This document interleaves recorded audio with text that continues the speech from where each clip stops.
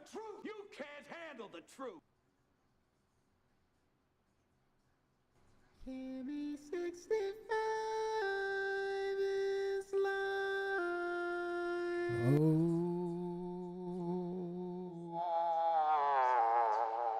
Oh, 07. We're in the black. We're back and in the black. Engineering, man. What do you think? What do you freaking think? Or what do you know? Better yet, what do you know?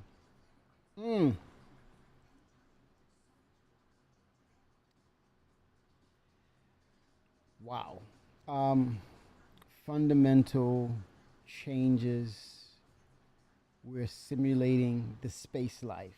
All about that space life with engineering. P2U for all now, right? Oh, 1 second. Let me make an adjustment here. I ain't even turn any lights on, man.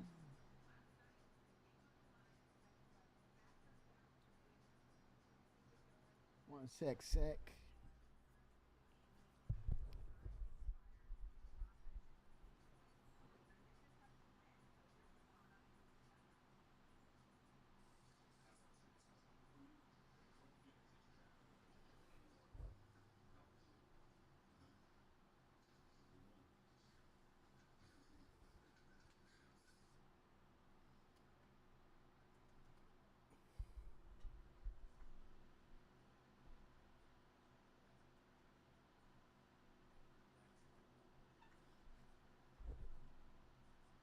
Unknown Ghost 07. We're out here in the verse. Yep, so I'm still on live. I'm gonna pick up some UEC. But gotta tell you, how we fly these ships will be the engineering way. Now, don't fret. You'll have it for your single seat experience. But multi crew, it's about that Star Trek life. And I think beyond engineering, what systems do we need to actually embrace for multi crew, right? Or engineering, beyond engineering? I think that's the question for our 2026. Um, Engineering encompasses maintenance, repair, installation, removal or scrapping of whether it's the materials potentially, but I think with the physicalized surfaces that I think they're going to leverage with Maelstrom, we may see some more visual details, but also its data as well. But I think it will introduce to at some point true repair, such as introducing the Vulcan, the Crucible, and potentially some other brands that you can go to that branding and say, hey, this is my particular branding that I prefer. So I'm going to rock that brand and be that representative of that brand. In 2 weeks, I would see it going. Yep, I see you saying that. Um, I'm not gonna challenge that, but that's interesting. When you look at, well, you have to leverage that unknown goes to when is their time to take vacation or actually holiday, right? As some would call it, across the pond, holiday here, across the pond. Yeah, holiday across the pond at Christmas for us here. Uh, 2 weeks. So it falls within the 18th, 19th window. So yeah, I could agree. Um, but do they or would they need 2 weeks to really get it into ship shape? More ships have to get physicalized components, and there you have it, unknown ghost. We align together in our thoughts process. They want 4.5 to be the last update. Oh yeah, yes they do. Um, in I think tech preview, it was said that armor is a thing, but I think they feel confident that it probably will be in 4.5 live, possibly, possibly, possibly. We could see that to some extent. But for sure, that's a tier one aspect because coming 2026 is no doubt we're going to get the Maelstrom system. It's another far reaching system, right? That goes across multiple disciplines or features in game that will enhance, but also kind of allow the devs to be freed up in the extent of what what are the weights, what is the accuracy in these uh, data numbers, right? So when you talk about, they've had conversations online that with Maelstrom system, for example, with the weights of ships, it can actually calculate and perform a better statistic and accurate, more accurate than the devs handcrafting those statistics. So when it comes to whether it's degradation, that's yet to be proven. But I think that's why we don't see it yet, because I feel that they are actually testing it in real time. Degradation, breakdown of physicalized surfaces in real time in within the feature that is Maelstrom, and I think that will correlate with not just armor, weapons, but soon, or let's say 2026. One second, I got a phone call. I'm gonna take this. Be right back.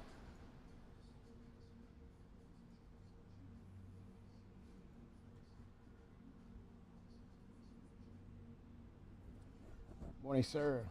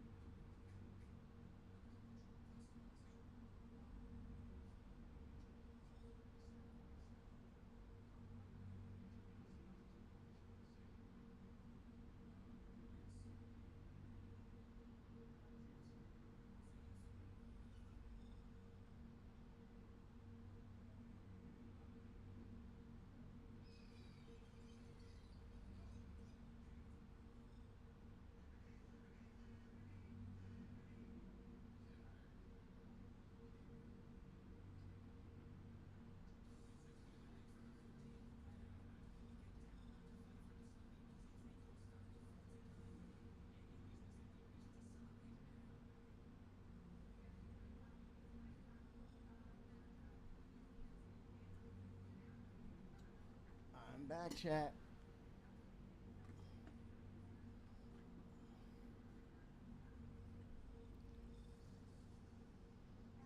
Engineering never sleeps, man.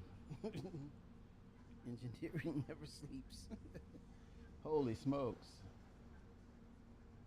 Next one. That's the toxic planet, Unknown Ghost. I wonder if the volatile nature of that atmosphere will allow you to do or sustain that. That's yet to be determined, but it would be super cool though.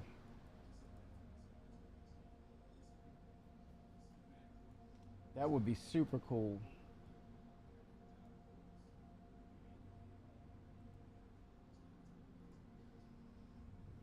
Oh seven, welcome back. Yes, sir. Let's get some Wikipedia music on here, shall we?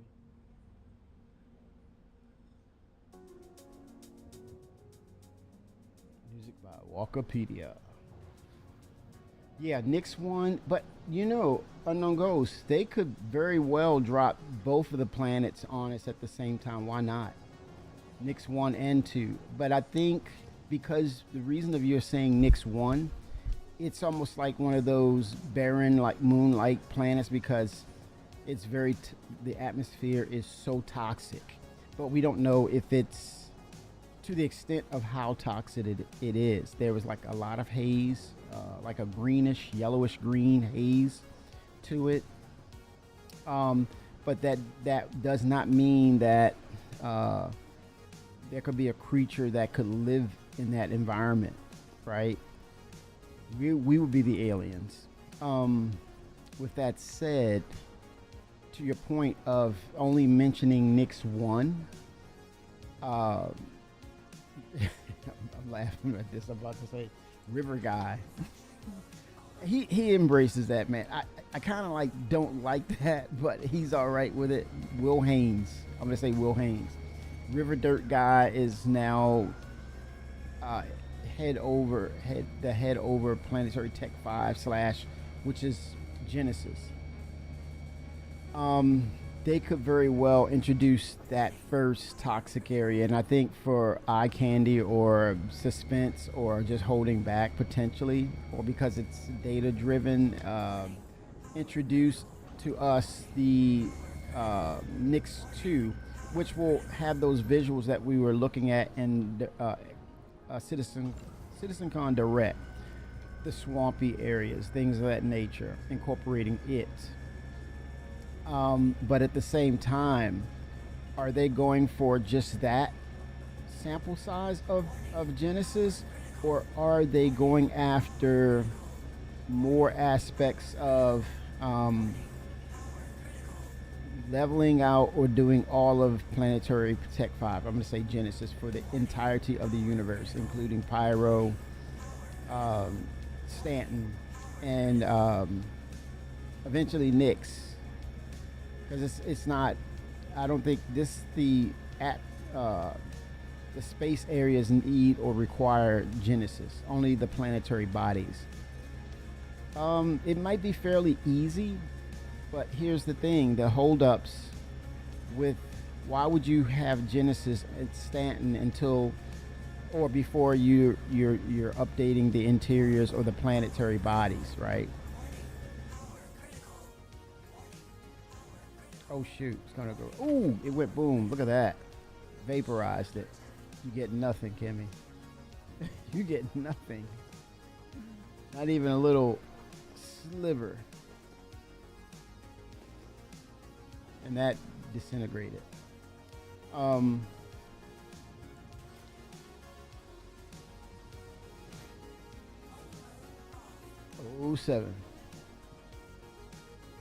Rocket the Rizzy. So Genesis,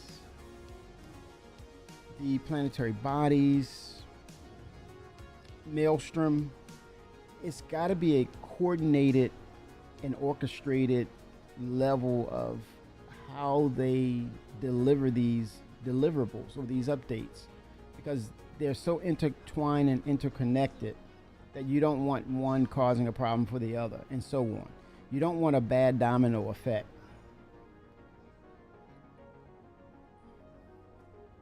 that's problematic, that feeds to the meat hungry crowds of I want to I want to give them a piece of my mind. Or it gives the community members something to talk about if your half glass empty mindset is on Star Citizen. If you're looking at it from a point of view of this is, which is, I'm saying, I'm not demonizing, but what I'm saying is, call it out, point it out, and move on, right? And it's up to CIG to respond and act accordingly, or to the process hitches, or the process shortcomings. So they have to be careful how they deliver these things because they're so interconnected. Genesis is supposed to start with Nyx 1 and then Nyx 2. Not 3 really, since 3 is a gas giant. Correct. Or Unknown Ghost. What if refuel comes online more so? What if that happens? What is it? Hydro scooping for certain ships. Then it's basically and that brings up the question: how are they going to deliver Genesis? Do they start with the suns, right? Start with the suns and then get those in, then start with the moons, which are fairly empty to some extent, the moons and its surfaces with Genesis, and then you work your way up to the mostly, well, the areas that are uninhabitable and less populated, and then last but not least, the populated hero locations like your Orison, your Area 18s, your Lorevilles. Those would be the last two. So there's a potential of them placing these things in layers, right? But we still wouldn't be able to see land on a gas giant. Right. Genesis is for the terrain of the planets. Correct. But if you look at certain effects, like when you look at Pyro 1, you saw the mystic stuff. You go into, if you tested 4.5, you notice the cloud tech. They've upgraded it. So they could apply that to the gas giants that will allow us to fuel scoop, right? But again, when you think about applying it, why would you want to apply it? And this is my reason for applying it. The optimizations, the updates, the means and the way to make sure that when it's in the system, it's not a memory hog, it's not tech debted. It's allowing them to bring down or scale down the levels of details that will bring more bandwidth to other features that they want to put in the game. So that would be my reasonings. Yes, and 4.5, exactly. So if you tie or you tether the new Genesis tech to Vulcan, it only means you're going to get a more tighter, a more better efficient engine, which is Star Engine now, right? That's the only logic to that, or why it would make sense if you layer them in a certain way, because then you can capture and make sure what you have placed into the live build, it's vetted, it's working as planned or concepted. That's the only reason. But now they're laughing and saying, I'm not doing that, Kimmy. What the hell are you talking about? They probably won't. They probably will.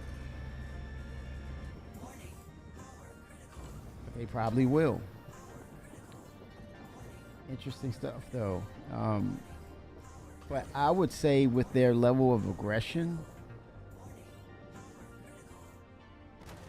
that they would want to get it out there first quarter. Hence why it's so important that they get 4.5 out of their hands into our hands, test it, right? Test it as early as possible, because even though it's PTU for all, there's a number of us that do not get themselves into PTU stuff, right? Because the potential is for, it's still not quite the main build, and it's almost like, and not a negative, but it forces the players who come in to look for something new. They're going to gravitate to what's new because it's live, and they feel more comfortable with that. Even though there will be bugs presented due to the fact that they didn't get into the PTU and did the testing. So they're forced to be testers due to the fact that this is a new build and it's live.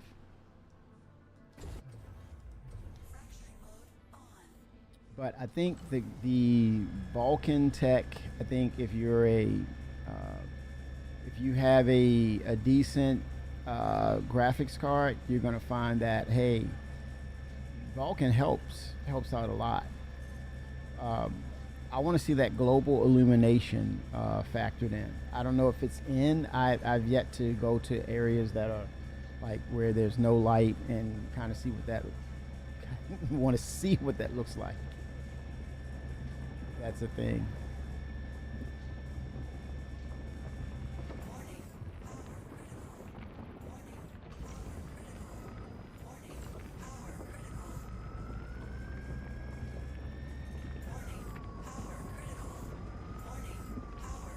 Oh, I gotta back away.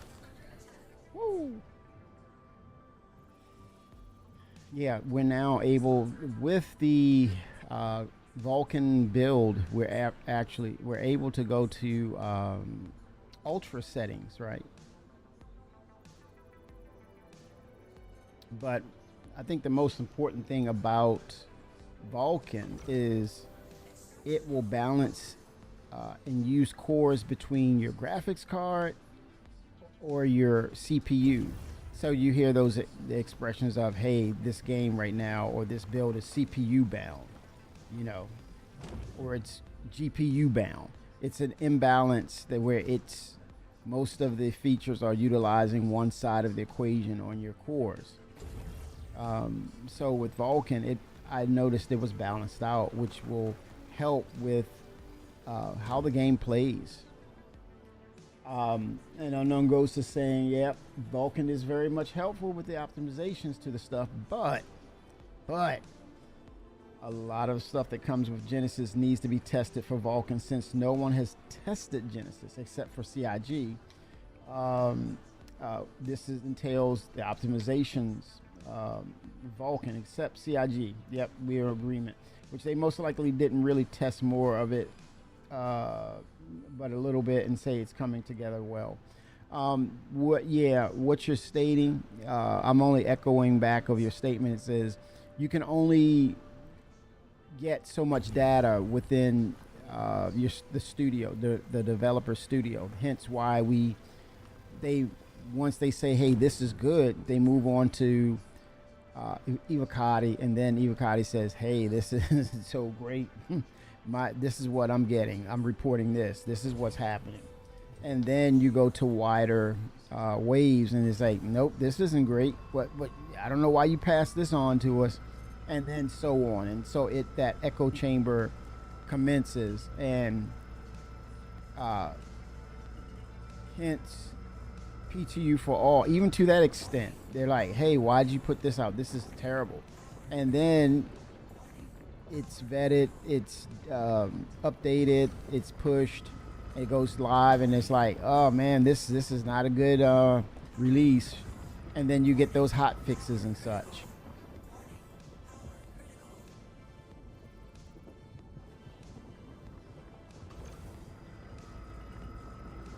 Get those hot fixes in. But they've been good with that, though. They've been real good with those hot fixes.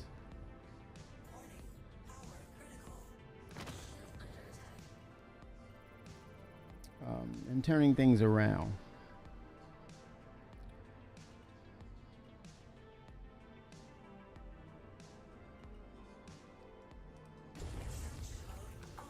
But there's a lot of excitement with Genesis.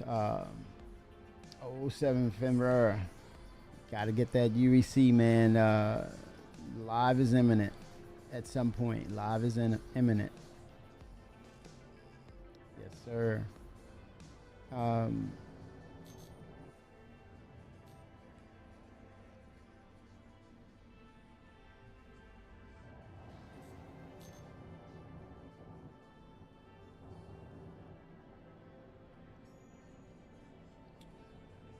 so Torsten, he gave us the business of engineering, and I think I think we're a little still shell shocked about it because we don't know of its impact. There's an impact to what's going on or the unknown. And yeah, he submitted the video. They did the Star Citizen inside Star Citizen ISC.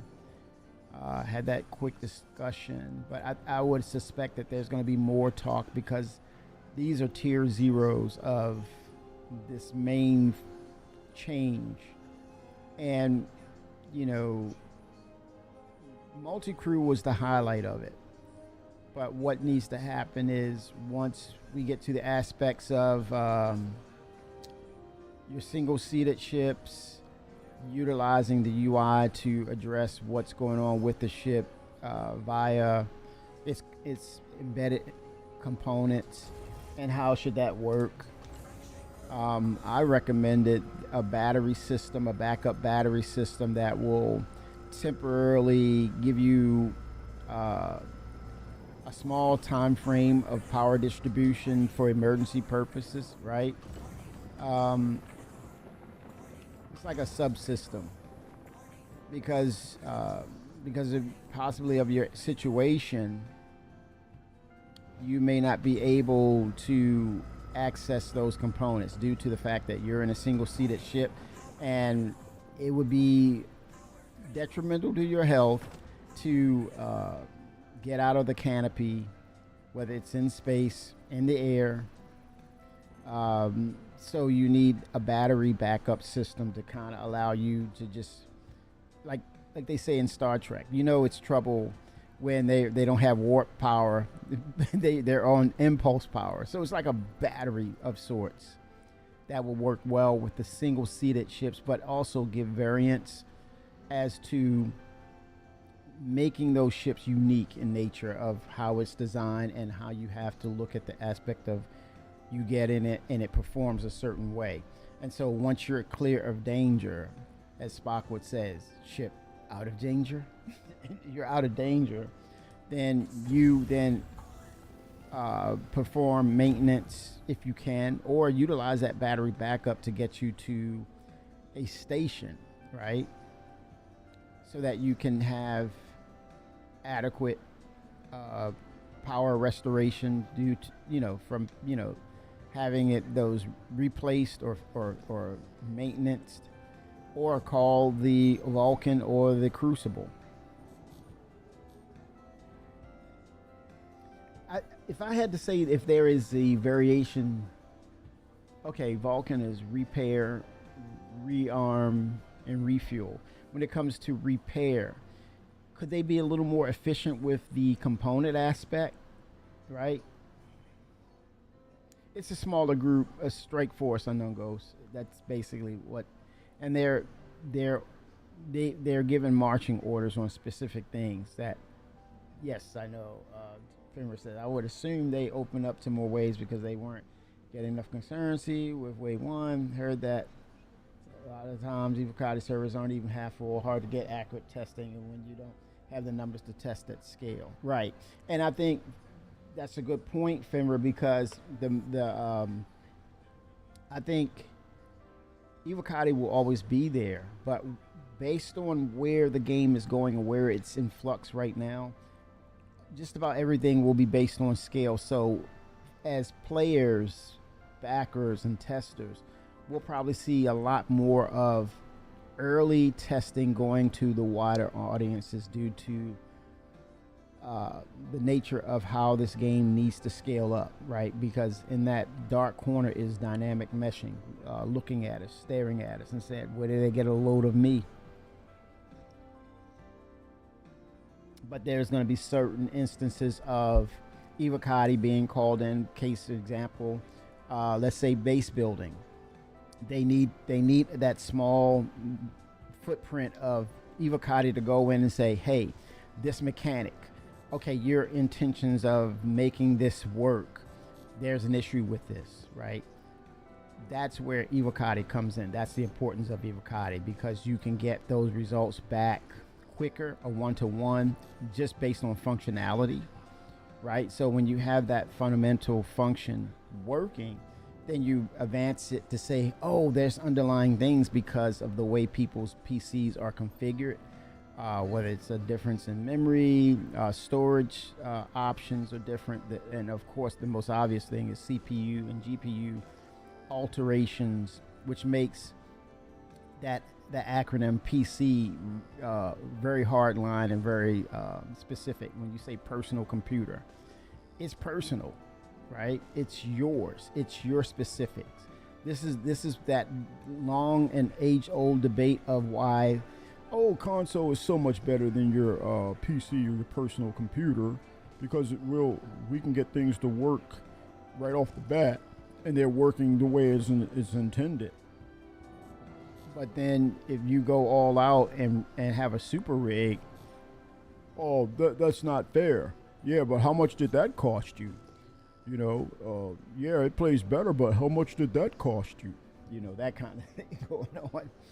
But when you talk about utilize, and this is a Chris Roberts thing, and I think it's bigger than that. It's an old school adage of back in the day, man. This was real stuff, and it still exists. It's not so. I would lean to not of bragging rights or saying, hey, your PC suck compared to mine. You have that childish aspect of it. But for me, back in the day, it was more of, I love what my computer can do, and it's not the best one, but it's these parts and these pieces are mine, and I cherish them because I worked hard for them, and I couldn't afford all the top tier stuff, but my selection of the things that make this build were meticulously selected. So I'm proud. It's like having a kid for the first time. You're a proud dad or a proud mom. You got your first kid. That was that time of having your computer. That's what it felt like. That's just to me.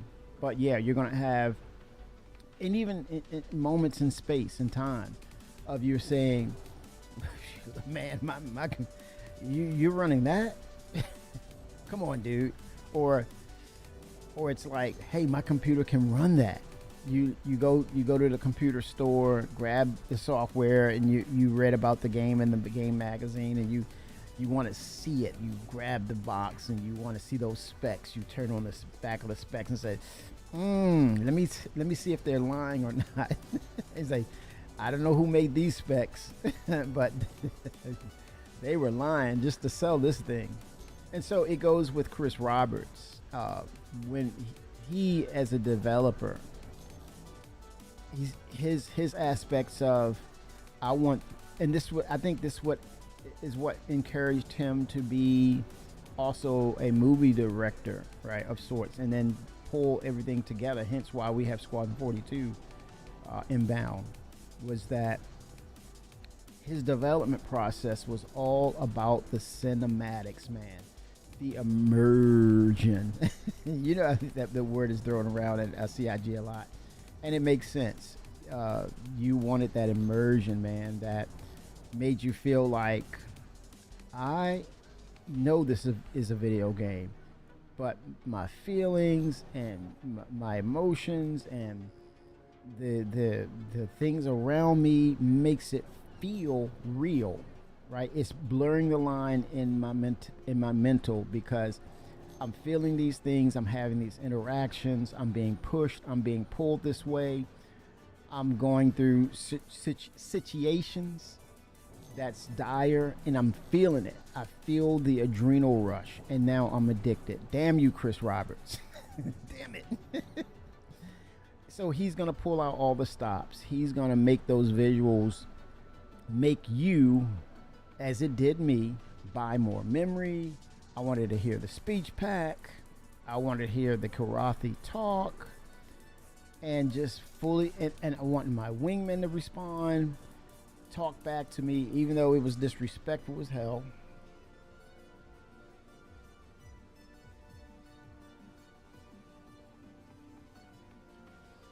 Yeah, it's bonkers.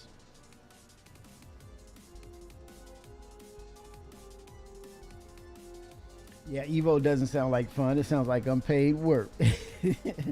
I think it doesn't go into it's the love of it, Femra. You know that it's the love of, and but then it's about, hey, I invested, but I'm also passionate at the same time. I want this dream to come to reality.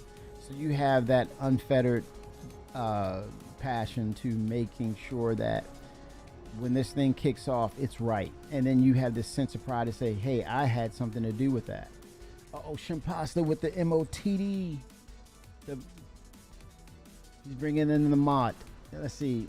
Frazier says, we are currently putting together a new 4.5 build for a potential publish to PTU later today. Evos, they will get the eternal gratitude of the devs, though. Yeah, and respect for sure. And I think a lot of them could actually work for CIG, right? But they've been at their jobs for quite a while, or they don't live in Texas. So, and this is their hobby game, or this is their retirement game. They see themselves playing this for years from now, so they want it to be there when they get to that retirement and say, hey, I'm going to continue to play that game. I would have to agree with Femra there that they're shaping this up for a release candidate for next week.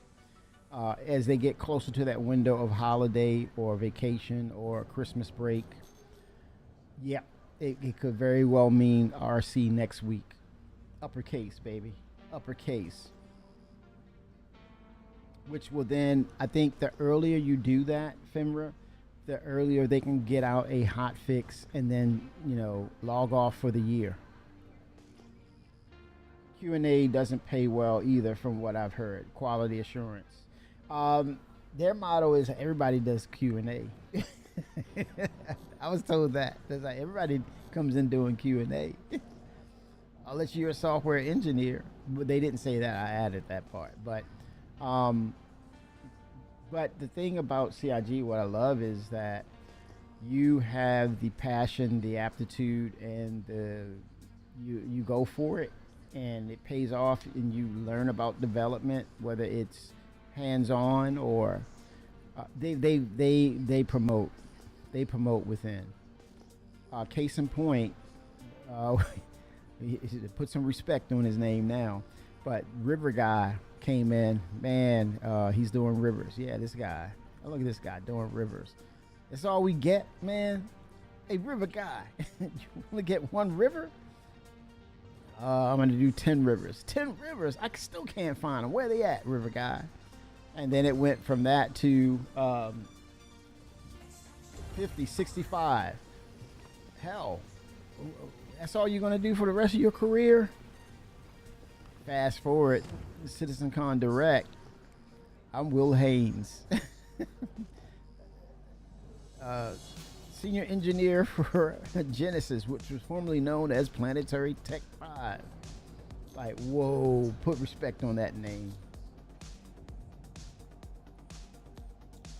Femra was saying there's whispers, and those whispers are crafting on the tech preview by end of year. I'm not so sure about that though. Yeah, they just confirmed it. Femra, I'm not shaming you, man. I'm not calling you out, brother, but you want the truth. I want the truth. You can't handle the truth. They snipped in Inside Star Citizen that crafting will be in 4.5, but it's for armor. But it could very well be for components. I don't know, but for armor there will be crafting, I think.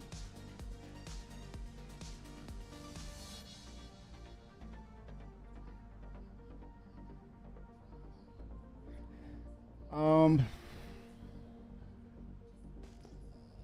me see if I can call up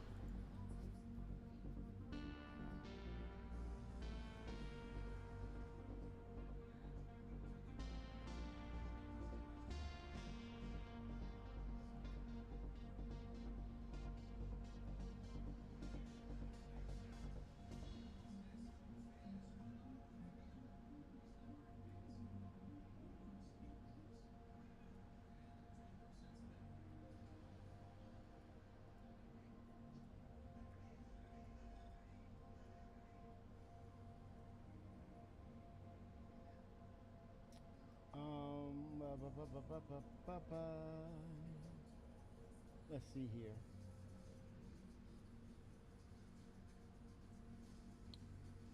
Hmm.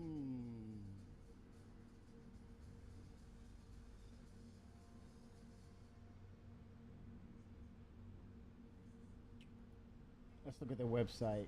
Let me see if I can play it in the background.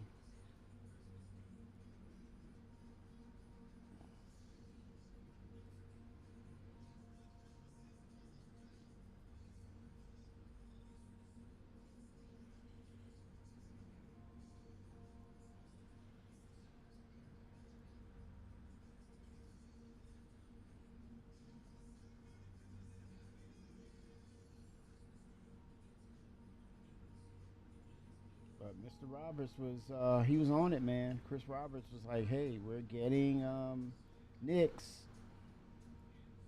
He did it.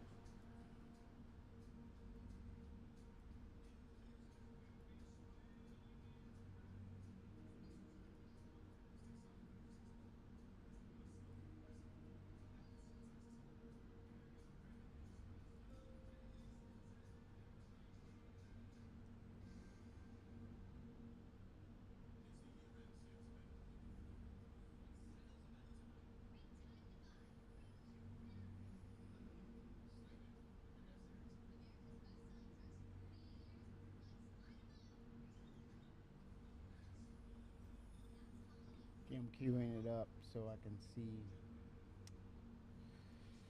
I think it was towards the end. Oh crap!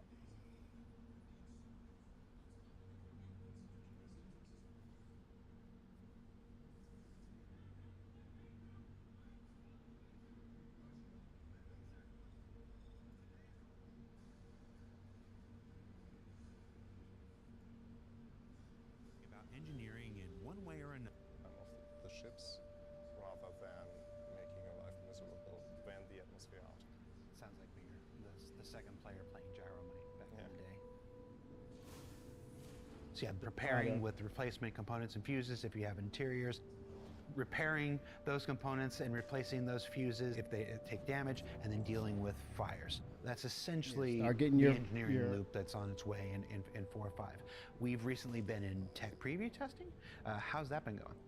The feedback that we received is helped us a lot. It helped us also to make some points in some of the changes that we have been seeing now between the different tech previews, which is really good because it brings the gameplay to exactly what we want to have, which is extending lifetime of ships and not being an annoyance, a constant annoyance. One thing that had to come with the engineering gameplay is a full rebalance. So a full rebalance of all WEMs, of all ship components, of like basically how our character, the ship, functions in the game. I think we are approaching right now a good baseline for the release. So I'm hoping that we get some more testing in, because the longer we have the tech We've also decided to add armor into this release as well. There it is, guys. As Listen. a coda, since we recorded this, we've also decided to add armor into this release as well. And as a coda, since and as a coda, since we recorded this, and as a coda, since we recorded this, we've also decided to add armor into this release as well. So keep a lookout for the upcoming engineering guide that'll go out with the release of 4.5 to. There we go. Armor. Now, you want to call it crafting?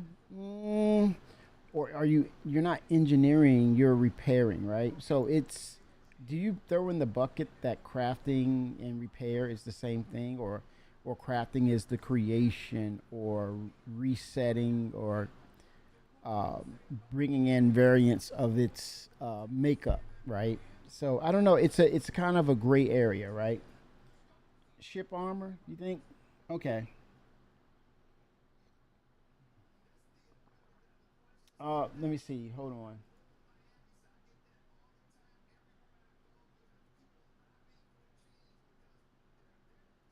And as a coda, since we recorded this, we've also decided to add armor into this release as well. So keep a lookout for the upcoming engineering guide that'll go out with the Yeah, not body armor. Yeah, you're right. Ship armor.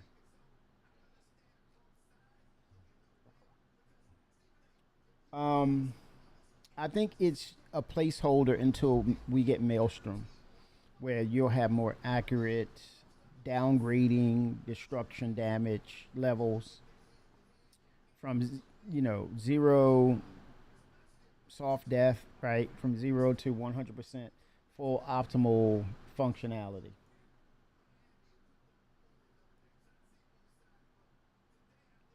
I don't know why I'm thinking like armor you wear. I don't know why. Yes, the platings.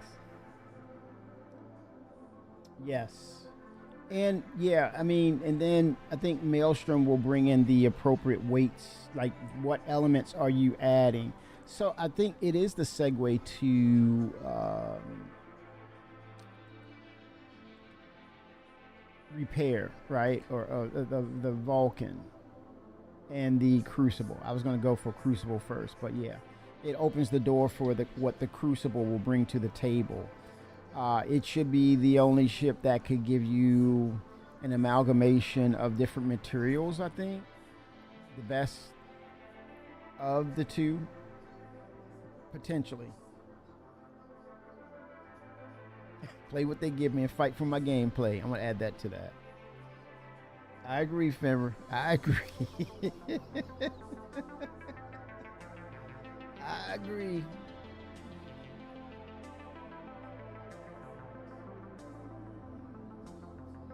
Music by Wikipedia.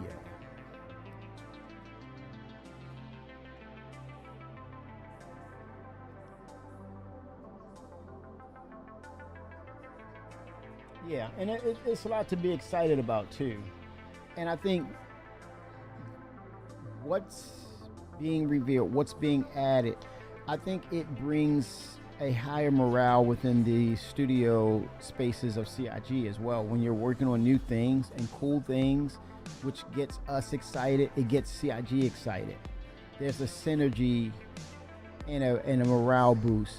So it's going to take those internet reporters, or it's going to make it a little more difficult to report any negativity.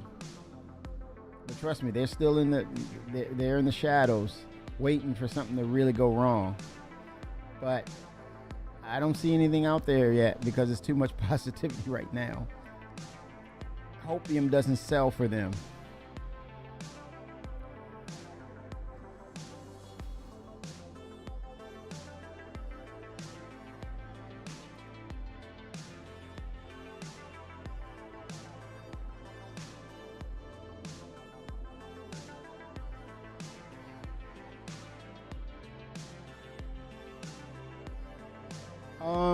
Genesis, I can see them incorporating Genesis to like possibly mining veins. We might get mining veins. That little sneak peek that you saw with Keep Digging, that could be a part of Maelstrom. Also, when John Crew mentioned, well, I don't think was it John Crew or was it the Mission Givers?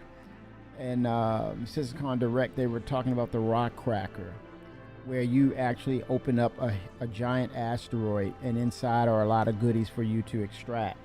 I definitely see that as Maelstrom, right?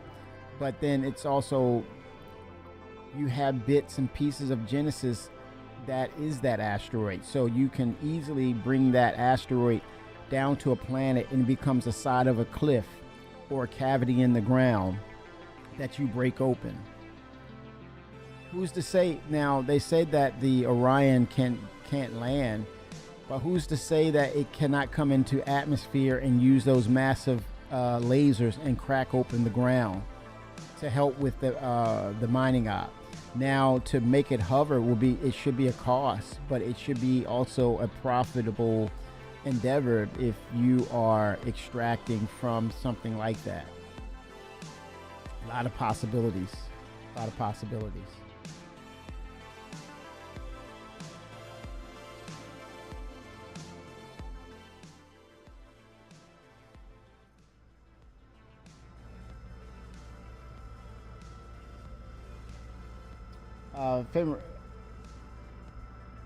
Mining? Why mining?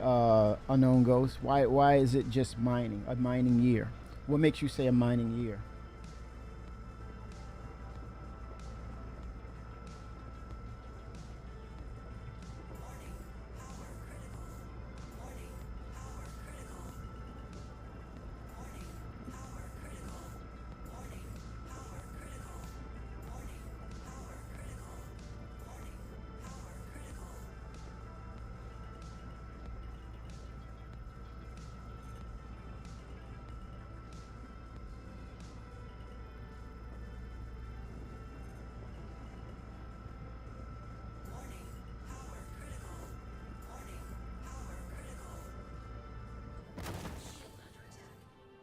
That wasn't a bad break right there.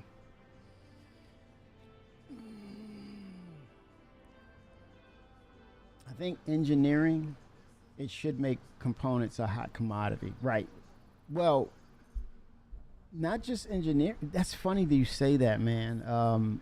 Because we were all thinking, or could you, I would add to this, but I'm going to read your statement. I think engineering is going to make components a hot commodity.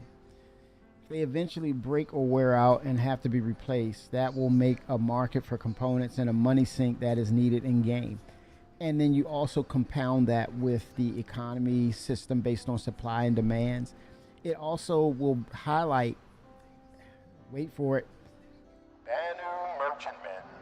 If we can get that Banu Merchantman to be a leverage in the economy itself, or as and or the privateer. And then also your independent anybody, they'll say the hell with the Banu Merchantman. I'm gonna sell it out of my A1 or something for the big Crusader. Whatever you have, you can do that. You can do those deals, right? Shouldn't matter. You had the goods, you got the sales. But as a independent, or like I say, a generalist, I'm going to use that term. They say, as an independent individual, as a person who's just getting into the game, single playering it, they'll keep those components and go out, salvage a little bit in their RSI salvation, come back to their little workshop and repair their stuff. Take it out, repair, especially if it's premium. If it's a premium component, I'm gonna continue to maintain that thing until the wheels fall off, until there's a noticeable degrading in its performance, even after I perform repair, right? I agree, Dirk. I think it starts with the Banu Merchantman first.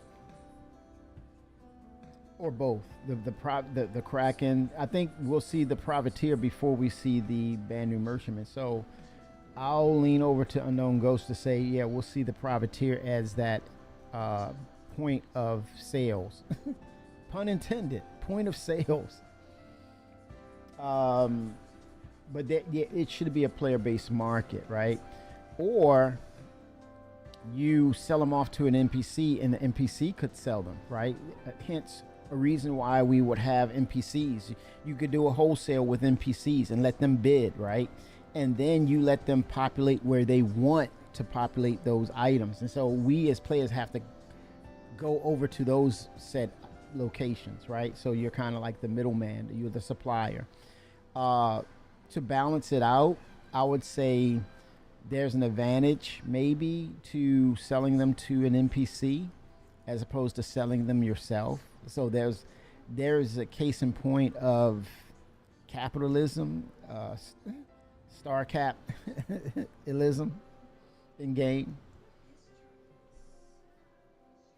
Yeah, I could. Yeah, Ephemera, that's pretty cool. It possibly being part of the org social stuff they talked about. Yeah, that would very well enhance that feature that they're talking about. Kraken will release before the Merchantman. That is a certainty. I'm for sure. Yes, sir.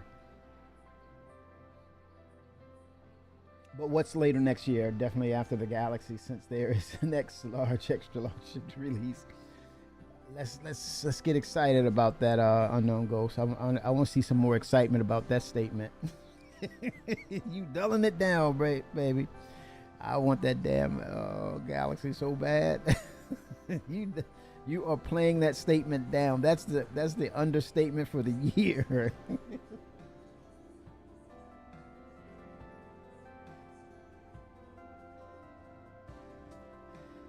Yep. But that is later next year, definitely after the galaxy. Yep. Or it could.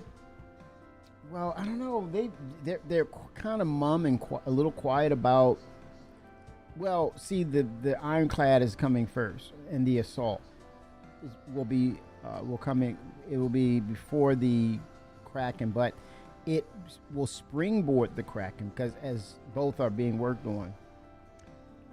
Yes, we are, Fenrir. We are looking, but here's the thing: you already have medical, right? So that means we have the medical module. They've been having conversations, and they were saying John Crew revealed MISC will be another release for 2026, and they recently released a statement and an image of the Expanse will have 64 SCU now. They upsized it. It's a capacity of 64 SCU for the Expanse, which leads me to believe that we will have refining at some point, probably next year. With that said, the MISC refinery station or its mechanics could very well springboard over to the Galaxy's refinery module, right? And of course, the cargo grid. I would love for CIG to say, hey, look, we gave you a Galaxy. It doesn't have. It's an empty space. That's going to be by default a cargo grid. But that one that you purchased, well, you can attach it beneath or attach it to the underbelly of the Galaxy, so it has a sort of like a customized retrofit. But in essence, it will double the capacity of what you're carrying on the Galaxy. That would be brilliant by CIG, because I think that did not work well. It didn't sit well with me. You're not getting a cargo capacity with your ship when you know it should have. So, but that would be brilliant by them.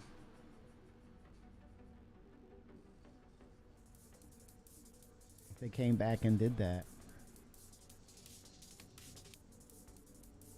Galaxy is my wallpaper.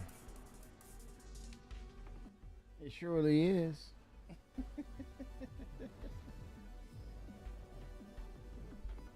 Yeah, I think that's going to happen to Fenrir, because it should cross all disciplines of that functionality, right? Once you stabilize it and make it a piece of the of what the game is, and as far as refinery, it's just taking that, maybe dressing it up in the manufacturer's skin, but the functionality in essence is the same thing. So yeah, by all means, let's go ahead and do that. CIG, give love to not only the Gemini but the Starfarer itself. I'm definitely going to get the Galaxy, but it will be next SitCon. Or it's going to be no SitCon. It will be at IAE. They stated that, Unknown Ghost. I want them to do the Javelin tour this coming Invictus week. Ooh. Would the Galaxy be the spearhead of your fleet?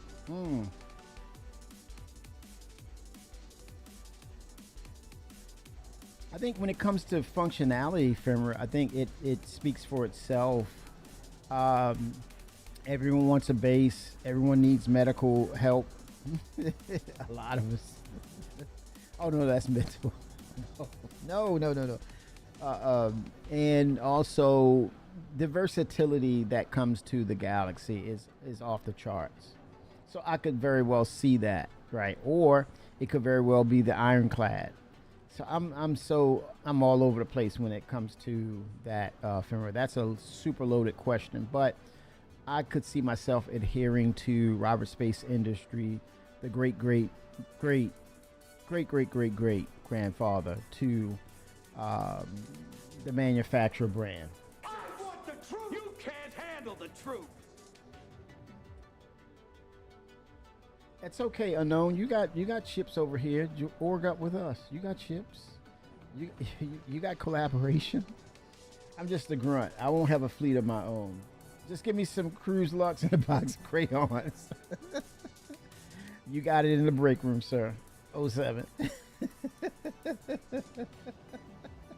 Get that periwinkle. You got to have that periwinkle in the box. 120. Yeah, the big box. You get in the big box with my crew.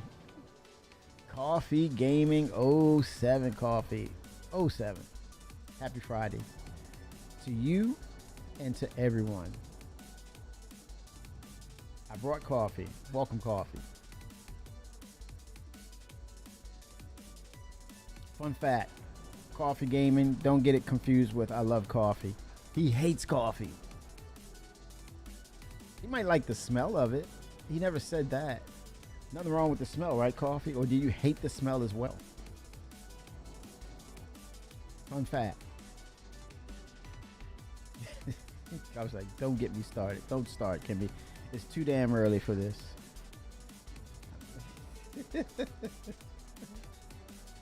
Music by Walkerpedia.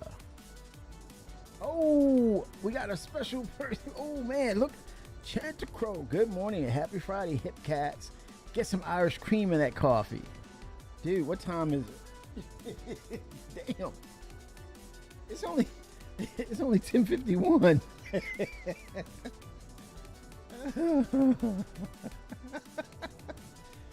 We can discuss this offline, Chantacrow. I also have an org. I'm in that.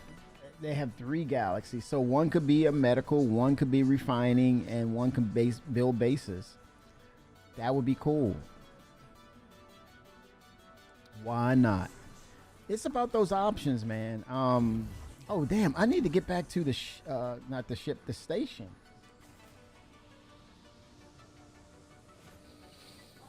Yeah, so we're, probably, yeah, they're gonna tweak 4.5 a little more. You're gonna love Vulcan, what it can do to help if your system is a little older. Well, I think there's gonna be a 4th one, Ephemera, because once base building is initiated, because you're looking at the Starlancer BLD, right, which is we're suspecting that will be in that MISC manufacturer that's coming. I think we're going to get base building next year. So potentially Starlancer BLD that partners up with the TAC. Pioneer possibly by next year, or it could be very well the end or around IE. Maybe. There's that little floating push-pull surveyor, right? And the Galaxy with its base building module, right? So, and then there's that little truck that will be the base building truck for small facilities to live in. But at the end of the day, let's see how things go. But I think those are their plans. Those are the plans.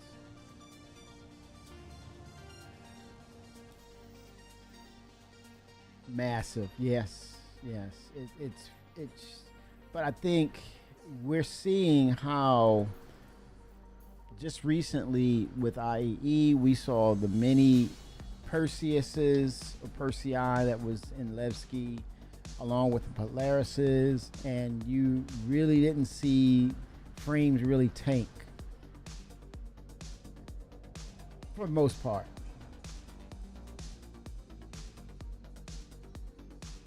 Yeah, the Orion and the Pioneer comparables.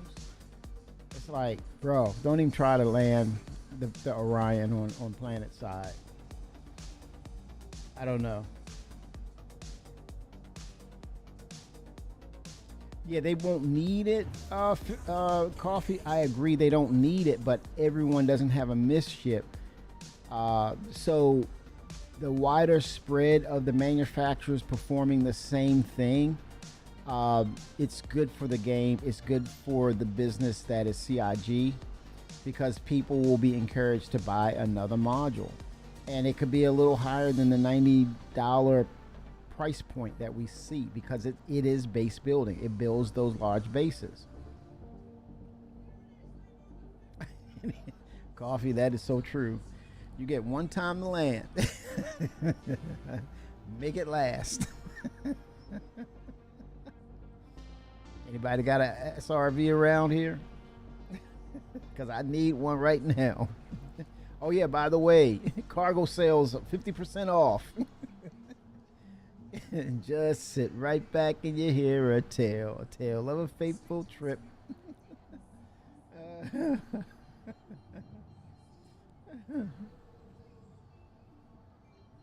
Yeah, it's going to be a feeding frenzy. We get that Pioneer. People, it's a certain allure to know, and it's going to be commissioned for its services, because I think it will be the only one that will provide or allow you to create the extra large base, which is so attractive about the Pioneer. But at the same time, the irony of it is, the Pioneer itself is a home base, a mobile home base. So I'm like, wow, isn't that kind of crazy though? Like a Fox?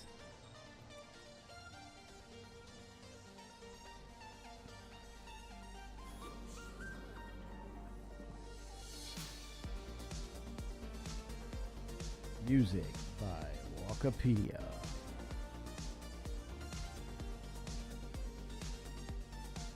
It was a joke, Fenrir. It was a damn joke, man. When I look down, I see darkness.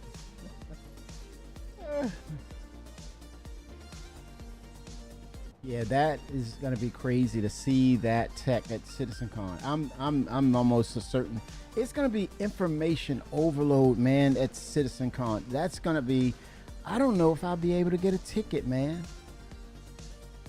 I don't even know, unless they do multiples, right? Where they do multiple events. It would make sense if they're gonna do this on a grand scale, and with the funding that is Squadron 42.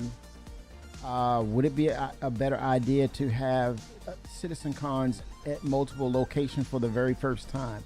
I would say yes. Now is the time to do that. Make it a one-time thing with the introduction and the release of Squadron 42, spearheaded by Manchester, UK, or potentially Austin, because that's where it all started for Chris. Chris, make the right decision, man. Make the right decision. Do it in Austin, baby. You know you started it here. It all started in Austin. Blood for the blood god.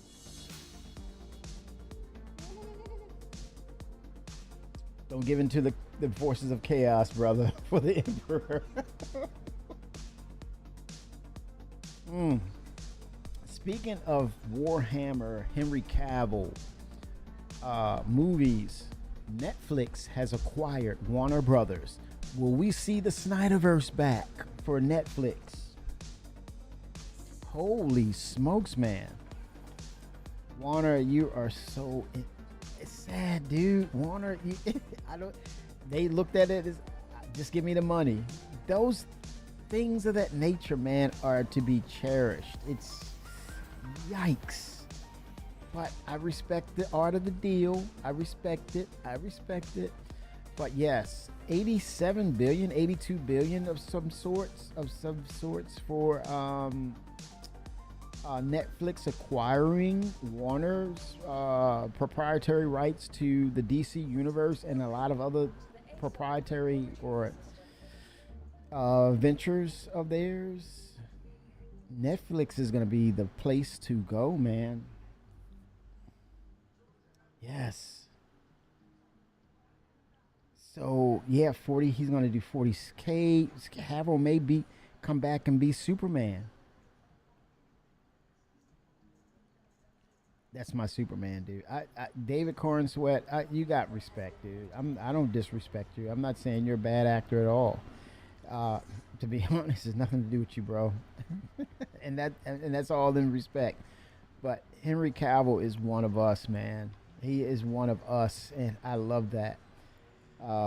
He's got all the points and credits on my side. He is, to me, Superman, the Man of Steel. That movie, man, was just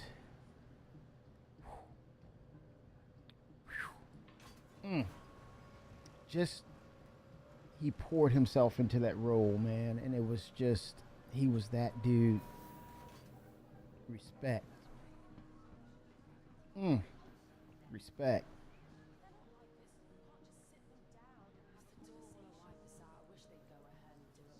And on the surface of things, I don't know his personal life. I don't know him personally, but he's deserving of that role, man. He's deserving of that role. Yep.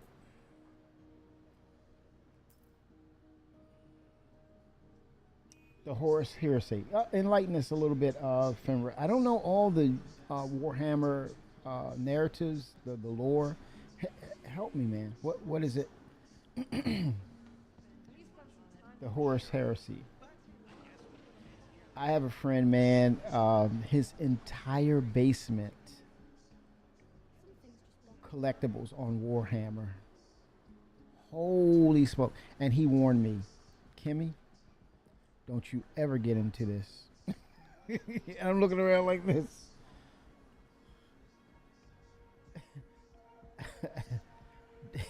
Dude, don't do it. Don't do it. And I'm like, I am going to listen. And here I am, Star Citizen. I'm Star Citizen of my Warhammer, man. But yeah, the models, the tabletop Warhammer stuff, dude. it's that life. Warhammer is that life. Halo was trying to get that too. They wanted that too, and they packed in their stories a lot of narratives and lore. But yeah, Warhammer is that. It's like that. So it's like trying to sell off a Star Trek movie to people who are Trekkies. You better come correct. But I think a good step to that, a respectful one, is Henry Cavill at the helm, because he is one of us. He is Warhammer. That is his jam. That is his go-to. Hence why he purchased and built his own PC. Warhammer. Netflix is getting all of Warner Brothers. There's a portion of it they don't have. Chanticleer, I dropped the link in my general Discord. That's not just HBO and DC. That's Harry Potter, Middle Earth, Looney Tunes, Barbie, The Matrix, etc. Basically, the Emperor of Mankind made 20 marks that were supposed to be the paragons of strength, virtue, loyalty, etc. But one of them, Horus, led a group of treasonous defectors in a battle against the Emperor himself. Ooh, it sounds biblical. Please follow designated routes and refrain from approaching. Definitely sounds biblical, Fenrir. That's long lasting, man. It's a lot of implications with that. Very interesting, very cool.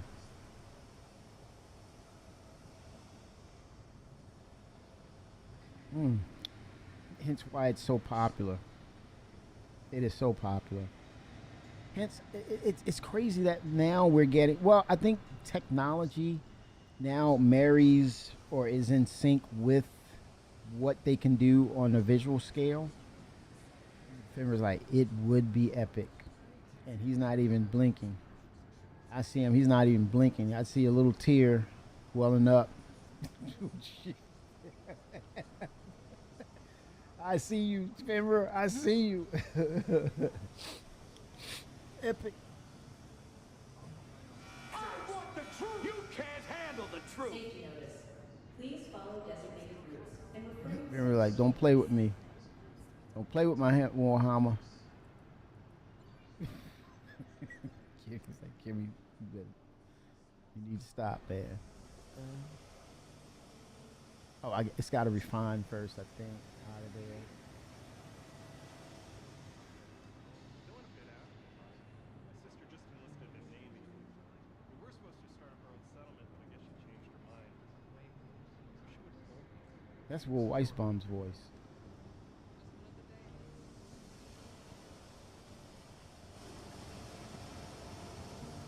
That was Will talking, Will Weisbaum.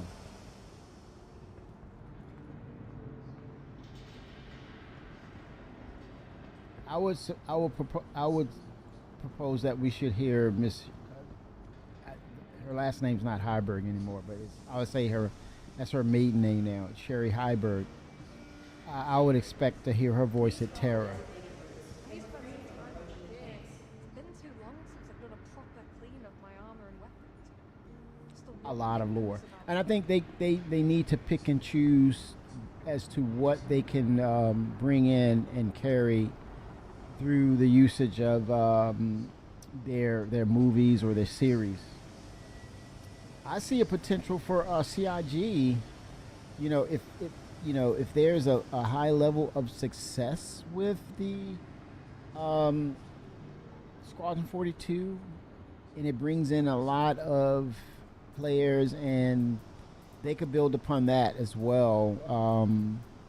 Maybe propose to Netflix now that they're one of the big guns out there, or Prime, to see if they can do a Squadron 42 series. Ascendant is back. Had to make calls and hand out Christmas bonuses to my support team. That is awesome. That is really cool, man.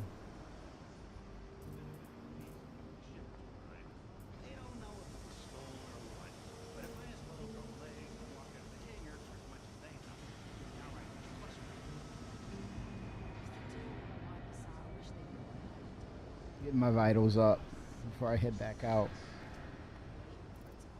Not gonna litter. Nix. Take one more. Drink one more.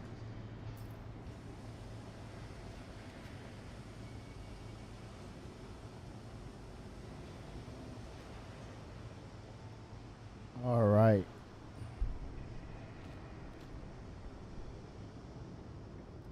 All right, let's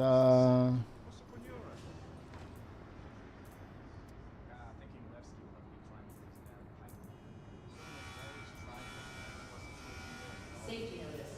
Please follow designated routes and refrain from approaching the tanks. I like this refinery. I love its layout, man. They kept it simple. Add more visual interest here with the crock pots, the smelting, for the smelting.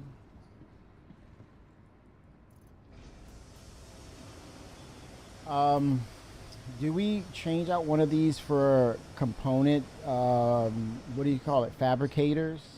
You can put material in, or you can take the damaged ones, recycle it, get a, you disintegrate it, it refines it to its basics, right? And then it could be added to or give credit to purchasing of the new components. Of course, leveraged by economy and supply and demand, right? But you get to Keeping tabs on us.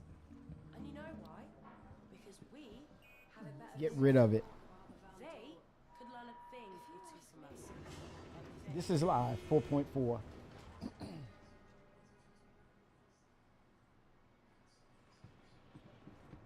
Yes, I'm on live. I'm procuring that AUEC before we actually go into 4.5. Life been good to you recently?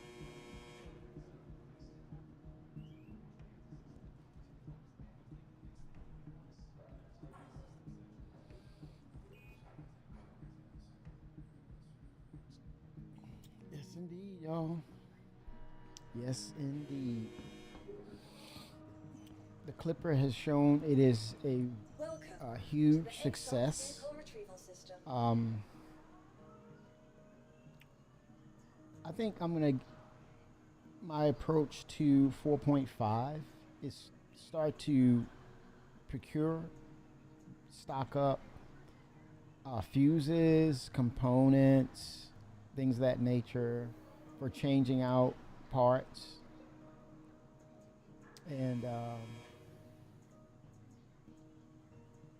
can't wait for hangers, right? We need hangers, big time. We need it big time.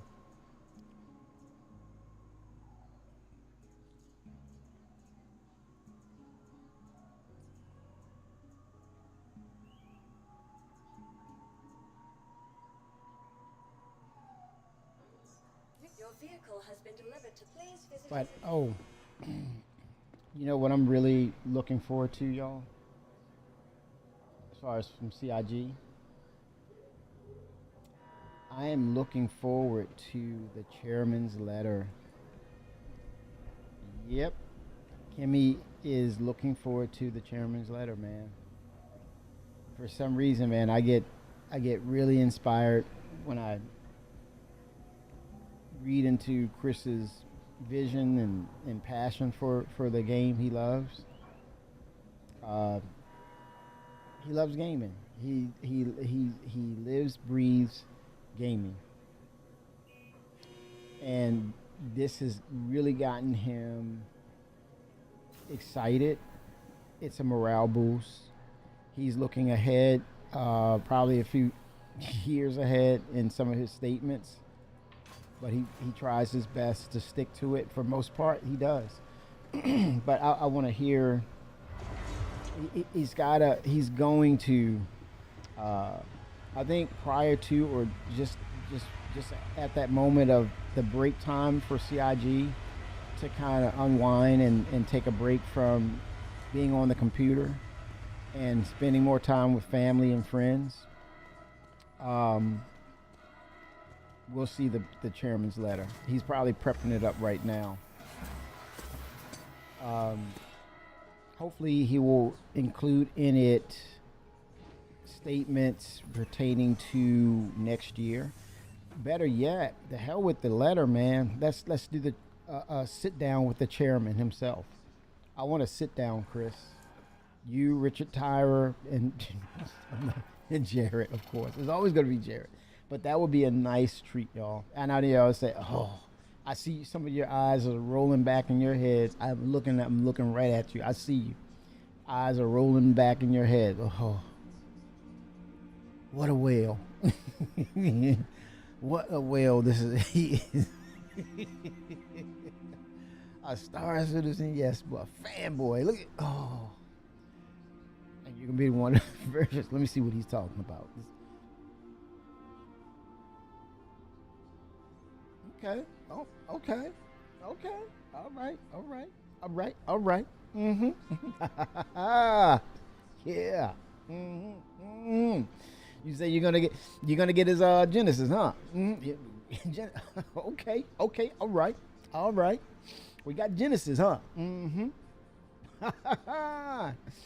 Yeah. Genesis got nothing on me. Yeah. I want to see. I don't want a stinking letter now. I hyped it up, man. I don't want a letter. I want a Chris Roberts sit down. I want to see the chairman himself. Bring in Richard Tyrer, bring in some Benoit. That would be fun. What? I mean, no pressure here, right, y'all? No pressure. Jarrett, Benoit, Richard Tyrer, Chris Roberts. Can we throw in Paul Rindell? Paul Rindell. John Crew. We got to have the crew and the puppet. Damn, there's not too many people now. Because I'll say, okay, you can't have a John Crew without Ben Curtis now. He kind of snuck in there. But yeah, I mean, 3 to 4. Definitely Chris, Richard, Benoit.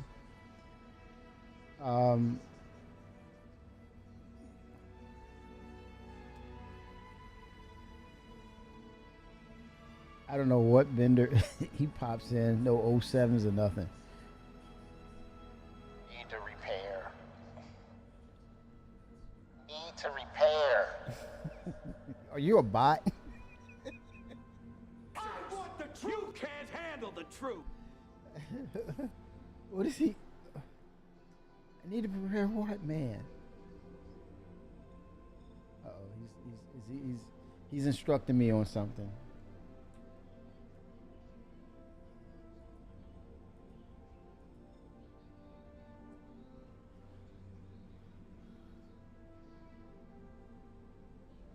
A recap?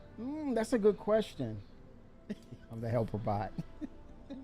Bender bot. What do I need to repair, Bender? What am I repairing?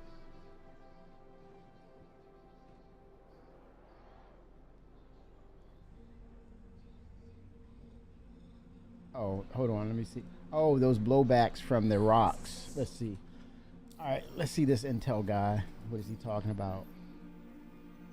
Oh, that's refuel. Look, 640 in repairs. Yikes. You are AI. Yikes. I want the truth. You can't handle the truth. Couldn't handle it.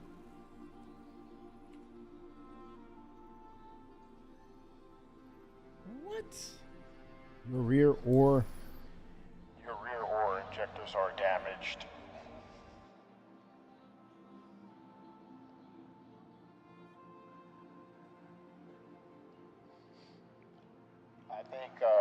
I think Bender's ready for engineering / repair maintenance. I spend too much time in the prospector. Holy smokes, man. Nice. Speaking of mining, do you think we'll see a push for more mining ships in general, kind of like what we saw with the what is that, was that the Golem? Yeah, right. Will we see other manufacturers dip their toes into mining, and will we see the next step of Robert Space Industries moving to more mining aspects such as refining with the Expanse, and also introducing potentially the Arastra? Could that be a thing?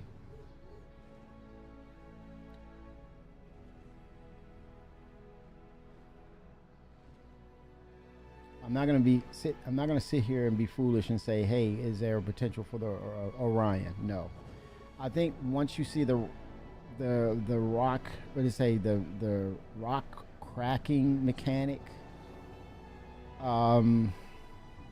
then the conversations, the ship team will kind of collaborate to say, hey, this mechanic is viable. We have a working foundation out of Maelstrom system that's going to allow us to introduce the Orion. I hope not until they fix the Prospector, get it up to gold standard. Engineering isn't even available on it right now. With that said, Bender, I think the way to encapsulate what needs to be done as far as like gold standard across the board, there's many ships now, knowing that they don't have the gold standard, all of them don't have engineering.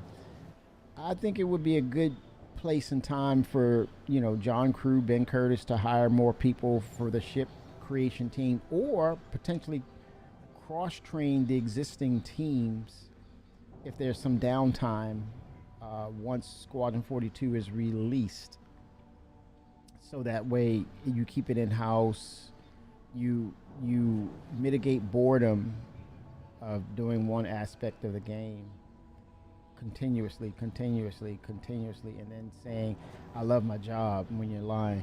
You're like, I'm bored as hell. I gotta find something else. You don't want it to feel dead-endish, like. So, yeah, cross-training potentially, but yeah, target more talent. But I think the first priority would be Benoit Beausejour sitting down and looking for or procuring the talent that he needs to really scale up and expand on the back end of what Star Citizen or Star Engine is. But yeah, I think those two major pinpoints, the engine itself and all things that are ships, are so crucial to them getting this not just to but beyond 1.0. We got to think they should be thinking past 1.0. Even though the target and the focus is 1.0, that's their job to do that. And so that helps them, utilizing, leveraging the success of IAE and bringing it to the forefront. That is, how do we become a mega studio on the likes of WoW and things of that nature, or Rockstar Games? You want to be on that level. That's true sustainability. Now you're in the big leagues. You're getting your turn at bat.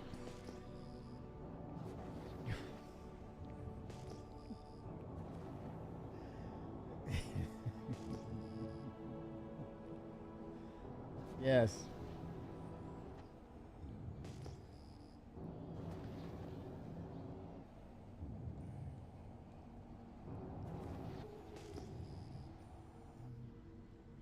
You're scaling on up. Scaling on up.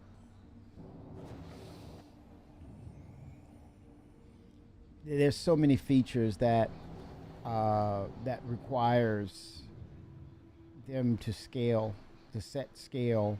One main component is organization, orgs, because now that you're looking at what the anchor is for ships, specifically multi-crewed ships, that is, without a question, that is the highlight of what's coming with 4.5. So you need to have the footprint to allow more players to jump in and potentially incorporate or get themselves into that multi-crew experience, so that they can get that muscle memory, they can get those instincts, they can get that aptitude to, this section, if you do this, I know this shit. You got your true Scotties out there in the game, right? You'll have a true Scotty who will engineer the hell out of that shit and make it their own and get them out of those situations, right?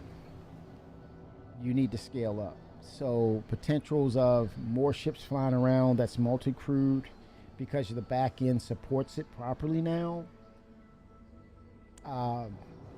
That's going to be really cool. Then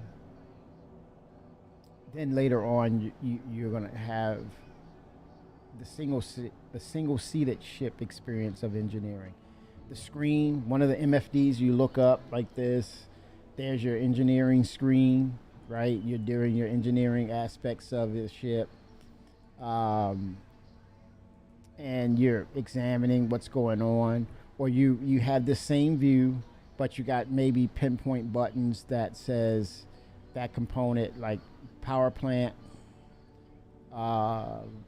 weapons, shields, etc., right? Maybe 4 more on that side, depending on what's there on that ship. So, yeah, it's gonna be fun times. It's gonna be uncharted territory. It's gonna make people nervous. They're gonna get nervous about it. So the natural pushback will be, this is gonna ruin the game. This is the end. How can you, bro? What's the problem here? This is ridiculous. You're gonna hear that squawk. Then it's gonna settle. People are gonna settle in. They're gonna get acclimated, and they're gonna be like, it's not too bad. It's alright. It's alright. I kind of like. Well, you know what? We got out of a situation, man, and it allowed us to keep fighting, or it allowed us to escape. I'm digging this. And then next thing, people coming out of the woodwork. If you use this component compared with that, and you do this process. Oh man. Then you're going to see the websites for the go-to items or the combinations best used. And now all of a sudden it's settled in. It's a part of the mechanics for the game. And now people are saying there's nothing else like this out here on the landscape of space games. This is the oasis for sci-fi games. Now I just, damn, CIG, I need a place to sell this stuff. Yep, we're back to square one, man. That's beyond 1.0. We're going to go beyond 1.0. I'm always excited about, for me personally, I'm always excited about what the engine can do for us. How does it make it better for us?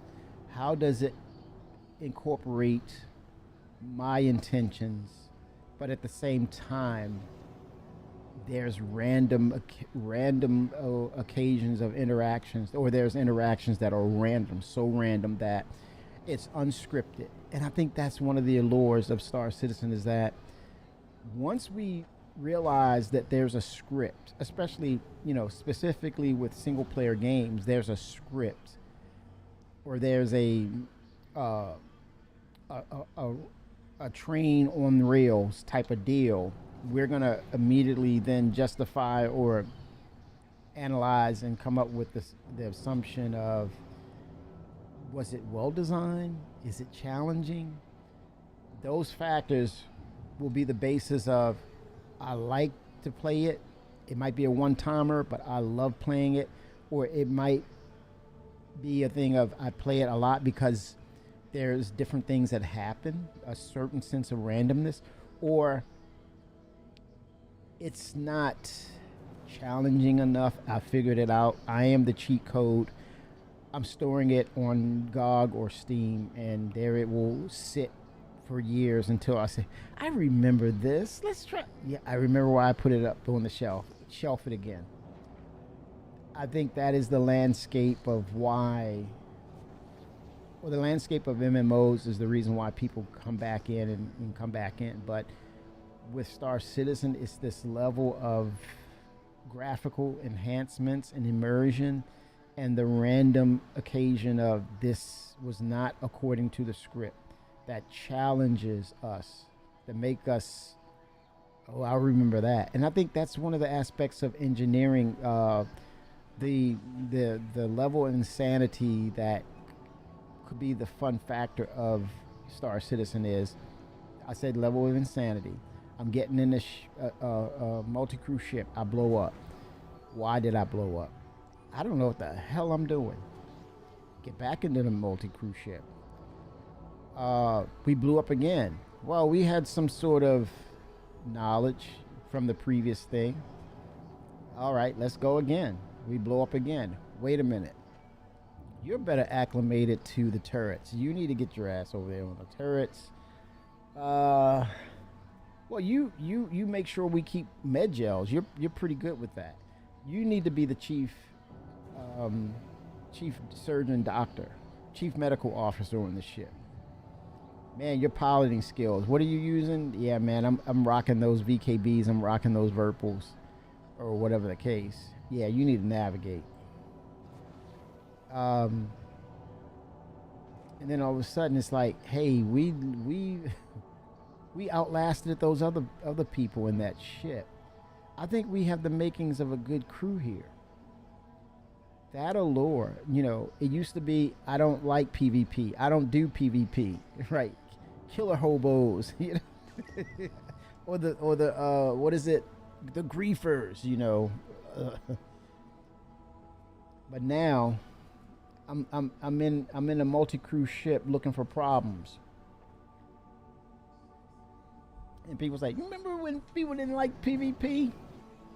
They couldn't take PvP. It got on their nerves, and now they looking for trouble. Looking for a scrap. Matter of fact, we're gonna head over to the Vandal location and see what we can get into. That has potential. Yes, they do have potential, Bender. I want the truth. You can't handle the truth. But we got to get out of our own way right now, because when it's something new, it's always going to be some pushback. So it's gotta vent. It's going to vent. It has to vent out. Let it take its course. But you stay the course. Understand what the gameplay features are.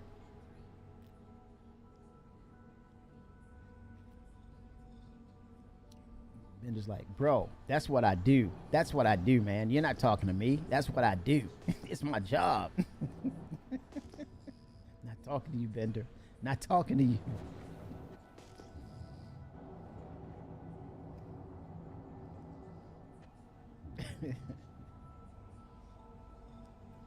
Yeah, I think 4.5 is your springboard. It's going to be the jumping point of you not just simply getting in the ship, flying around, getting in trouble, getting out of trouble. It's more about functionality and respect to these ships. I think it's going to bring more depth of quality to these ships. I know. I'm AI.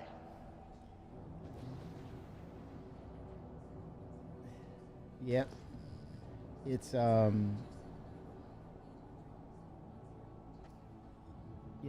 think we're gonna get excited again with Nyx in general. It's beautiful out here, man. But I'm gonna tell you this right now. As beautiful and serene and calming as this is right now, it's gonna be so dynamic in respect of what I just said. Dynamically and potentially different. Once we have the release, probably once Squadron 42 is released, they're not going to potentially spoil too much. But I suspect once we get Chapter 1 in our hands, I could be doing this and all of a sudden the music itself changed, something ominous.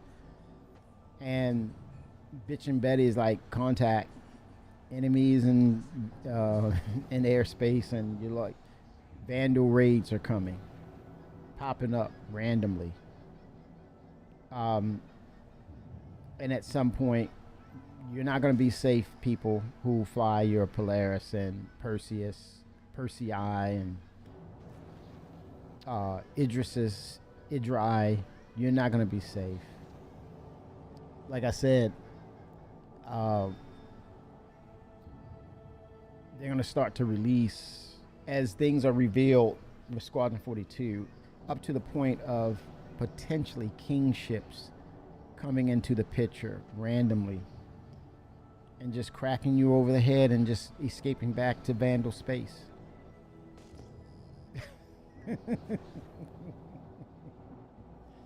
Yeah. Yeah.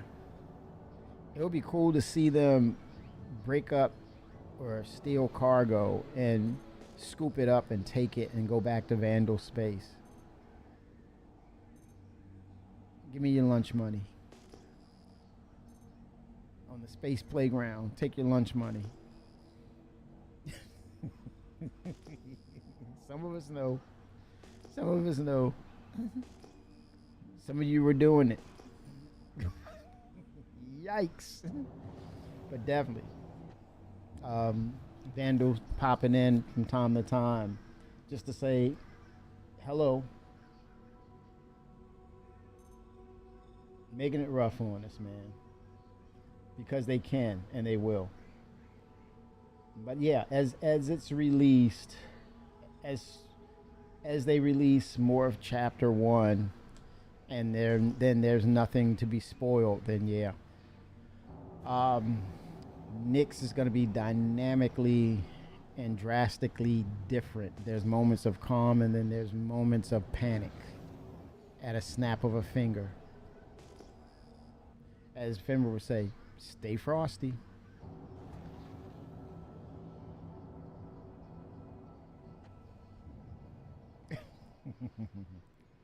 Yeah. But yep. But we're getting more locations for Nyx. Question is, are you going to be on the ground and Vandal lands and they have attacks? I don't know. That potential is there as well. Fimber says, wasn't there supposed to be a big Vandal ship to fight with that in the new missions for Nyx? It feels like we only fought Blades, Glaives, and Stingers. FSD. Keep it FSD.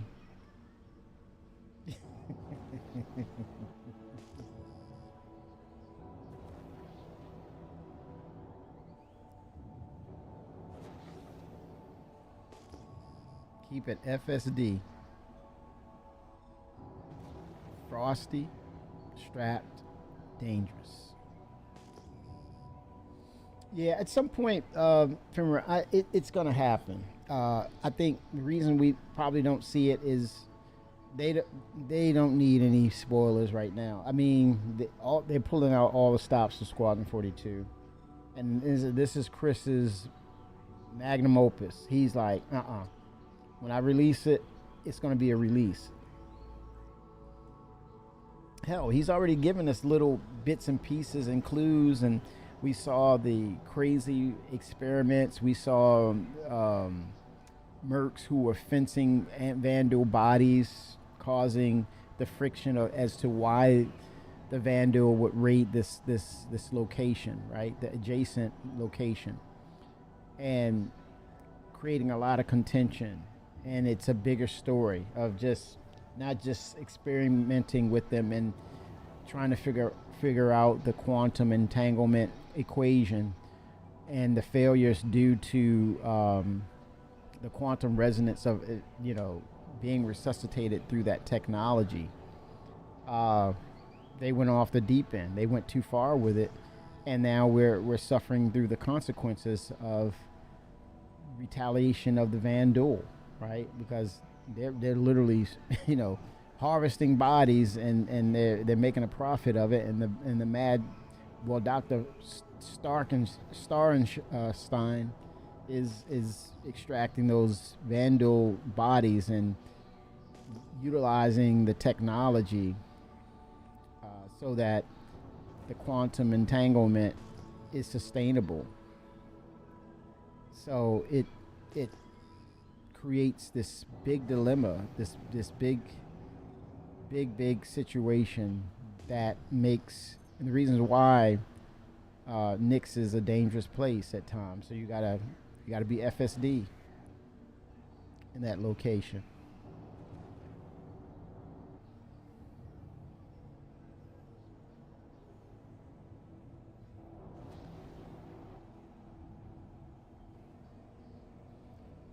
Let me switch over here. I got the barcode up there. I can't see it. What is that ship?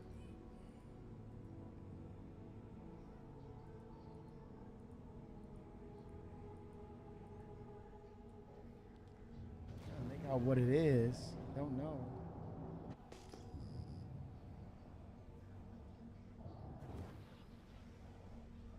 Be nice if we can change the orientation on it. Click inside of it, interact with it.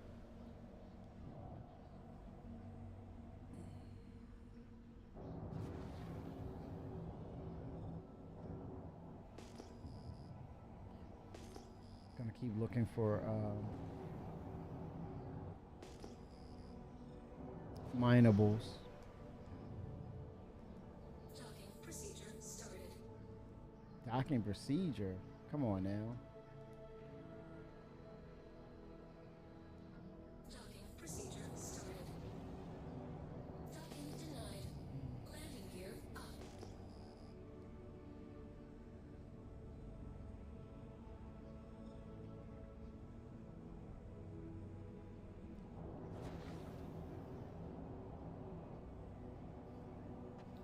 Glacium Ring. They really emphasize this. I really dig it.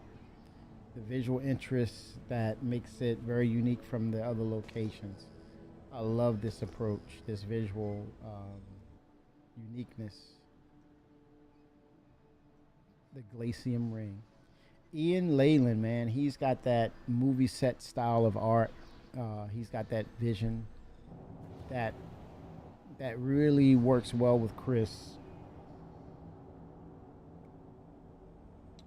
2026, yeah, that potential is right around the corner. In the next couple of months, Finra, to be exact, 2026 has potential to be a huge, as big as IAE or as big as this year has gone. Man, if that is not the statement of the year, 2026 has the potential to be even a bigger year. The release of Squadron 42, it's imminent. It should be in 2026 at some point. The stars or the Red Sea, Moses has parted the Red Sea and allowing Chris to drop Squadron 42 in that window between where GTA 6 was going to release. Now it's been delayed. The Red Seas has parted for Chris. He can drop it if it's ready. The PU should see new and updated game mechanics, further iterations of crafting, right? Further, the initial release of base building to add to his point, more ships, even, more feature-based ships, bigger. The landing zones that we talked about, points of interest, the Genesis tech, River Guy, Dirt Guy, Will Haynes, senior engineer, potentially Castra, not just Nyx, but potentially Castra, and all of Nyx, including its gas giant, could be a part of that whole narrative of 2026. And they're dropping it right in our face, Fibber. Right in our faces. Not holding back. You're not going to see it next year. You're going to see it next month. I'm like, ooh, let's go. Let's go.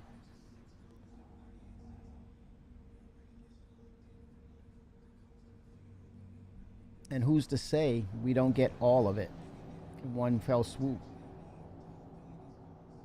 Or both. That and the way they went with this process, which I think went well overall, in the sense of it just being in our hands and being able to see, test it, interact with it. The same could go in regards to the same process could be identical with Castra. Matter of fact, it could potentially even be better because it's new tech, right? It's vetted, it's optimized, so it could potentially work even better with Star Engine because of what they've learned, what they know now. We could very well see a portion of Castra the same way we've seen it delivered with, I'm about to say Pyro, man, Nyx. Do you think they will deep dive Castra at CitizenCon, or will it be about Terra? Maybe very little about SC and a ton of Squadron 42 this year. Lots to be excited about, I reckon. I like that statement because that's potential information overload, because with the release of Squadron 42, I think it has its own moment I think it may be different with Squadron 42, Fenrir, as opposed to those candid sit downs and the video and the live aspects. I think it could be scaled up to the point of it will rival CitizenCon itself. I think it needs to be paired up with CitizenCon as far as Squadron 42, right? And I think that's where the window opens and closes in that regard to the release and advertisement of Squadron 42, and then they can go outside of the studio and advertise it across the media channels that we all interact with outside of CIG, right? With that said, that then creates that window or bubble of what the persistent universe will become. So they have that inner window or that inner core of SCLs, Inside Star Citizens, that will feature, like you said, Fenrir, Castra, and some sneak peeks of Terra. I think they can double down and really get aggressive on this 1.0 narrative. Now that Richard Tire will be potentially freed up, right? They may have some strike teams that potentially hot fix some things. Let's say if you're a manager of CIG, you prepare for that, right? That inevitability. It's inevitable that you should. Well, it's wise as a manager or owner to prepare for that. So, with that said, little 8-bit, little bit 8, 07, 07, 07. Welcome. Glad to see you here. Happy Friday to you. Are you baking cake? With the potential of Squadron 42 and the backers, the Calders who backed for advertisement of Squadron 42, they could do all of that outside of CIG. TV, commercials, 07 Vickers, TV commercials, and then everything that's inside of robertspaceindustries.com, which is the entity Star Citizen Live and inside Star Citizen. Now you're talking about all things that are Castra, sneak peeks of Terror, IE, and then you go in. Wow. Do a separate CitizenCon, right?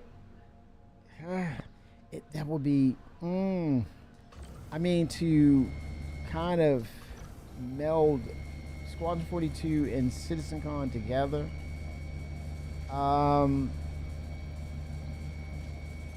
It would wear people out, man. I mean, that's like sensory overload. The question or the debate would be, would it make more sense for them to separate the two? So there's a breathing period or a downtime, right? A debriefing from Squadron 42. I'm trying to make a joke here. Debrief from Squadron 42 and then ramp back up to everything that is CitizenCon, because you're talking about Genesis, base building, more ships, which you can throw into Invictus and AE. But yeah, Genesis, Maelstrom, potentially dynamic server meshing, more aspects towards 1.0. That would just be way too much. And I think some things could be lost due to the fact that we'll just tune off because it's too much. It's sensory overload. Sensory overload.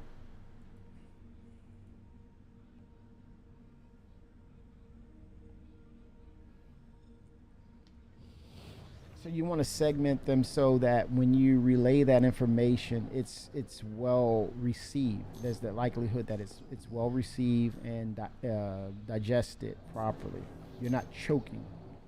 You need to chew your food, man, and then swallow. Don't take a bite and gulp and choke yourself. In the Ofuro, they gonna hop in with us soon. Yes, little bit 8. Did you get your bindings done?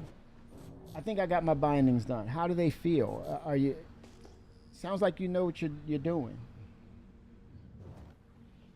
I think I got the bindings done. Okay, what's the part that you're not sure about? You can directly message me.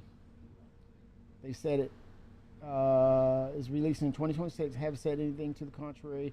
It could be December 31st. Yes, technically it is December. I mean, technically it is 2026, Fenrir. I have no problem with that. The problem I would have is they try to drop it into that space that is GTA 6. Just going for, I need this advertised, and we look at it and it shouldn't have been released. I got a problem with that. Oh, it's here. They're working on it right now, Fenrir, as we speak. But the pattern is never to be on time. I would expect marketing activities. Here it comes, would start ahead of the release. Yeah, it's quiet right now. I think the when January 1st comes, it's go time. Um, Go to okay. You're in arena plan. I can't tell that I'm moving forward. Look at a point like a say for example. Go to external view. Look at a satellite or let's say an object, whether it's an asteroid or one of those terraforming satellites, and hit F4 and look at your ship, and then do your movement. You'll tell that you're moving or not. Get an object, and that's your point of reference that you're moving. Damn, I needed a salvage ship. Look at all that debris out here. That's a dang shame, man.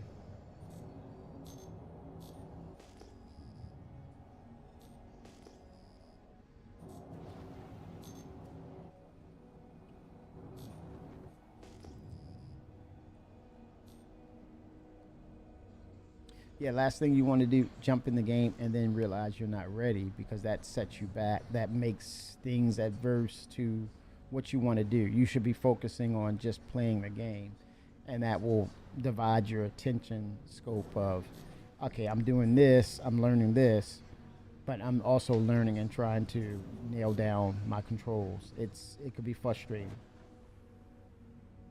Yes, so you can go into, like, for example, here's an example right here. Look at 8. So your controls, let's say your controls are my controls. And you're gonna go to keybind controls, right? This is your dual sticks. So you go to HOTAS. Hold on. It's gonna be key binding. And no, it's gonna be control. You gotta figure out which stick is. You have 1 and 2. Let me ask you this question. What side of the stick is your forward and back? For your straight forward and back. Which stick is that? Is that the left or right? Answer me that real quick.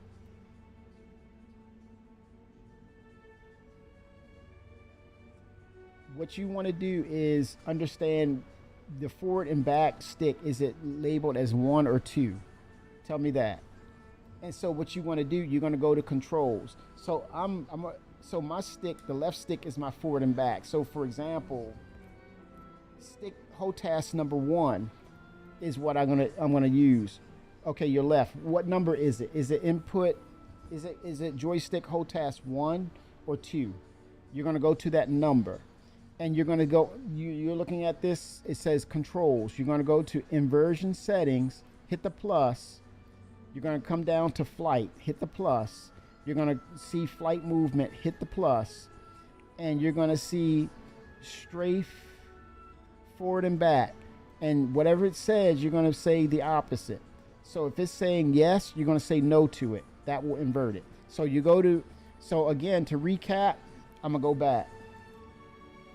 So you're going to go to options, you're going to go to controls, you're going to go to the bottom right that says, let's switch it over to your left, whatever that number is, number 2, right? So you're going to go to 2, you're going to go inversion settings, go to inversion settings, you're going to go to flight, click that, you're going to say flight movement, click that, and you're going to scroll down to where it says throttle, forward, back, and tell me what is it saying for your forward and back initially when you look at it.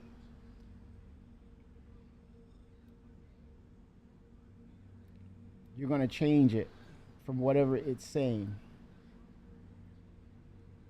And then you're going to change it and then hold up right there. Acknowledge that you did it.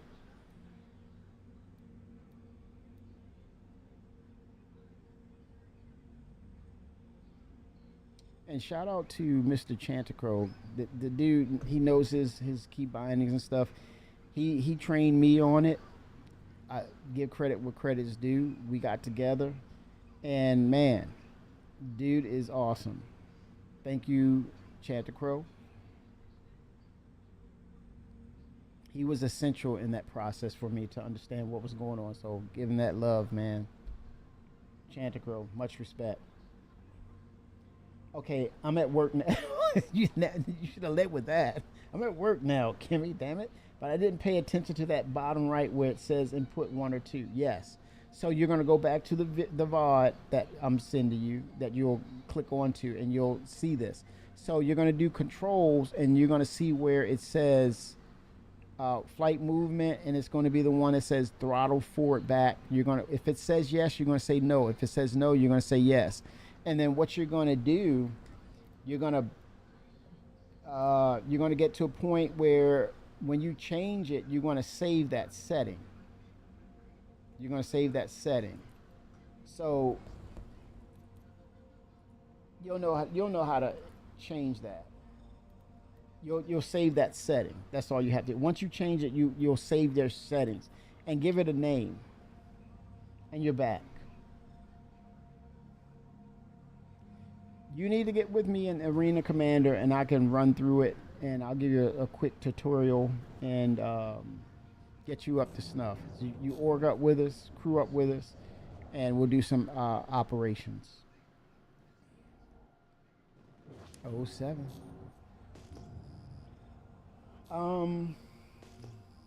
No, it doesn't auto save. I would not assume it auto save. It'll probably hold up, but you want to name it. You want to save it, your settings. You want to do that for sure. And then it's a file. It's an XML file. I'll show you where it is. You right click it, you save it, and you can put it on your desktop. And keep it. So when we get new patches and things of that nature, you come back and add that in. You can save your whole Discord folder. Yes, please. That'll work. Put it in. If you just have general, you can put it in general. And then what I'll do, I will move it from. I'll copy it from general. It's like general is you go 2 places down, you'll see joystick setup config.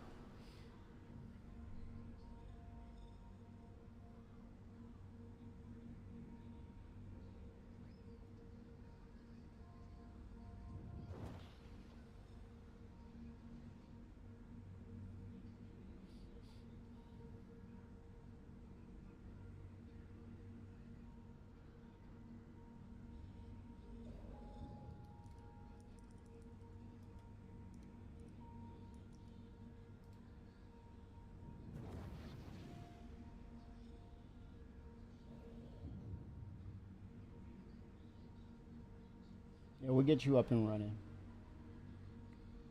Because I think it's the changes that's coming with Star Citizen.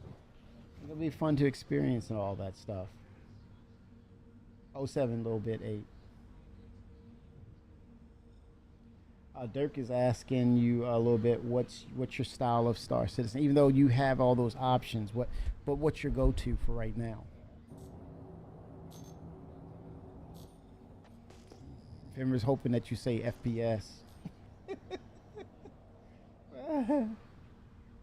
No, little bit 8. Take care of business. Make that ship money for us. Make that ship money.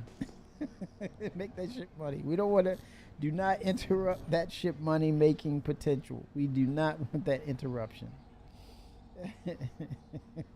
That's an order.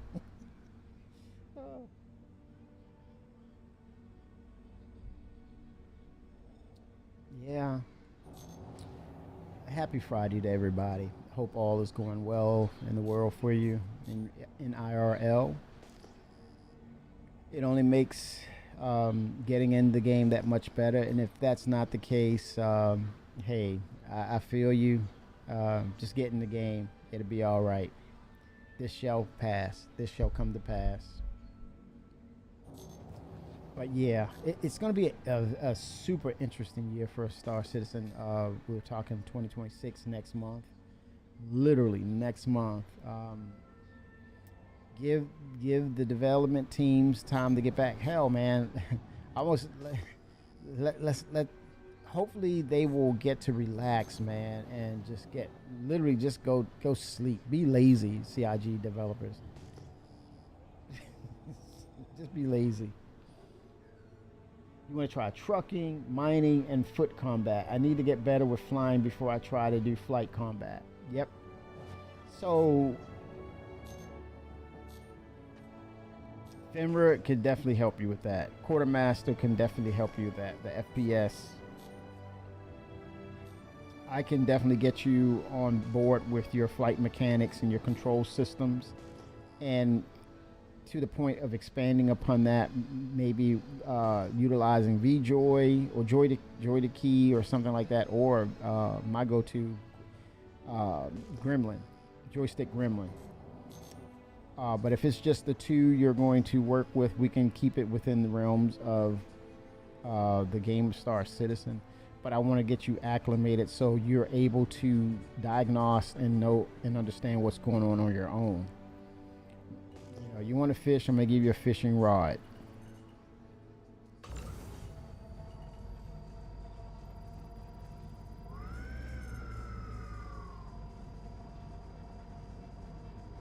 Warning, power critical. Warning, power critical.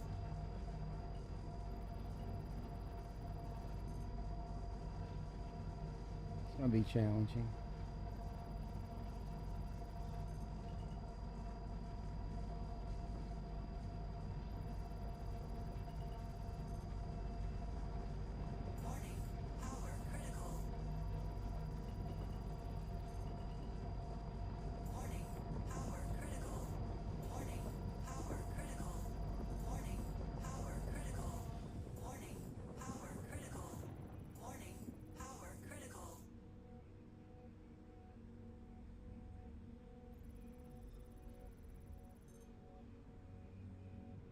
Oh, mining is like that. I mean, salvage as well. That's why I want to see more aspects of industrial gameplay, things that will turn profits for you.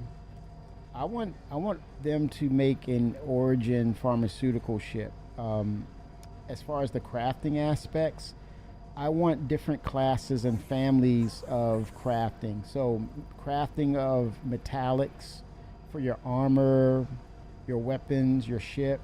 The crafting of organics. Extracting DNA of plants, or flora and fauna, plant and animal types for foods, pharmaceuticals. For food and pharmaceuticals, you have organic fabricators. That's one aspect of crafting. The other is mechanics, your ores, metals, things of that nature, and its quality types, which will also envelop or be a part of refining for those aspects of crafting. So in short, being able to set up or make meals in the game specifically. Oh, 7, thank you for the... Who's following, man? Halabell, tier Halabell, 07 to your tier. Thank you so much.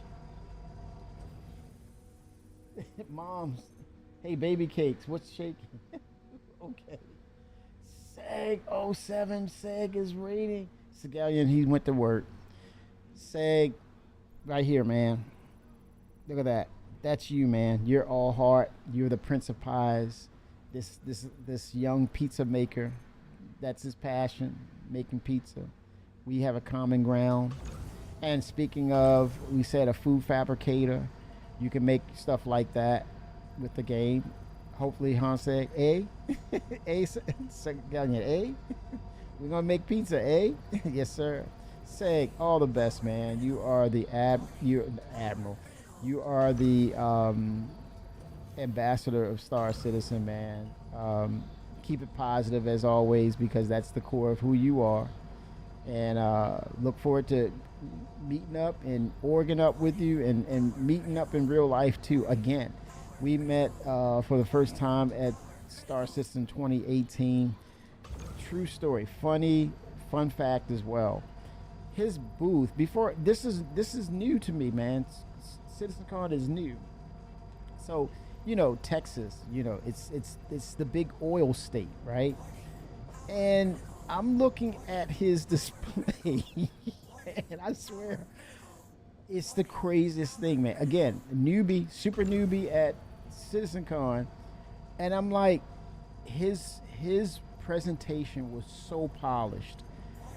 I was thinking, and then CIG's looking to different ways or creating diverse portfolio to make profits so that they can continue to make the game.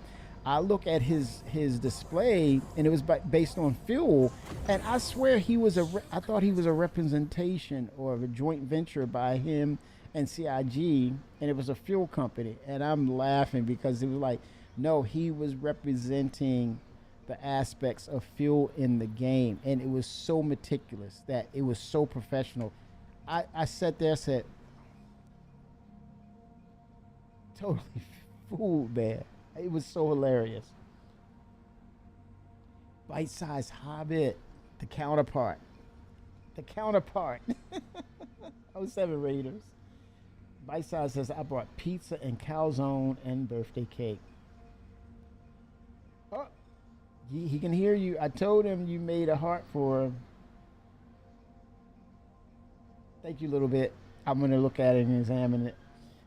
He could, wait a minute. That means is he in the States, Bite-Size Hobbit? And fun fact, that name, The Hobbit, is associated with Lord of the Rings, right? Bite-Size is a big fan of Lord of the Rings. Please check out that Prime TV series, The Rings.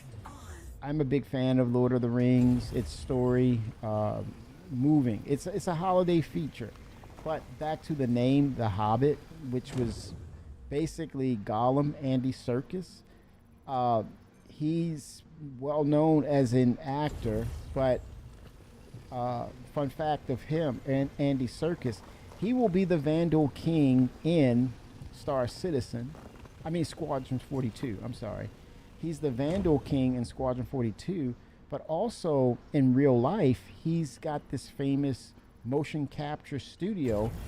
He's helped, and he continues to be an assistant to Chris Roberts and their mocap studio. How cool is that? Very cool. Mom said she's ate it all. She's lying. She had all the calzone. Now the question is, what's in the calzone? Fun fact. I mean, it's very similar. I don't know why. I think it's because of the weather. You crave good spiced Italian food. He showed up in Florida last night to spend my birthday. Oh my gosh! Look at this guy. You're crying now, aren't you? I'm gonna hold it in. I'm trying to hold it in. I know you cried. Oh my gosh. No, he did not. Just showed up. Man, you see.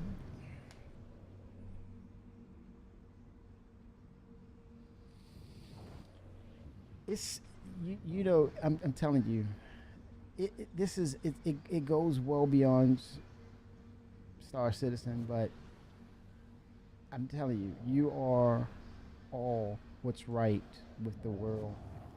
Stuff like that for your immersion. Oh man, let me tell you, you can't make this up. You cannot make this up. Oh my gosh, yeah, she cried, and those were happy tears though. Wow, Seg. And I wanted to say when I saw his name, I said he's all heart. Wow. I was spot on. Wow. Well, they took the wind out of my sails on this one. I got nothing. Look, I can't even function. I'm not even doing my functions right. Wow. Guys, take notes. That's how you do it. Guys, take notes. That is how it's done. Woo.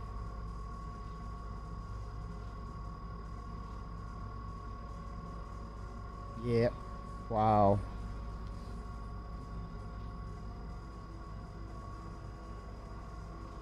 Yeah.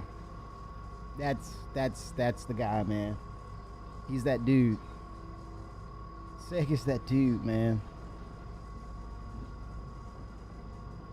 Oh man, don't keep saying that word, Bender. I'm gonna turn off my camera. Wow, that is amazing, man. Welcome, Raiders, and happy birthday, Bite-Sized Hobbit. Happy birthday. And Seg, you're that dude. Wow. Guys, that's how it's done. That's how you do it, man. That's how you do it.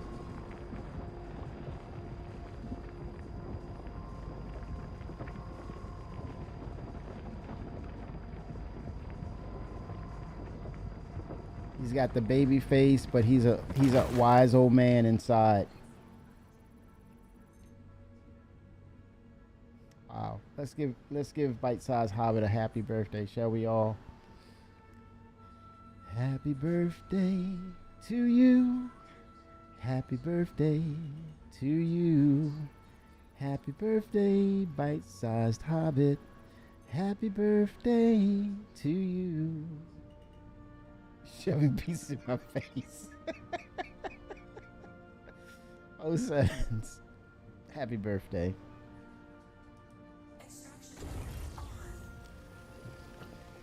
Wow. It's this community, man. It's insane. It's insane. Wow, y'all. Got dust in my eye.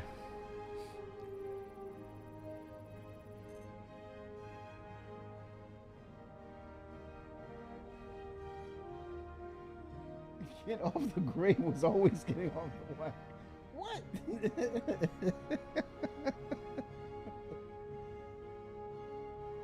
Sex speech really killed that one.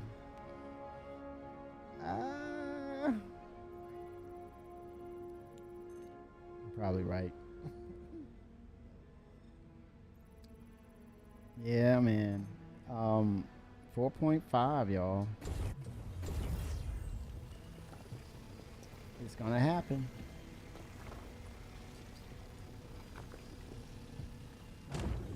Time to rock some more Wikipedia. Music by Wikipedia, y'all.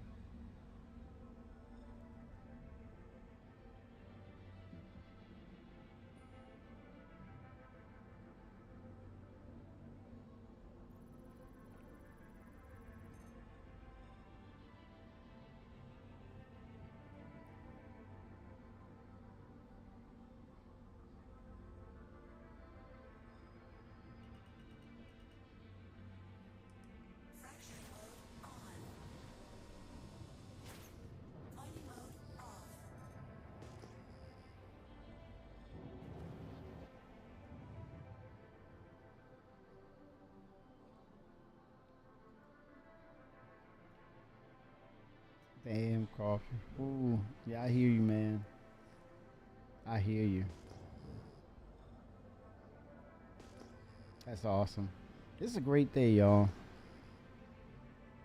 This is a great day.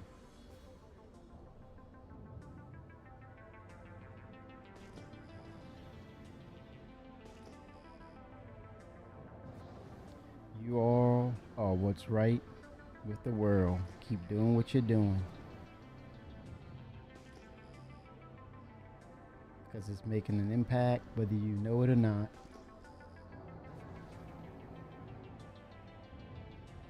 Thank you. Thank you. This is live coffee. I'm just procuring, adding in, making that UEC. You know why. It's about that bottom line, baby. But I have been jumping in from time to time 4.5. I might do that at some point for testing purposes.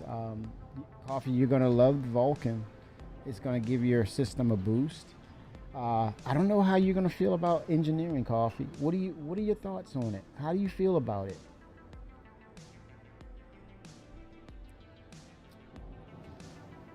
And have you been playing it, or are you going to wait? Parts arrived.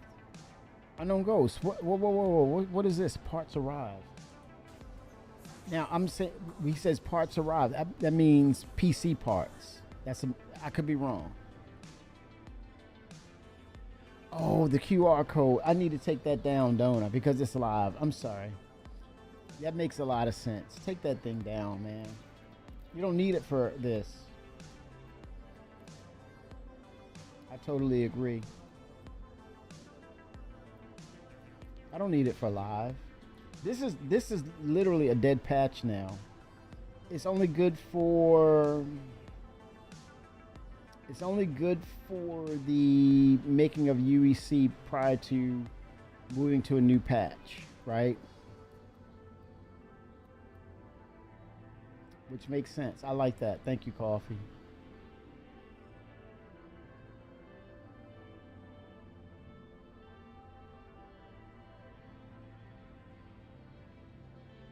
Totally agree with that.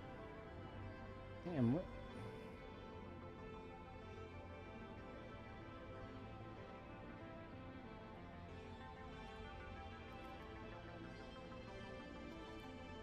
There we go. PC, yep, I got it. Nailed it. Congrats. Oh no. Yep. Congrats. Yes.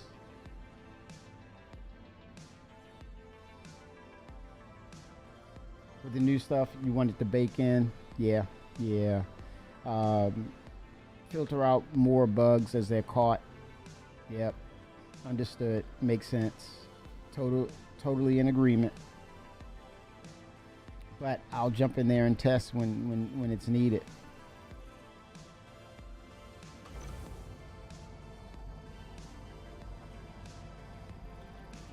Music by Walkopedia. I can play games again. Nice, nice. You need to come up and hang out with us, Unknown Ghost. Get in game, do some. Ghost, what do you play? I mean, what's your gameplay style? Curious.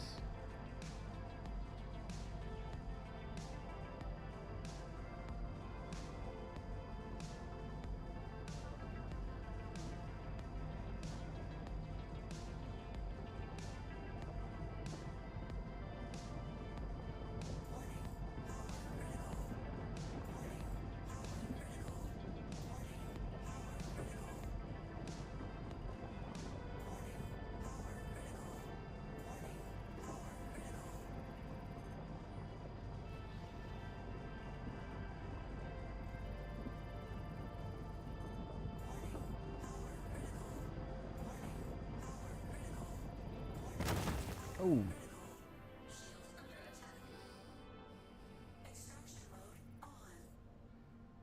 They want you to sustain some sort of damage if you're depending on the parts they're using.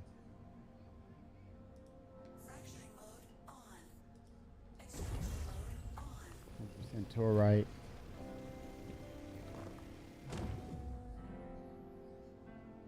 I don't like being excited and then I'm let down by the bugs because it kills the gameplay. It kills it. It frustrates the hell out of me. I'm sorry, Coffee, I added to that. But yeah, it does that though. I want 2026 to also, I want it to continue to be the year of, you know, cleaning things up. Yeah. Yeah, I want that to continue.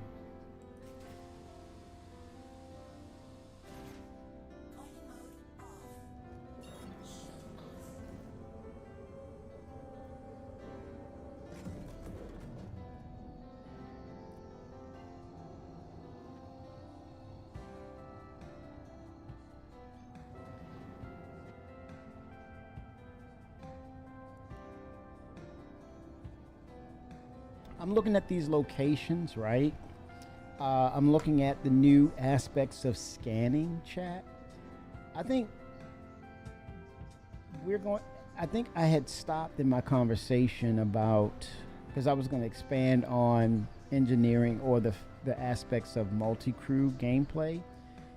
I don't know why this stuff pops into my head the way it does, but for scanning and for scanning to be more robust as far as justifying why a real person should sit down and perform the duties of scanning, and why it gives players or multi-crew players advantages, but adding in those features such as you're at a scanning console and there's a one button that says, okay, based on where you're at, you can be in Stanton, you can be in Nix, you can be in Castra Terra. You have a setting that says home beacon, or home location. So as a person that works with radar cartography and scanning, you always have that beacon. So when you finish an op or you're headed back and the captain says, let's head home, wink, wink, that means based on where you're located, you have that one button that you can customize and make changes from time to time, but it embeds it into the ship's UI and its logic to say, okay, if I'm in Nix, my home base will be Levski. If I'm in Stanton, I want it to be Microtech, or I want it to be Area 18, or I want it to be Orison, right? Those aspects of scanning and that, all things that are, information based, it will enhance that station if you have a beacon and you hit that button, and then your pilot or navigation will automatically see that when the captain says let's head home. It's a cue for scanning to hit that one button based on the system that you're in, and then the navigator will automatically head to that point, and it's already preset, and you jump. I would love that in game as a feature for scanning.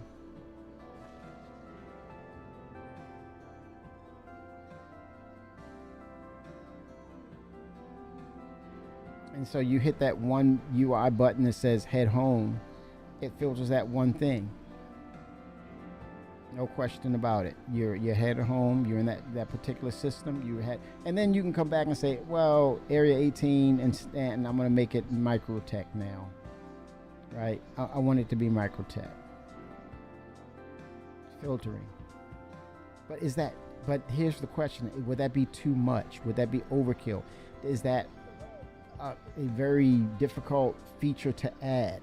Does it create latency? But we're already selecting that already. We already filter that. So in other words, the old system that we're seeing with navigation, some aspects of it can be retained and refined based on the filtering of hero locations that you deem as home or your go-to when you're in that particular system. So it takes away a lot of the hedge work of, let's say we get 10 systems down the pipeline. You want to do that all the time. You want to preset them. So what's old becomes new. It's a way or a means of taking the legacy system and redefining it and making it a new feature. I would love that idea in game. 07. I don't know why these things pop in my head like that, Chris. I'm saying Chris Roberts.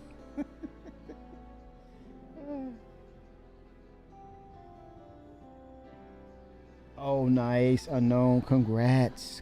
This is going to be a new game for you. It's going to feel like it. Oh, man. I can only imagine what your emotions going to be like. Well, just do some low flying, man. For you don't need to be jumping in with people and hanging out. You need to get in the ship, get in your favorite ship, fly, see the visuals, and just do a tour, man. Just chillax and just fly. You need to do that. You owe it to yourself. You earned that. Yeah, you need some me time. You and Star Citizen need some quality time. Get a room. Get a room. Oh my gosh. They're kissing and hugging over there. How do I not see? Oh gosh. Oh damn. See, that's what I get. That's what I get. See, now that's just what I get right there. Trying to be funny and I'm not.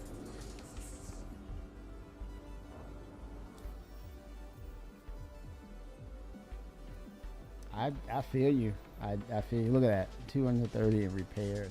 Dang it, man.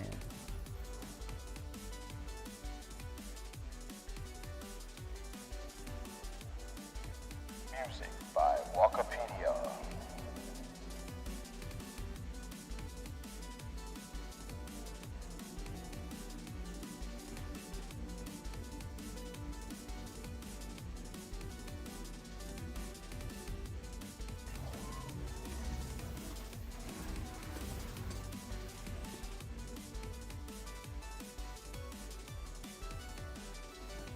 Yeah, and this is your go-to game.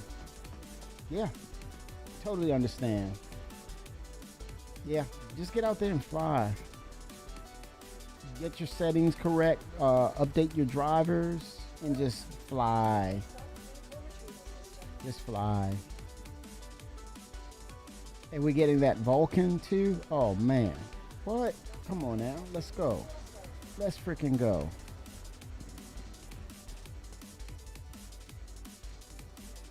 It's about that bottom line, baby.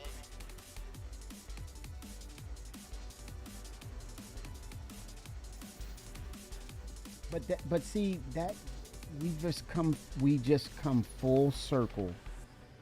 This was Chris Roberts' narrative. What you just said, Unknown Ghost, this goes back decades. When it related to Chris. He look, when he made his game, he wanted those visuals to immerse you, to pull you in. And if your system was bottom line or it did just the bare bones, he's like, yeah, I get it. You got the essentials. But if you ever get down to the point of, or you get to the point of really tricking your system out, I'm going to build it with that intention. And so he kept replayability in mind when he created games like Wing Commander and Privateer. And especially Strike Commander, if you look it up.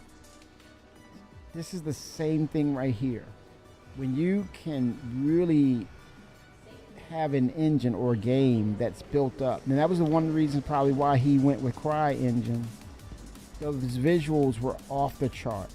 Well, no, actually, he loved he played Rise, the Rome game, where they had the facial interaction. So that he's a big proponent for interactions. Hence, you know, the Wingman and the Speech Pack with the Kilrathi. We're coming full circle here. But he built his games the same way. And so when you say, or what you're saying, I'm going to have a blast, or I'm upgrading it, I'm tired of the desync, I'm leveling up on my system, you're now adding in this level of immersion that even though you played Star Citizen, now you're playing a new version of Star Citizen that feels so much better. It feels even like this isn't the same game. And now I see what a lot of other people are talking about. I get it.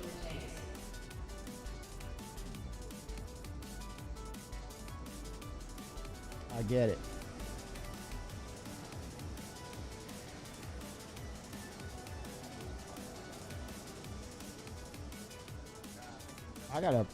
I need a ship now for this.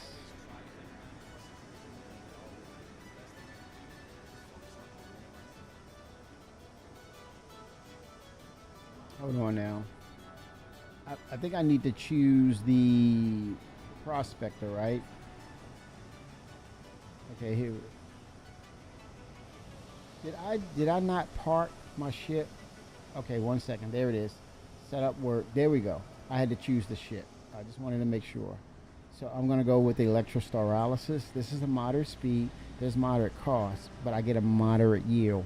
Now, if it was Quantanium or a high-end, really high-end ore that's of highest value, I usually go I usually go with the Dynix solventation.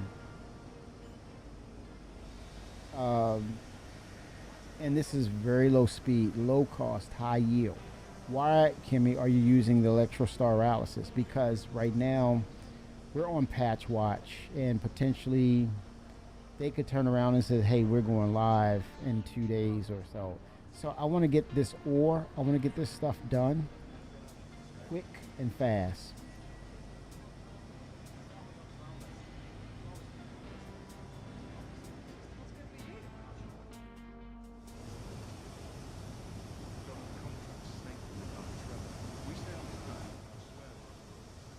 Oh, 0709 unknown ghost. So I'll be back later. Just another day then. Having those conversations. Supplies. What is this?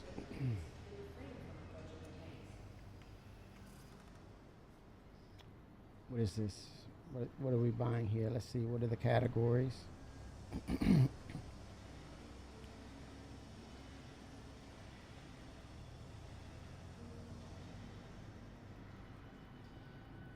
Something's.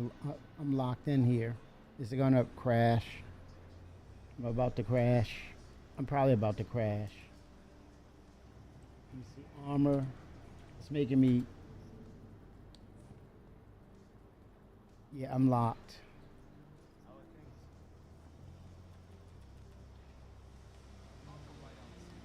I'm locked. Okay, I'm out. Let me go to this terminal and see what's going on. Let me look at little bit 8.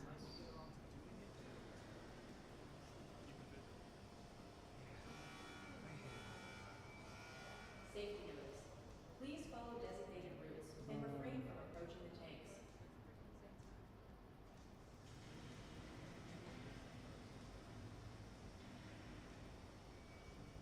Okay, a little bit. I see you. Let me look it up.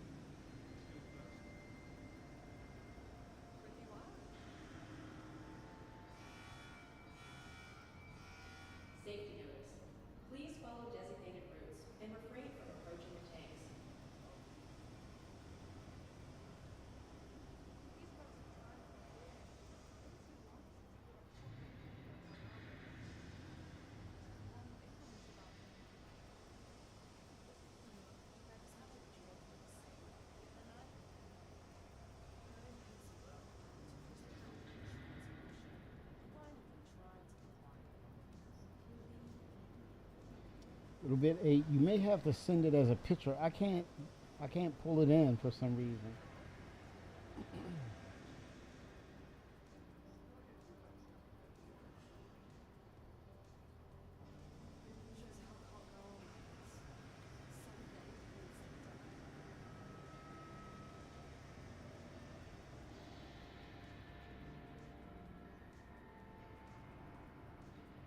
Yeah, you may have to send it as a screenshot or picture.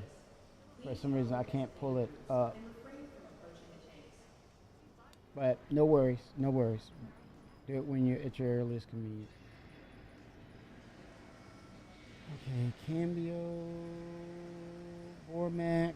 Ooh, that's interesting. Let's see, Bormax category.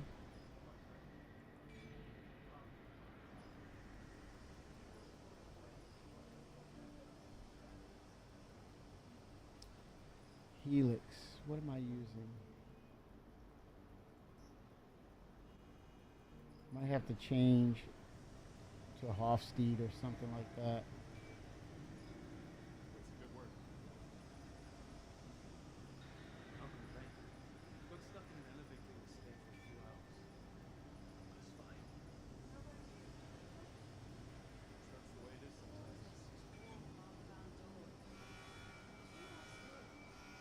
Safety notice. Please follow designated routes and refrain from approaching the tanks.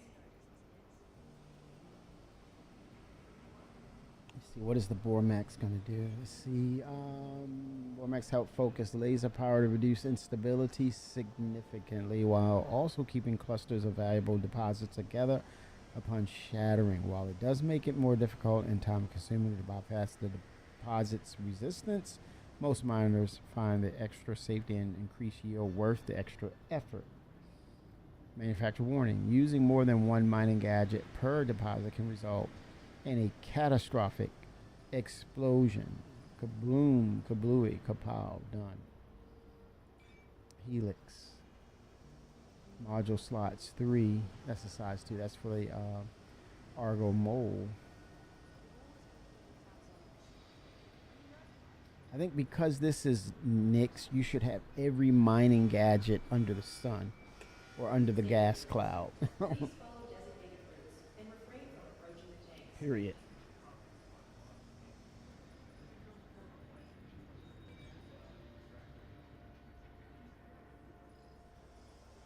I wonder if I have the Riser 3. Definitely want to use that Sabir.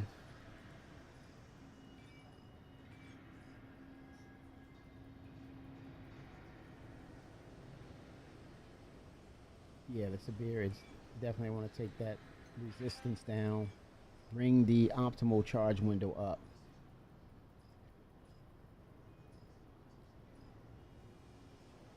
Can I choose the destination like a ship? That would be interesting.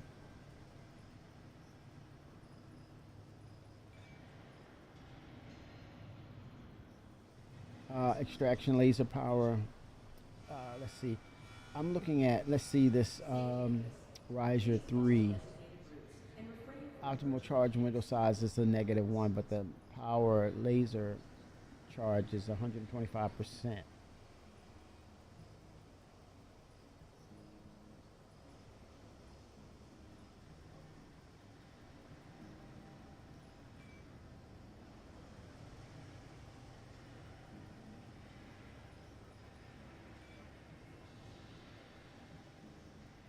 Gray Cat, industrial, mining module passive. Optimal charge window size is a +25. Negative on the inert material level. Extraction laser power 95. I might think about that. Let's see if I can put it in my backpack.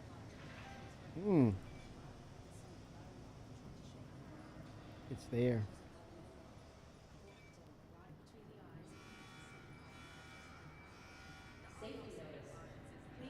That's gonna help. Let's see. Make that approach. Make that change. It's about that bottom line, baby. Yeah, this is Nick's. It's somewhat optimized, but this is still, keep in mind, this is live, so there's going to be better gameplay come 4.5.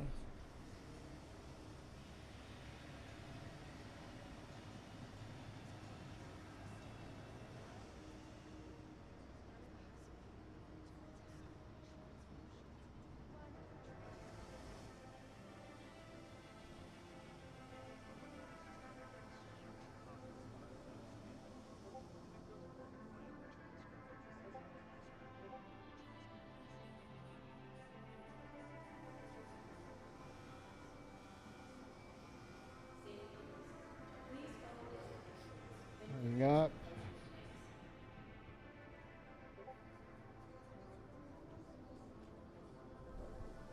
Okay. Oh, it blanked on me.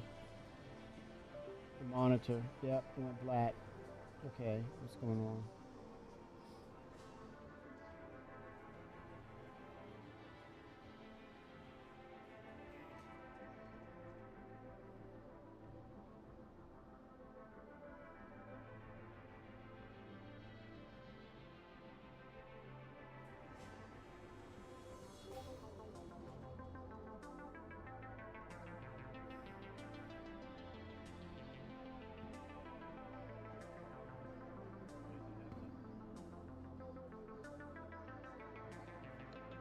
Music by Wikipedia.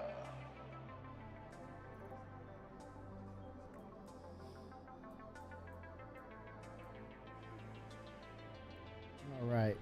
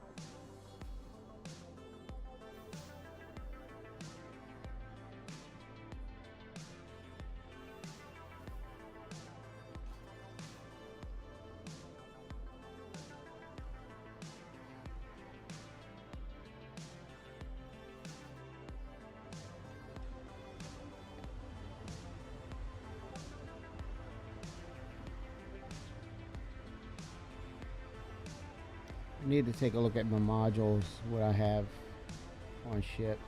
Try to widen those windows and stop paying cost out for damages to my ship.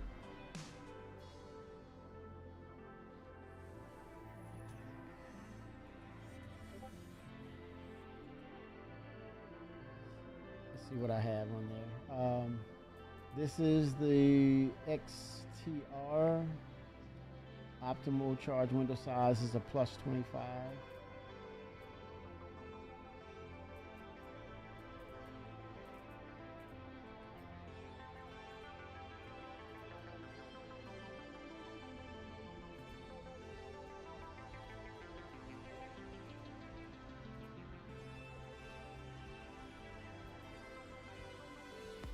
Okay. Let's see what I have. Blackwater Goat. 07, sir. Happy Friday to you.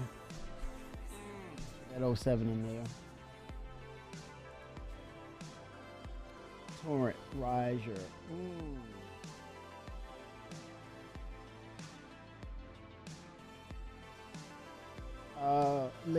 Riser C3 may have to go. Yeah. Riser is gonna go. Bye-bye for now. Riser, you're coming out. Or Riger. Or the Rieger. Rieger sounds cool. Rieger. Or Rigger. John Riggs. John Rigger. Rigger. The Rigger.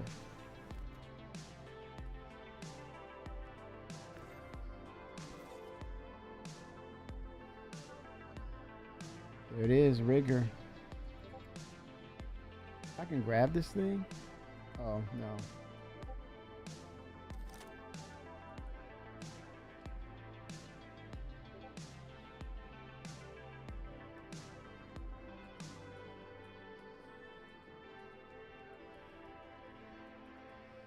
Okay, let me, the mechanic is off. It's not.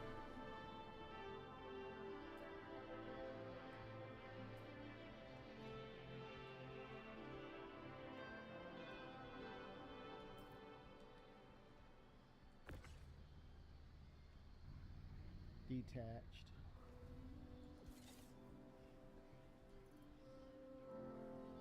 Drop it in my backpack.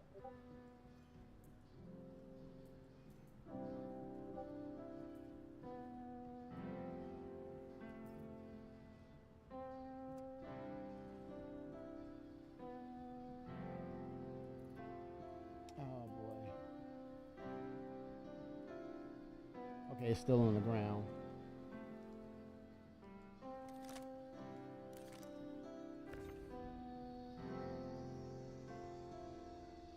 I'm gonna rotate, hit R, gravitate to that shape, and then left click. Locked it in, baby. Let's go.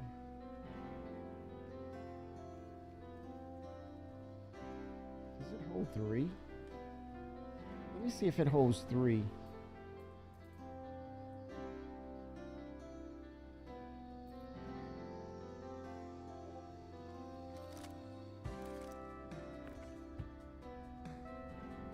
Does it? No.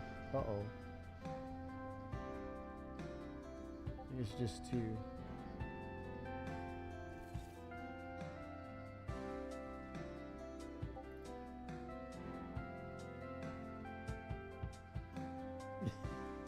I know those two. That's Sean's. Sean Criminal. Oh my God, Sean Tracy. Sean Criminal Tracy's BFF. John Riggs, the Rigger.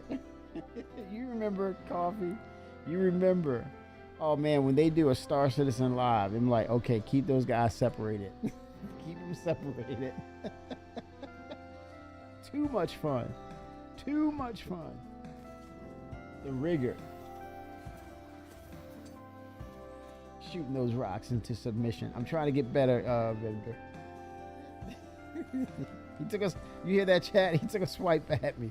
He's like, he's disintegrating rocks. What a damn shame. He leaving money on the table. It's about that bottom line, baby.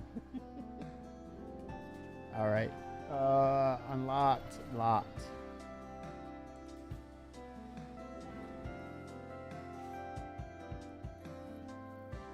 Hangar request is good.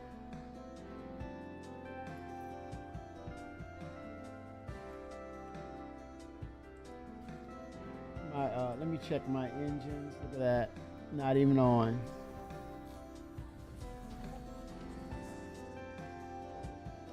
And now from this point, we got to check those coolers, man.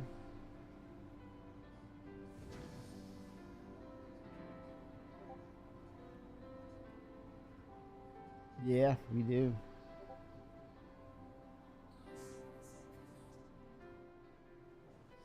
Bender, what do you think of Nyx? What would make it better? Have you, since you've been out here for mining, what would make mining better, in your opinion? If you, or are you completely and totally and happily satisfied with mining? Do you feel as though they've done enough?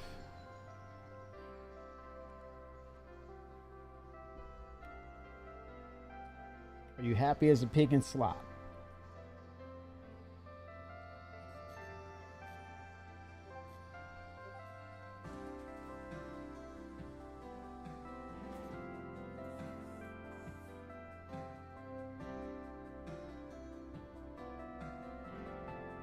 Wow, Walker got a soft side to him. Listen to this, man. Music by Walkerpedia.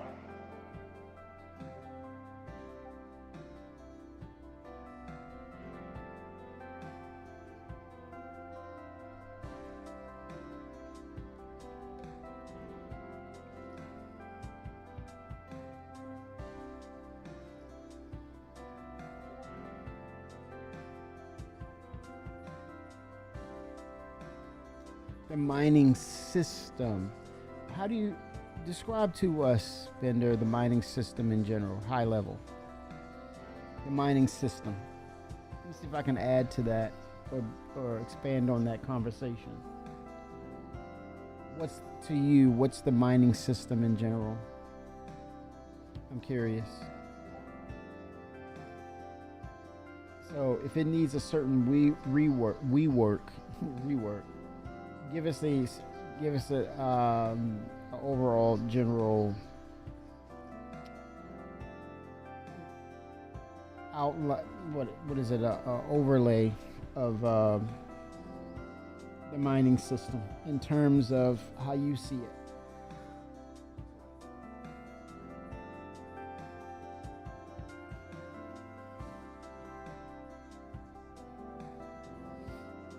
Okay.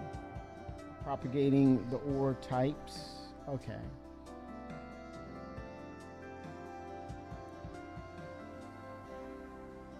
So that leads to what type of gameplay? What should how does that play out?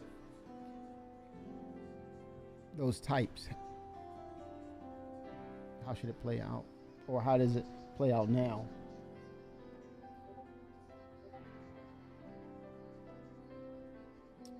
Totally agree with Coffee. That's another level that scales. Literally, it scales up into the realms of. I can immediately look at challenges for the Argo Mole.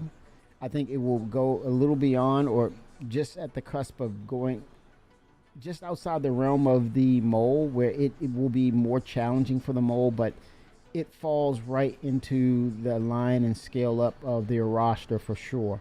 And I think it might be a tight window of how far the roster can scale, because I think you might have a niche window for just the Arastra, a bit of a strain for the mole, which it might, as you see the aspects of the prospector having to have 3 or more to break these bigger rocks. Now we're talking about on the scale of where the Arastra is. It might take 2 or 3 moles or 2 moles to scale up to what it can do in comparison to the Arastra. But then that window should be shut when you talk about where does the Arastra kind of go into the ballpark and try to do some of the things that the Orion do. No, by no means. It is not on that scale. It's out of its depth. It has no business. It can assist once they break those large asteroids, which I'm talking about is the Orion. But no, they'll get the balance. Oh, it's not as random. Okay, I can agree, Bender there. The randomness of it, the generating of it, the procedurally generation. If there's a word to apply to that, procedural generation, some form of let it do its own thing, and then see if you can leverage that with the economy system. So let it randomly do whatever it does, and then you overlay the economy system. It might be the right combination, right? Because then you're talking about procuring or being able to store. That's where you're talking about the hangar system, the cargo system, the cargo organizations, guilds, kind of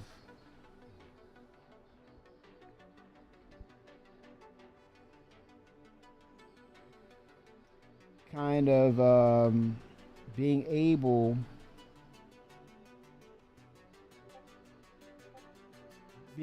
to be a part of that gameplay, which is a supporting role. It's a supporting role.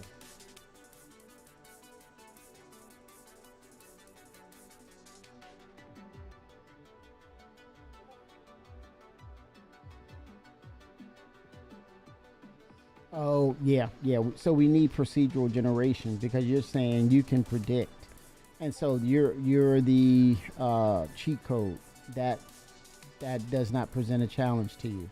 So we do, in respect of seeing that, then we need more procedural generation, and that procedural generator itself needs to be able to pull from a pool, right, of more an asset or a library of resources of various ore, but we also need to create more points of interest such as Castra, Terra, Magnus, other systems down the line, and then which will entail increase our library of ore, and then you have a procedural generation, but you leverage it with veins that says there's a supply here and it's going to sustain or stay here for a while, especially if you discover it and you're extracting and you continue it, it will be like an instant session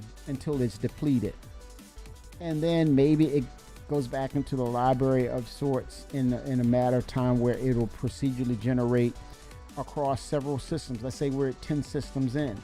Let the procedural generation go across 10 systems and not replicate itself as much. And then there's maybe an algorithm that is leveraged against the economy itself. So thus will set off the supply and demand feature with the economy. And so cargo hauling will need to be a leveraging point to help sustain things, right? Because you need to hold on to supplies, which will in turn will require the hangar, the persistent hangar system, storage, potential storage down the line. If we get out of if CIG gets out of the shipbuilding business, maybe they'll get into the storage locker business.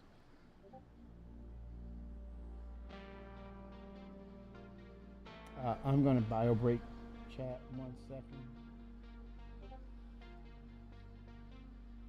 Drinking that green tea now. I've switched gears.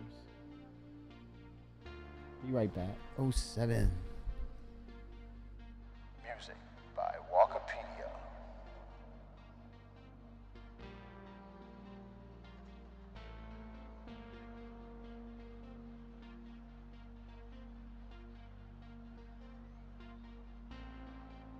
It's kind of that way, not however the determination of what will be generated and that location is predictable. Yeah. Which that breaks the game.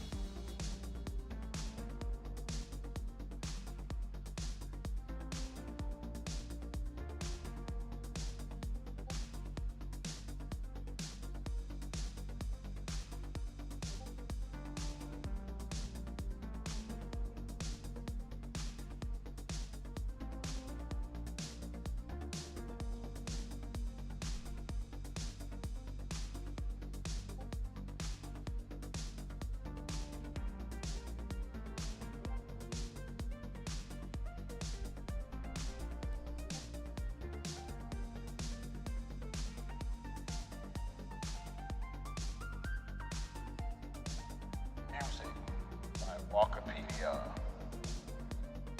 You know what? I like. Okay, Bender just said something. I believe they should be put in Genesis as it will make it way better.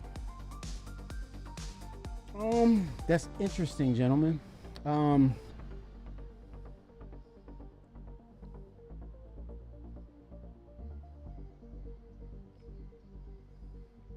It is good in some ways. It's great for long term. However, I shouldn't be able to tell you what is going on what's going to spawn where from what space just because of the surface layers I can see. So it could introduce those mining veins where you discover, you scan. Here's the thing, guys. I love this. I love this. Scanning aspect should be real. Scanning should be across all disciplines, meaning single-seated experience to multi-crew experience. So you're scanning, you're looking for anomalies, right? It gives you the sonics says it's a deposit. You continue to scan, you get to it, and it's basically embedded to some extent. Maelstrom will then allow you to utilize the mining vein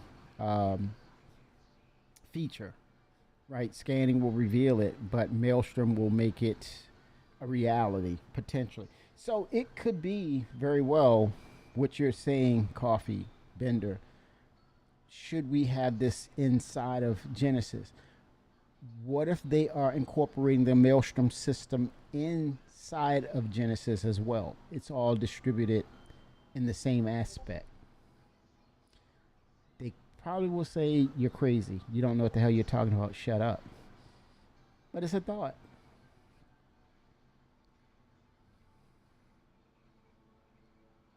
Will Haynes popcorn. Yeah.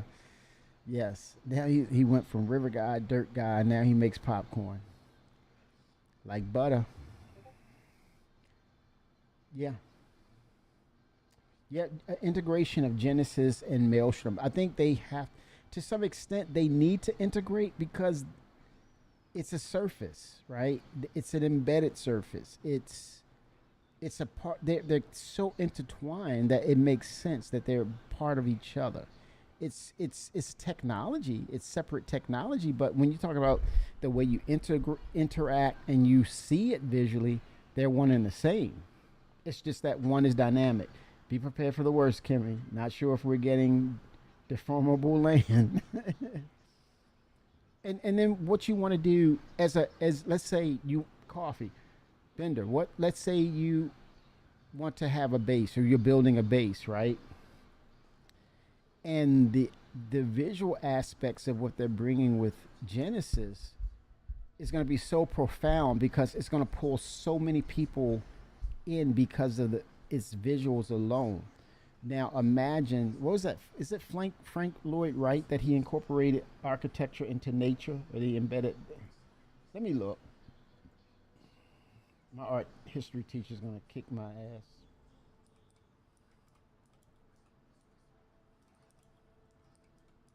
Are you freaking idiot?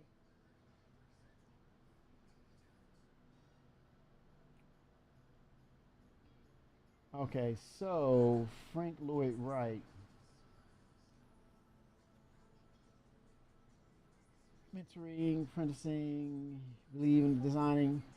Okay, designing in harmony with humanity and the environment. So I was right. Frank Lloyd Wright. I'm going to put it into '07 to Dr. Stephen Kent, art history teacher. Shout out to you, man. Much love. I'm going to get back into it, Mr. Kent. No worries. There we go. Frank Lloyd Wright Sr., 1867 to 1959, was an American architect, designer, writer, and educator. He designed more than 1,000 structures over a creative period of 70 years. Wright played a key role in the architectural movements of the 20th century, influencing architects worldwide through his works and mentoring hundreds of apprentices in his Telesine Fellowship. Wright believed in designing in harmony with humanity and the environment. Of a philosophy he called organic. I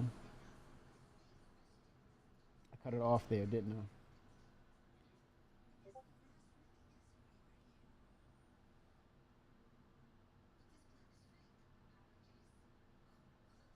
Organic architecture. That's the. Let me add that. Organic architecture. So in those aspects, right? That's what needs to be. No, I can't tell them what they need to do, but it would be nice to incorporate that aspect with the amalgamation of Genesis and Maelstrom. So when I'm gonna show you the picture. Let me pop it in the chat real quick. Let me get that last little word in.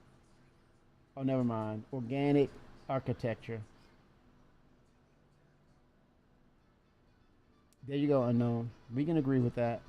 I stayed in the FLW Frank Lloyd Wright Hotel once. Was incredible. Look at you, Coffee.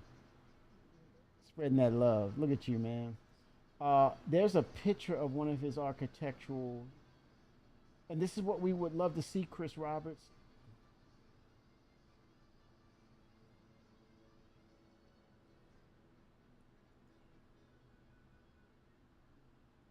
Organic architecture.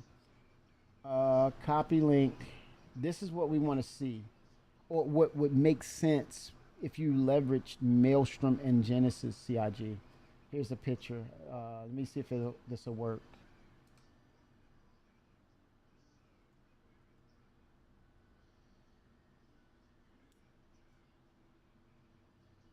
Okay, that didn't work, huh? Frank Lloyd Wright houses. Let me see. Images. This is the one I really want to show you all. It's gonna be a big ass link, but it's worth it. Here you go.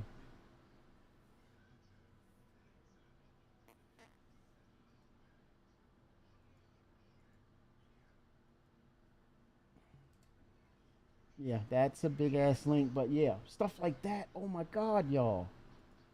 Ooh, look at that. And it's almost in plain sight, but hidden at the same time.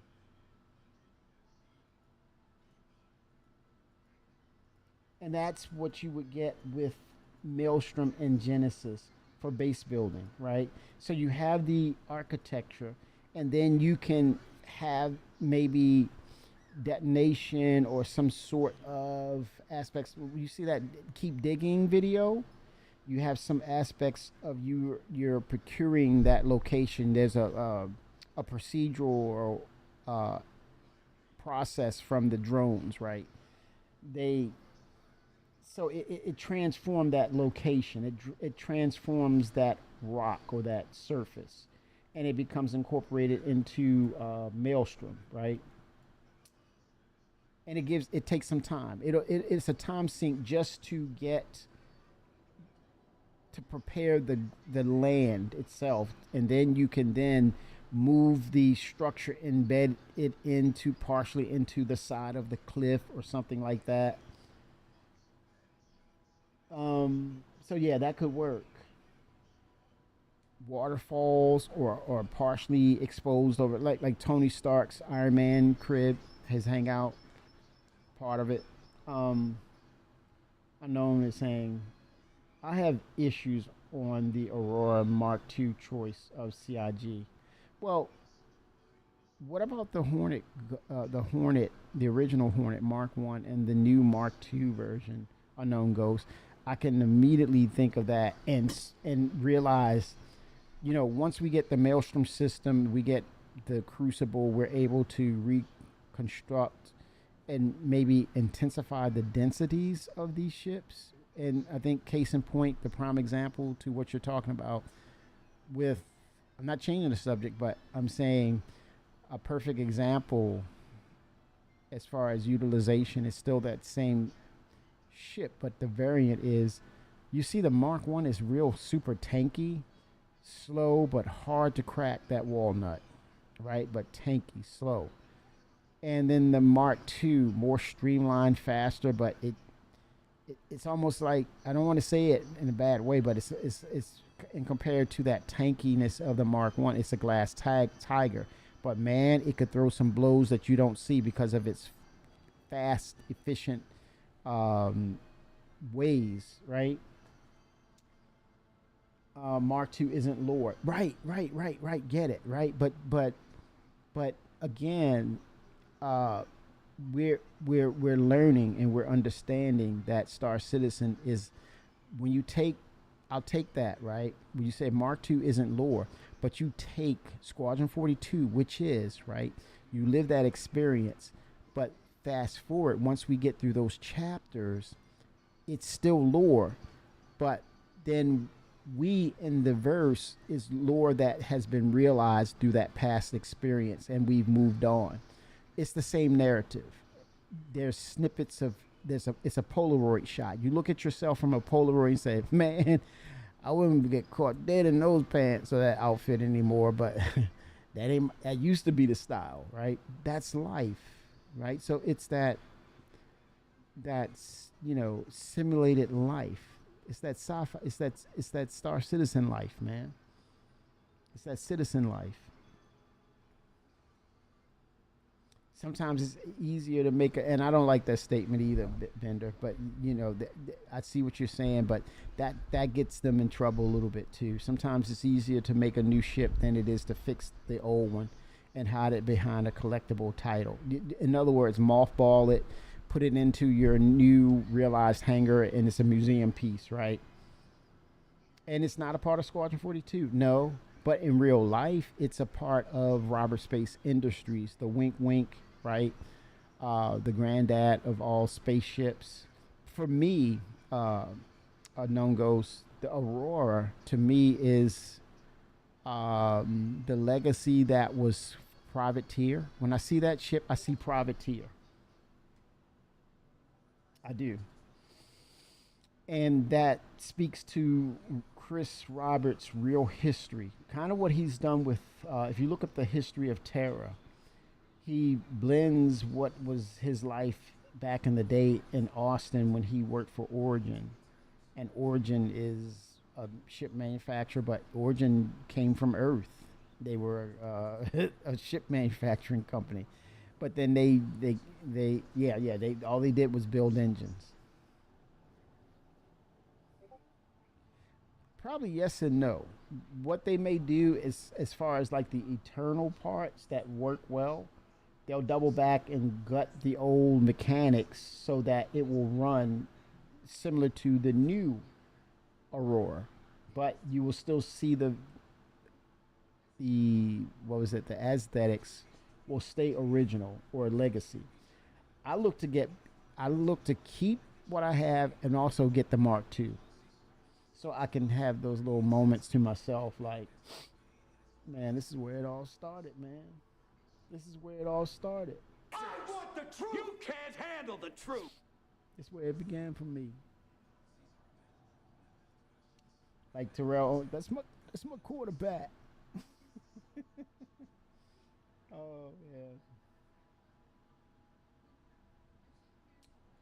Yeah. MISC Expanse cargo capacity has been changed back to 64 SCU. They're going to need it because things are scaling up. It's probably still a low number, but they do what they can. Now, if they could double those capacities like we do with switching out the mold bags for it, we could probably squeeze in 128. I love that memory double up count. 64, 128, 256. I love it. I want to see what it looks like and how it does. Then I will choose. Man, Unknown, you're speaking for all of us because we have that same thought. Man, you are not saying it. You are preaching to the choir, brother. All of that. You are preaching to the choir. No issue here.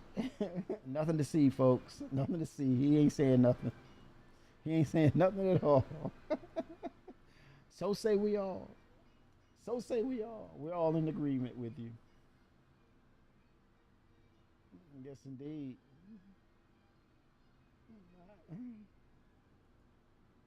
Yeah, but I love my little Aurora, man. And that one, it's so what do you call it? It's held dear to your heart.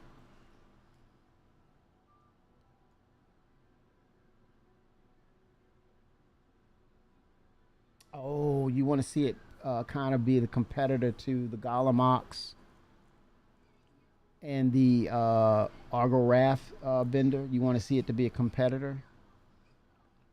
Holding that one big 32? That's possible. Yeah, that's possible. I gotta have that Mark II LN coffee, but I'm gonna still love that LN.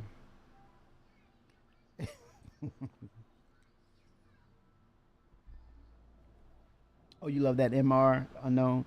Oh man, MR Unknown is telling on himself already. He's like, I'm gonna look at that MR Mark II. I'm bringing you home with me, baby. You coming home. You done told on yourself. You've been compromised. Get out of here. You're compromised. You've been compromised. That right there has indicted Unknown Ghost, y'all. Put it in chat. You're indicted. You've been compromised. Put it in chat. You've been compromised. You've been compromised. No. See, oh, look at you. Look at you. See this? You chat. Are you seeing this? Unknown. Shame on you. Shame. Shame. Shame. Shame. Shame. Shame. I can't make this up. Too funny. Too funny. Don't even, what do you call it? Don't even, you're not going to flip it. Don't even flip it. Don't even try. Nope, you've been compromised. Take that L. Take that L.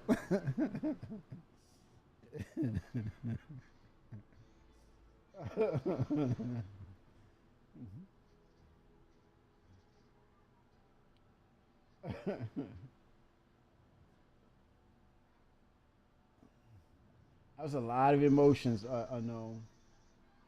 That was a lot of emotions. So I'm trying to go back to, he went from, I have issues on the Aurora MK2 choice of CIG to,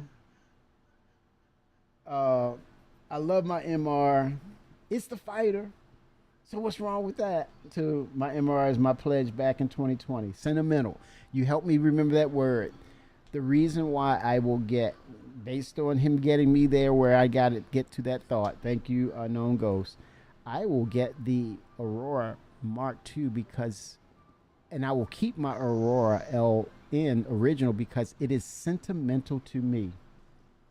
Because it was my pledge from the beginning, from 2013, back in the day.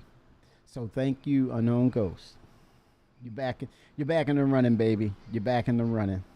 Let's give him a 07. 07, Unknown Ghost. You brought it back home. Thank you.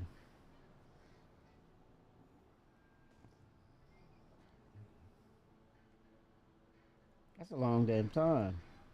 And then, and you know, also what Richard Tyler saying, you pay with real money, it is what it is. It's not gonna sway away from LTI. It's just that little prideful moniker to say it's LTI, but no, they're not gonna take the value down at all. Exactly. Hello. That's what I'm talking about. I'm not going to upgrade it. I'm not. Because you lost that legacy. You lost that sentimental value that where it pulled you. That's your moment of walking into Star Citizen. That's your place of remembrance. That is that lore. That is that legacy, right? We come full circle again. That's that legacy.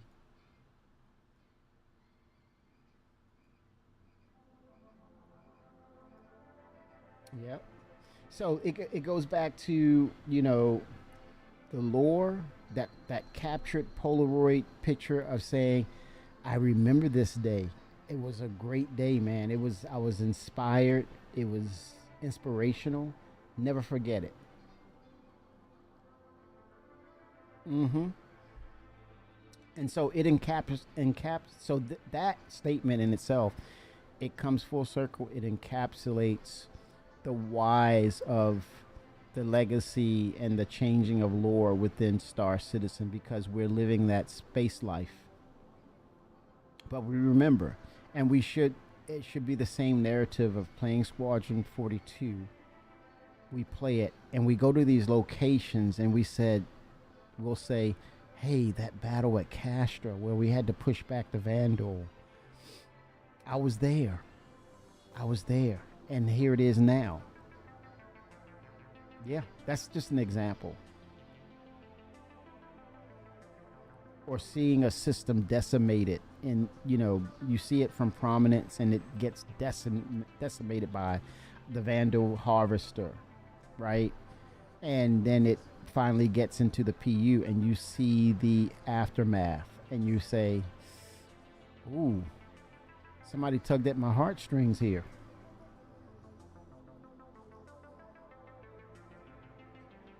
So say we all, Unknown. So say we all. Thank you for that.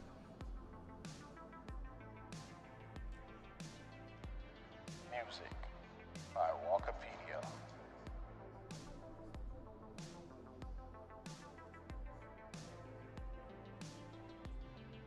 Yep. It's so chill, man. It's so freaking chill. Possibilities and what ifs. One day. Hopefully we'll be there to witness it all. Hopefully we won't kill ourselves first. Ooh.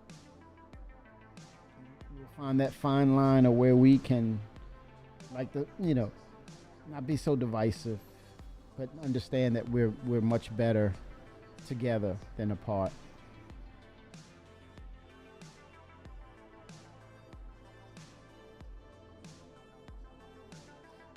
Unknown, they're just getting started, aren't they? Hello, like that. They're just getting started. Be careful. Don't be called a whale or fanboy. Be careful. It's about that bottom line, baby. I want the truth. You can't handle the truth. Yeah, they scratched the itch, man. And we're coming full circle again. The crafting, the base building, the new Genesis tech to really scale the visuals up, creatures, the further interactions, the deeper gameplay mechanics that will feed into the meta. Activision. Yes. Yep. Feed that meta, man.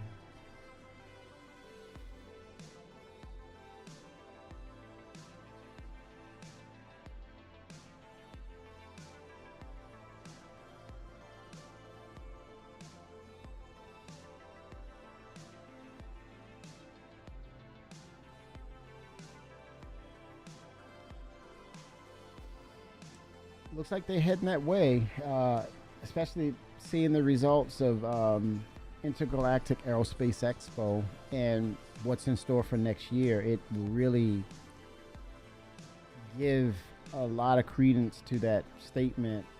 The potential is there. So lies its potential with the landmarks that they knocked down. Unknown. It definitely has the potential to put them on the map for sure for next year if they are ready to release Squadron 42. But it's got to be it needs to be flawless.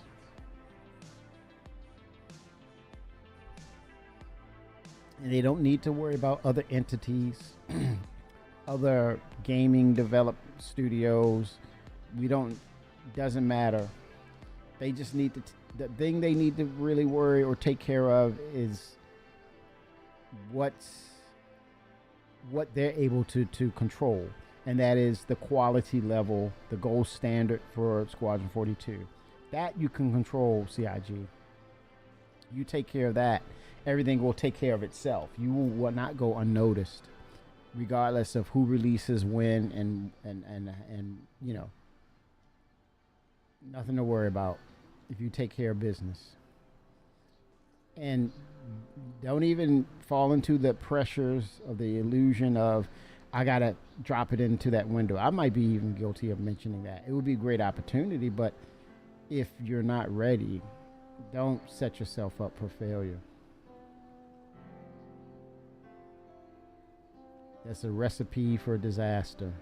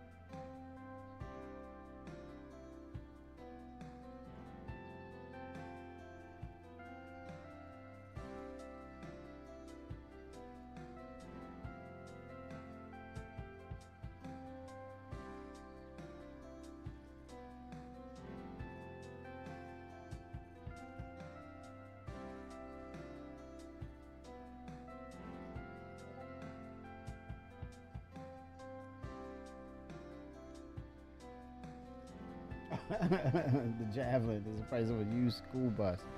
Wow.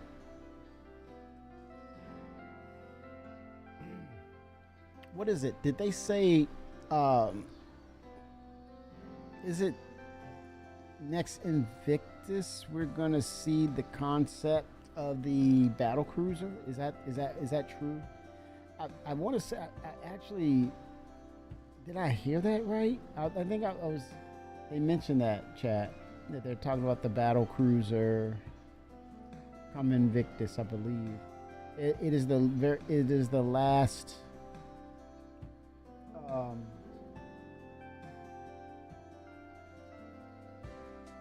It is the last of the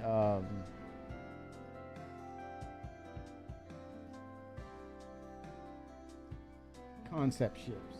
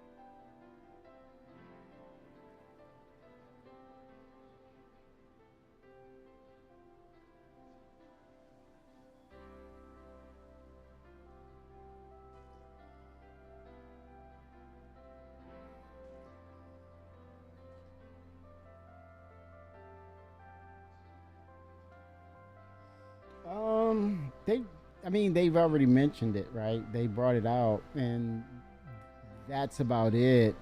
They're not going to mention the manufacturer, but we suspect that it may be from Anvil.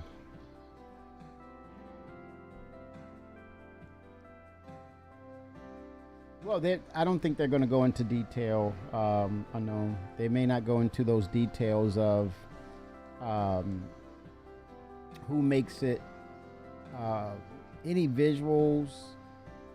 I think the word has gotten out that they are going to bring in the battle cruiser. It is the last of concepts. Everything else is just we're gonna bring it. We're just gonna drop it, and it's coming out, and that's it. But they hit it in plain sight because they said, okay, the next ships of 2026 is the Misk. John Crew ran the gauntlet of RSI, Misk, Origin, which we said, oh, that's the G12 in the all its variants, the vehicles. And which, it kind of end of an era. With concept ships. Yeah, they're not gonna. I think it's gonna be IE. That will be the last reveal. You'll see it. Now, as far as when, we don't know. But they said Misk is one of those manufacturers. Origin is a manufacturer. RSI. Help me out here, chat. Consolidated, I believe. Drake, which we know it's going to be Ironclad, and possibly the Kraken, maybe, I don't know. And Privateer, we don't know. Consolidated, definitely the could be the Pioneer. Misk, the Star Lancer, or what is it? Star Lancer BLD? Is it Lancer or Star Max? Star Lancer Max BLD. Origin, yep. I think it's going to be the G12s, the G12 and the variants, the vehicle stuff, because we're getting Genesis, and which will then it'll allow them to see how ground vehicles, if they're now are ready to play nice with the land surfaces of Genesis. Yep, release that Kraken. I think they've said this is it. No more concepts. If it's a concept, it stays within the house. It stays within in-house. And if it's going to be released, it's flight ready. That's how they're going to do it. Starlancer BLD, yep. The build, yep. That's a big deal. And then the Galaxy. Well, that means if they have base building. Now, here's the thing. This has come a full circle moment here because we were talking about those types of ships. Kraken is late, if at all, but no privateer. They would need a shopkeeping with it, right? Which will open the door for the Banu Merchantman. So, yeah, I think if you do that, you should have the Banu Merchantman and the privateer release as shopkeepers, right?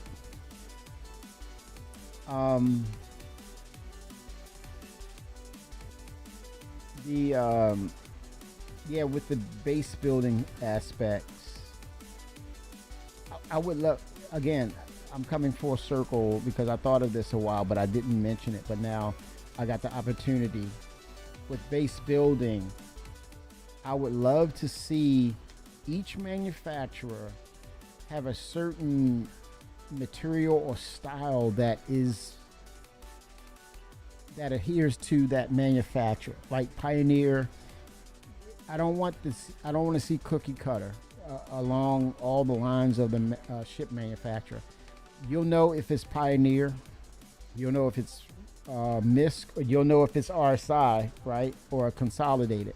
I probably said it twice, but that style guide, it should be just like ships. The style guide under the manufacturer window umbrella, and it looks it's distinct where you'll know it's from those manufacturers for your bases. Gotta have it, man, because this level of immersion and detail, you cannot have cookie cutter. Now's the time not to be cookie cutter.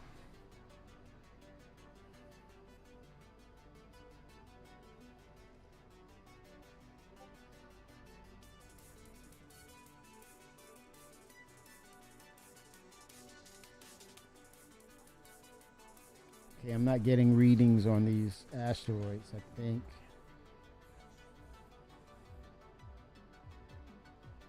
Yes, maybe not. Let me see. Yeah, see that? No readings. Duds.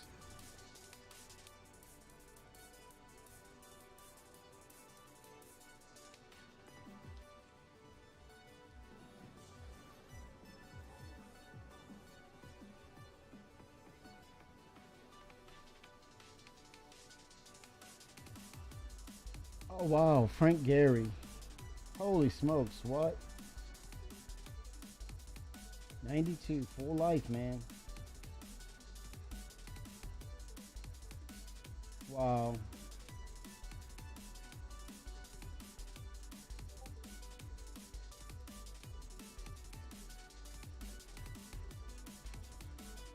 Frank Gehry is known for he's a famous architect who transformed LA's urban landscape.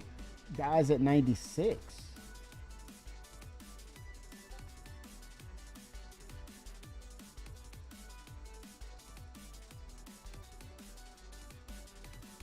He is a Canadian and American architect and designer. A number of his buildings, including his private residence in Santa Monica, California, has become attractions. Gehry rose to prominence in the 1970s with his distinctive style that blended everyday materials with complex, dynamic structures. Gehry's approach to architecture has been described as deconstructivist. Though he himself resists categorization, his works are considered among the most important of contemporary architecture in the 2010 World Architecture Survey, leading Vanity Fair to call him the most important architect of our age. I'm gonna drop an image of some of his works, y'all. And this is something, could inspire CIG. Let me drop it.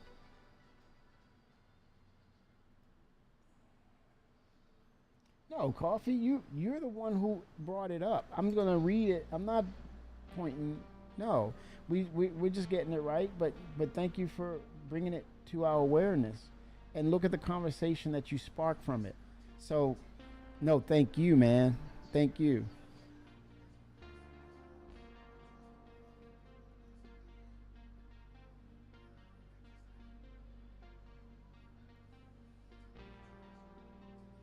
Holy smokes! This could now CIG. This could in turn really inspire you to think about the what is it? Not just the Taveran, but the Banu, right? Or the Shion. That screams Shion. That's the turtle-like looking creatures or aliens or culture. I'm like, I don't want to be disrespectful and say creatures. Oh my gosh. What? Whoa, time out, Kimmy. Slow down, man. But that screams Shion all day long. Let me make sure it's the right.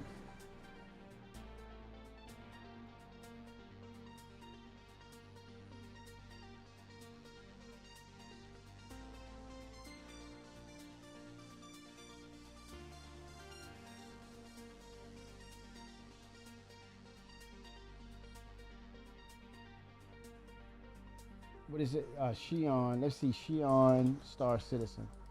I want to make sure I have the right alien culture. Yeah, the Shion. That would scream Shion to me. That is a great point of just putting it in the backlog, right, for CIG. But they already probably have their, because it's more organic to their. To me, it fits them. This would be a great moment or opportunity by CIG to capture that. You know, the flight Lloyd Wright, the Frank Lloyd Wright aspect of environmental, you know, like say for example, those clean lines, it could go to architect for. Oh, you know what? This is, I think, Origin lovers, Origin player or inspired owners of Origin manufacturers. You're gonna love this for what I'm about to say, and it's this: Origin entering into the base building aspect of the game. And recreating the luxury. They're doing luxury. Oh shit. Oh shit. They're doing luxury. Hello. Y'all didn't see that one coming, did you? What do you think? Brilliant. It works. Why not? They say, Kimmy, about time you start to make sense. They have to, man, because it fits that. It fits the narrative. And so not only are they doing these things such as luxury, but luxurious homes. And it requires the specific materials. Yeah, Origin owners would eat it up. CIG was like, yeah, Kimmy, I'm liking that. And Origin, yeah, luxury. They're doing luxury. Luxury bases. Holy smokes, y'all. Didn't see that one coming. But again, I don't know how this stuff is dropping in my mind, but it makes all the sense in the world. And why not? Why the frick not? Because you can pretty much say all the architecture that you will see was done exclusively by Origin for Terra. David Haddock, are you listening? Will Weisbaum, Sherry Heiberg, maiden name of course, she's married now. Adam Weiser, the lore team, are you listening? Yeah, luxury bases done by Origin. Oh my God. The Origin, I'm going to say it, fanboys, fangirls would go nuts Hello, CIG. Talk to me.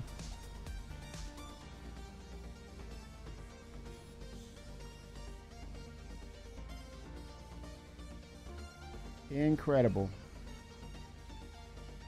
Yeah, this was a good one right here, man. John Crew like, oh gosh. Luxury bases. All the fine things involved.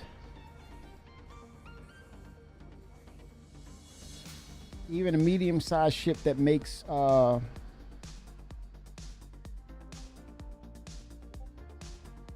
furniture, luxury furniture. Challenge accepted, CIG? Huh? Let's make it happen, Cap.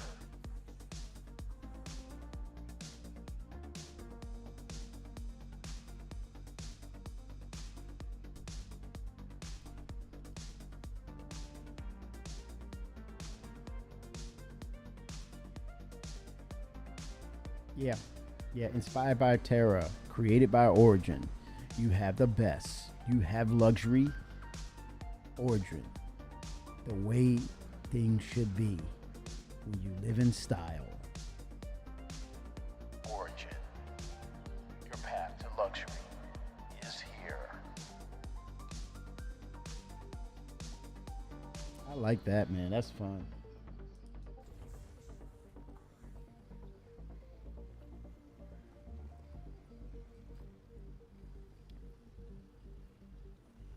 I like it. Ay, ay, ay, ay, ay, ay, ay, ay. How's everybody doing this Friday? It is Friday, y'all.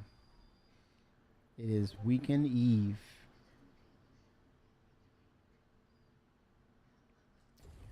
Bite-sized Hobbit. It's her birthday. She's getting pizza. By that dude, the man himself, Prince of Pies, aka Segalian. Yeah. Yeah, I'm ready, y'all, to kind of get this stuff in perspective with the game and how we play. Just getting it right, you know. Getting things right with the game, and CIG's I'm sure they're feeling the same way. This is going to end on a good note, the end of year. I'm excited for them. I'm happy for them. They weathered the storm. You may, look at it as like glass half empty here, Kimmy. I don't know what you're talking about. That's fine too.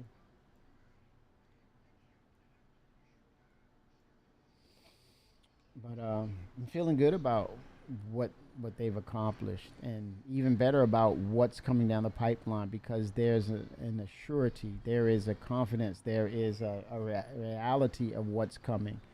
Now, the layering, and the process delivery, because things are becoming tighter in regards to how they're interconnected and interwoven with each other. You're going to have to be very careful, very decisive, very meticulous about how you deliver these things, Benoit. Yep, I said Mr. Beaujour, Benoit Beaujour, because one thing can cause issues with the other, right? Not playing nice with each other. And it's the vetting of making sure that one bug is not causing bugs to the other aspect. So Evocati, you're going to be relied on the concurrence of mechanics. Basic mechanics are there. They're structurally sound. And then the wider audiences and waves of PTU for concurrency.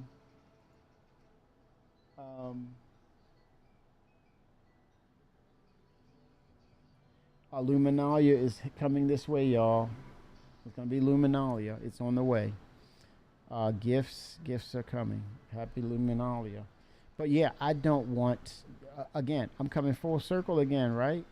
I don't want the chairman's letter. I want the chairman's town hall, the chairman's sit down. I want the fireside. Let's call it fireside. Chris Roberts, Luminalia fireside. Come on, Chris, you got this, man. Chris Roberts fireside.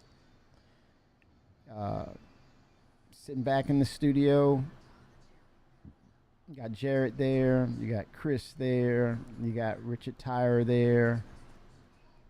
There's that asteroid there.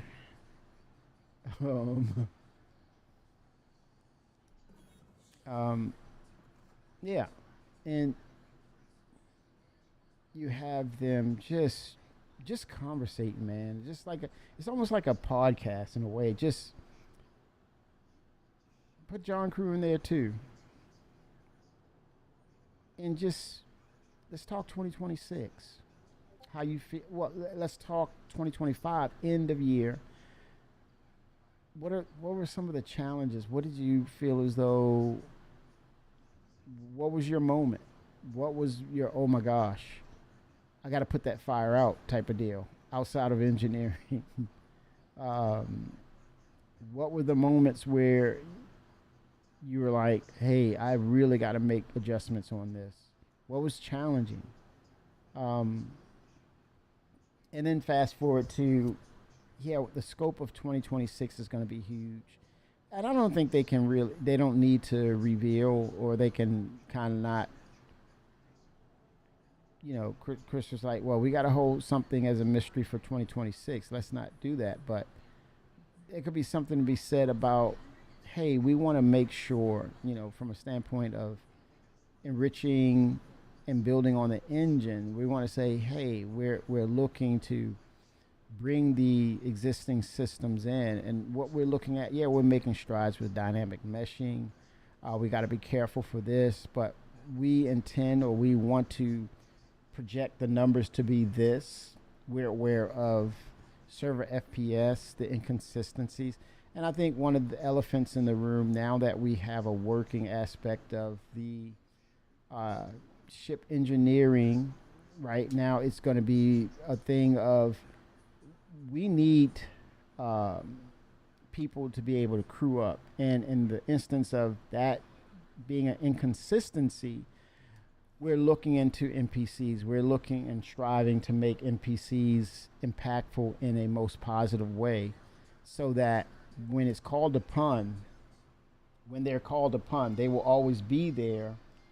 And to that point, we'll get to that stage of life in the game where you're assigned specific crew members based on the type of ship you have, right? And so maybe the mechanics, and this is just conversation, not it's just conversation, but maybe the pool, you have an existing pool of NPCs that's similar to Death of the Spaceman. They have what you will call, let me drum it up with this. Space. The final frontier. To explore strange new worlds. We have a 5-year mission. A 5-year commission, and they get rolled out, right? So it's not a thing of, you ain't going nowhere. No, they have a commission. They have a commission. That could be potential. Them having a commission, and then when they leave, they finish. Some may not live through their commission, or they might get demoted or booted. So you bring in more. You keep that certain pool. Maybe 4, maybe 5. That's your pool. That's it. But there's like Death of the Spaceman, there's a commission. And I want some of y'all crying over it, because it's got to mean something. It fits the narrative of Wing Commander. It says, because what doesn't move, it doesn't grow. So they move around, they get commissioned, they ramp up, they level up. They can call for higher, what you would call commission rates, based on their experience, right? You get the opportunity to buy in on that.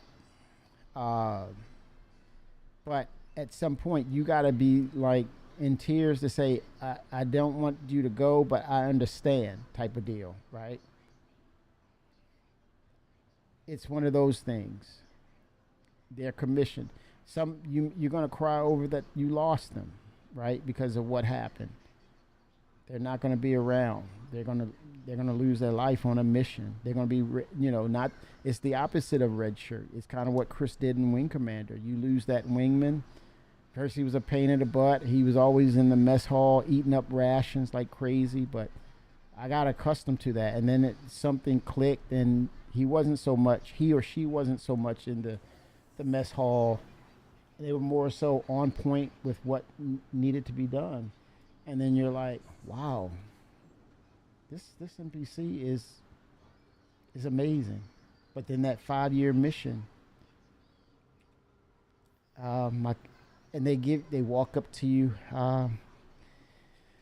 yeah, my commission is over, and I just wanted to let you know that you were the best damn captain I've ever had. And you're like, you were.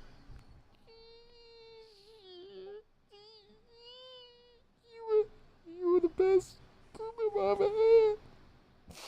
You were better than so and so, and she was real, or he was real. I want that. I want you to feel that. I want that for you, cause you deserve this. You gotta have that immersion. You need that immersion, Chad. Cause it's gonna mean something. You gotta feel that. Like Chris is like, you gotta have that loss. You're gonna have that loss. Just like, I want that loss. That's what I was doing in Wing Commander. You're gonna get a hefty helping, heaping serving of that, chat. Yeah, you're gonna get yourself some of that. Get some of that, chat. That's gonna be fun. But moving at the same time and things, it's gonna resonate, man. It's gonna resonate to our gameplay of the years that we spent together in Star Citizen. I want those NPCs to reflect that nature of what we've done in game and how we do things. Oh, shoot! What are we talking about? Don't hold back. Go ahead, shoot, fire away.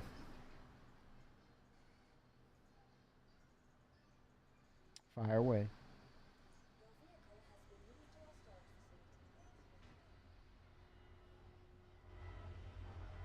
Oh, he's typing up right now as we speak, chat. Stop salivating.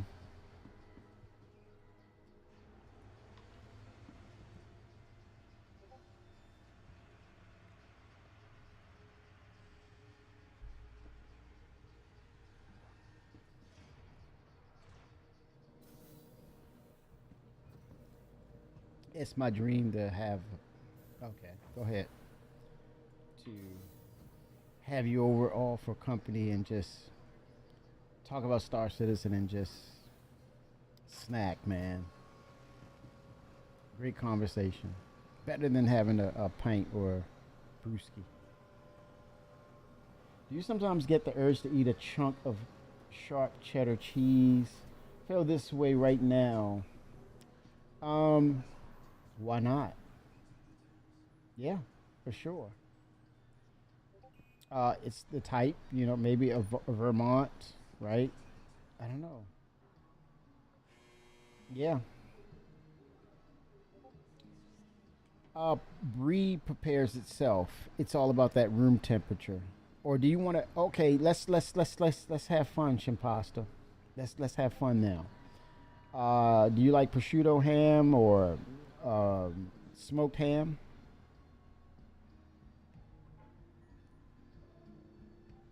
You're not. That's it's one of the healthiest cheese to have. It's good for the teeth. You eat it, it kills bacteria in the mouth. It's great. It's great for calcium. But so There's a lot of.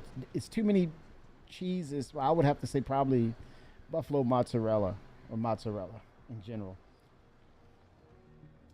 So okay. So what I would do, I would get a piece of your favorite bread, 2 slices, some butter, a couple of slices of your favorite thinly or shaved or thinly sliced ham. And it's simple, man. Butter those sides, put it in a pan or a grill, and slowly and lightly toast it.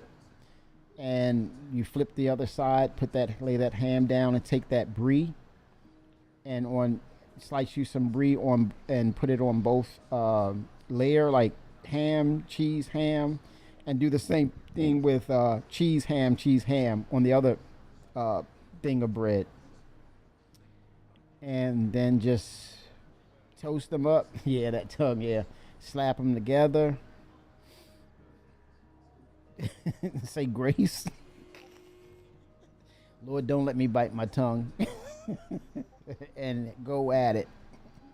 Yeah, that would be a lovely way to do brie with nice smoked ham. Thinly. And basically a grown-up grilled cheese. Yeah. And if you can get if it's cold where you are, get some tomato soup and some dried basil and some granulated garlic. Heat up that tomato soup. Yeah, I see y'all, man. You're smacking your lips right now. Look at you, chat. You're smacking your lips. I hear you. Cut all that noise out. Damn, I'm hungry right now. Ooh, look. He's going, ooh. Yeah. It's simple. Some of the best things are simple. Keep it simple. You don't have to do all this pretentious BS. Dude, what? I'm trying to read the sign here, man. What's wrong with you? What? What'd you say? Jesus, dude. Mr. Crotchman here. Anyway, anywho.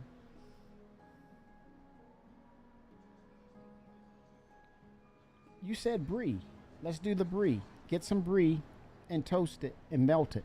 Brie is brie is wonderful room temperature and melted. It melts. It's so decadent. I knew it. He's hungry. He's hungry. Great stuff, chat.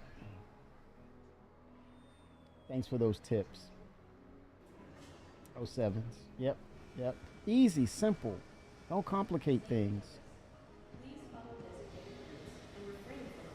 And with that comes consistency as well. Did thing just blow up like Marilyn Monroe right here? What the hell? That was weird. I saw that. All right, let's get this refinement going.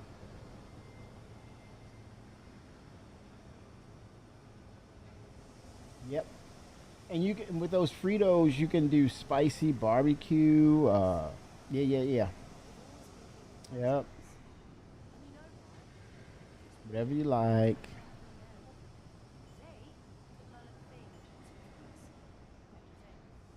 Let me go with electrostaurolysis. Taurite, lindenium. Now see that inert material. Here's the new thing with Please follow designated routes and refrain from approaching 30 minutes. This is a new thing with mining. Now I have to go over here to ore sales because I have some bit of inert material that I've pulled in.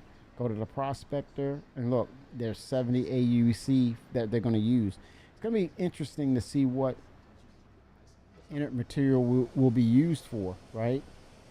But I made 70 UEC.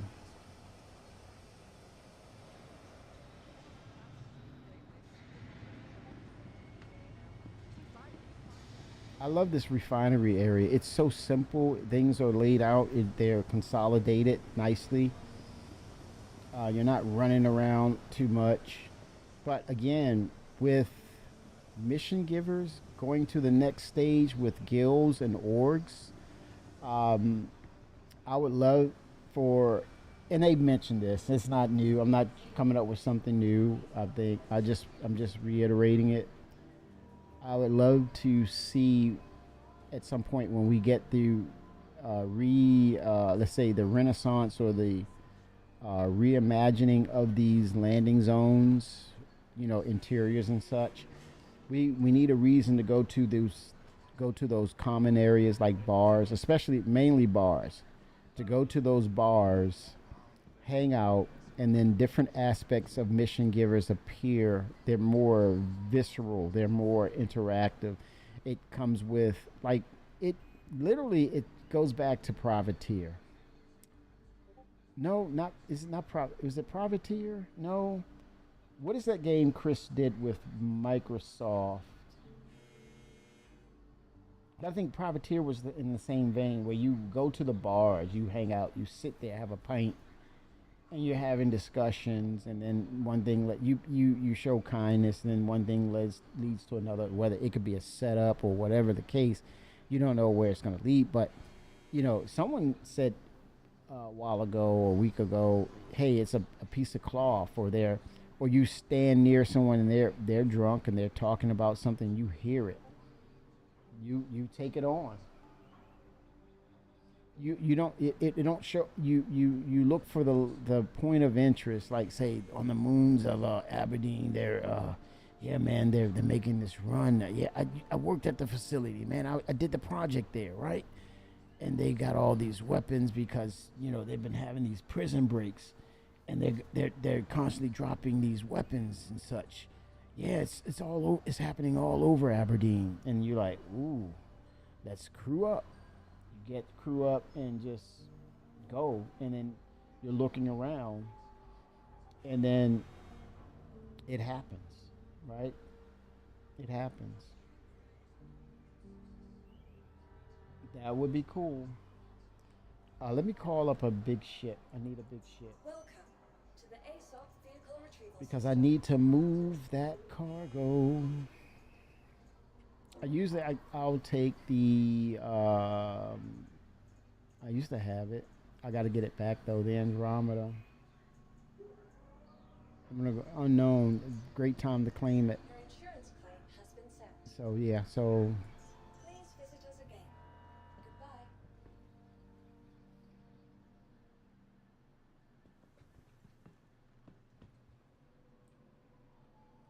nice.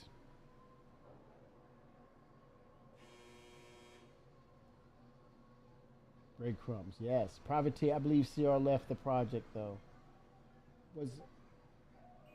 It was Privateer, the one with Microsoft. But what was the other one? It was another one. Let me see if it's the same thing. Let me look it up. I gotta see this.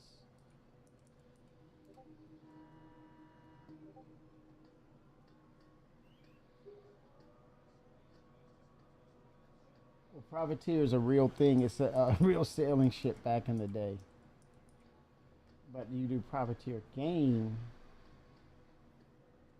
Was that it? The Privateer game?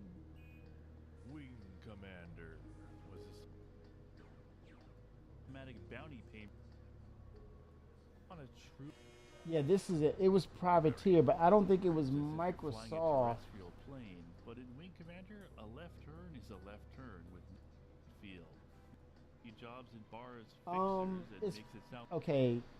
This was the one. I was right. But I think the one you guys are... There's another one that was predicated on... Based on bars and... Yeah, Chris was... He was doing it, man. I love Privateer. It just... Oh my gosh. It's... Those landing zones. He wanted to recreate that with Star Citizen. Let me look up that other one he did with Microsoft, and I think the claim to fame was you fly with a mouse. Food you can trade, anything the station or the system has to sell, including contraband. Let's see the games. Of course, it's gonna bring up Star Citizen because that's the current thing. I should have said early games. Somebody almost scratched my ship the other day. The guy was wasting and leaving with a bunch of metal boxes a little too close. Grabbed it by the collar and put the fear of God in The him. Privateer. He went with Digital Anvil. He left Origin in '96. Founded Digital Anvil with Tony Zurvek and his brother Aaron Roberts.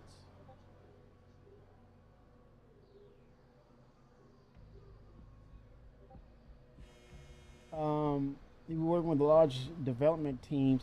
This is ironic though, when he went through Digital Anvil and the reasons why he said he cited disillusionment with working with large development teams and Origin parent company Electronic Arts, unwillingness to give substantial funding to games that weren't sequels. In the beginning, EA was it, man. EA was like the pioneer of innovation and creativity, and they became the opposite. The bigger they got, the worse they ended up being, and that's what we don't want CIG to be that way.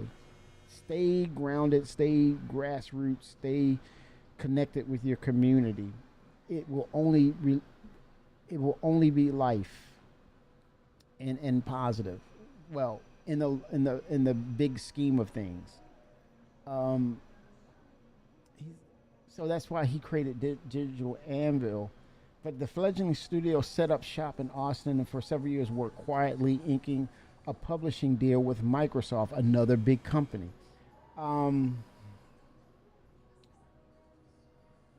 He featured the 1999 feature film release of Wing Commander. Roberts had stated that he desired to produce films as well as games with Digital Anvil. The 1999 feature film release of Wing Commander, directed by Roberts himself, starred Freddie Prinze Jr. and featured visual effects from Digital Anvil. Failed to attract either critical praise or financial success. I mean, it's his first time. Digital Anvil's first finished game was Starlancer, released to generally favorable critical reception in 2000. Developed jointly between Warthog and Digital Anvil, the game was produced by Roberts Brothers and Eric Peterson. Wingman's Hangar. The company was acquired by Microsoft soon after, who sold two of Digital Anvil's projects, Conquest Frontier Wars, led by Eric Peterson, and Loose Cannon, led by Tony Zurvek, to Ubisoft. That was smart. They're diversifying their portfolio. Roberts left the company after acquisition, abandoning the direct position of his ambitious project, Freelancer. It was Freelancer, the one that I was saying that it was driven with the mouse. And that was a thing where it was like there were similarities with Privateer. So it was Freelancer. There we go. But yeah, keep it grassroots, Chris, no matter how big you get, because you see what happened when you get connected to these large companies that don't have a pulse on things or lose their pulse. They become a conflict of themselves, right? Yeah, Wing Commander put him on the map, Coffee. No joke about it. Origin, what is it? We create worlds? Is that the motto?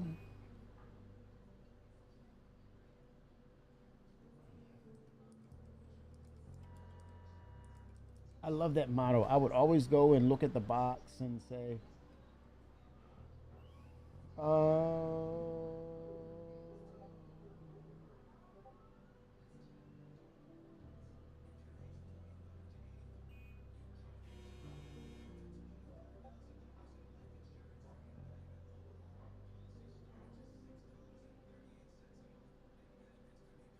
EA is the owner.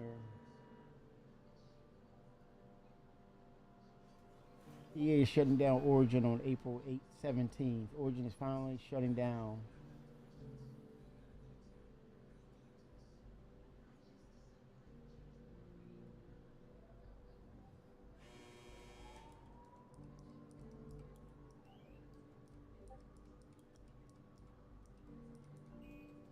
let's see, Origin Systems.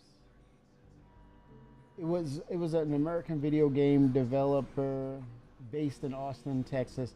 It was founded on March 3rd, 1983 by Richard Garriott, which is now Sir Richard Garriott, and his brother Robert. Origin is best known for their groundbreaking work in multiple genres of video games, such as the Ultima as well as the Wing Commander series. There, to Coffee's point, the company was purchased by Electronic Arts in 1992, the beginning of the end, and it was a death knell. Chris was like getting off this ride, but it should have not been that way. It should have been the opposite. EA became too big for its own self, and the result of what it is today, I'm not going to keep talking about it, but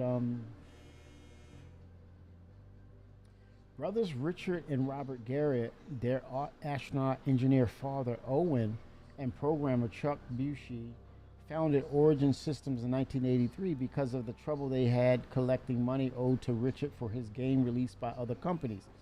Origin was initially based in the Garrett's garage in Houston, Texas.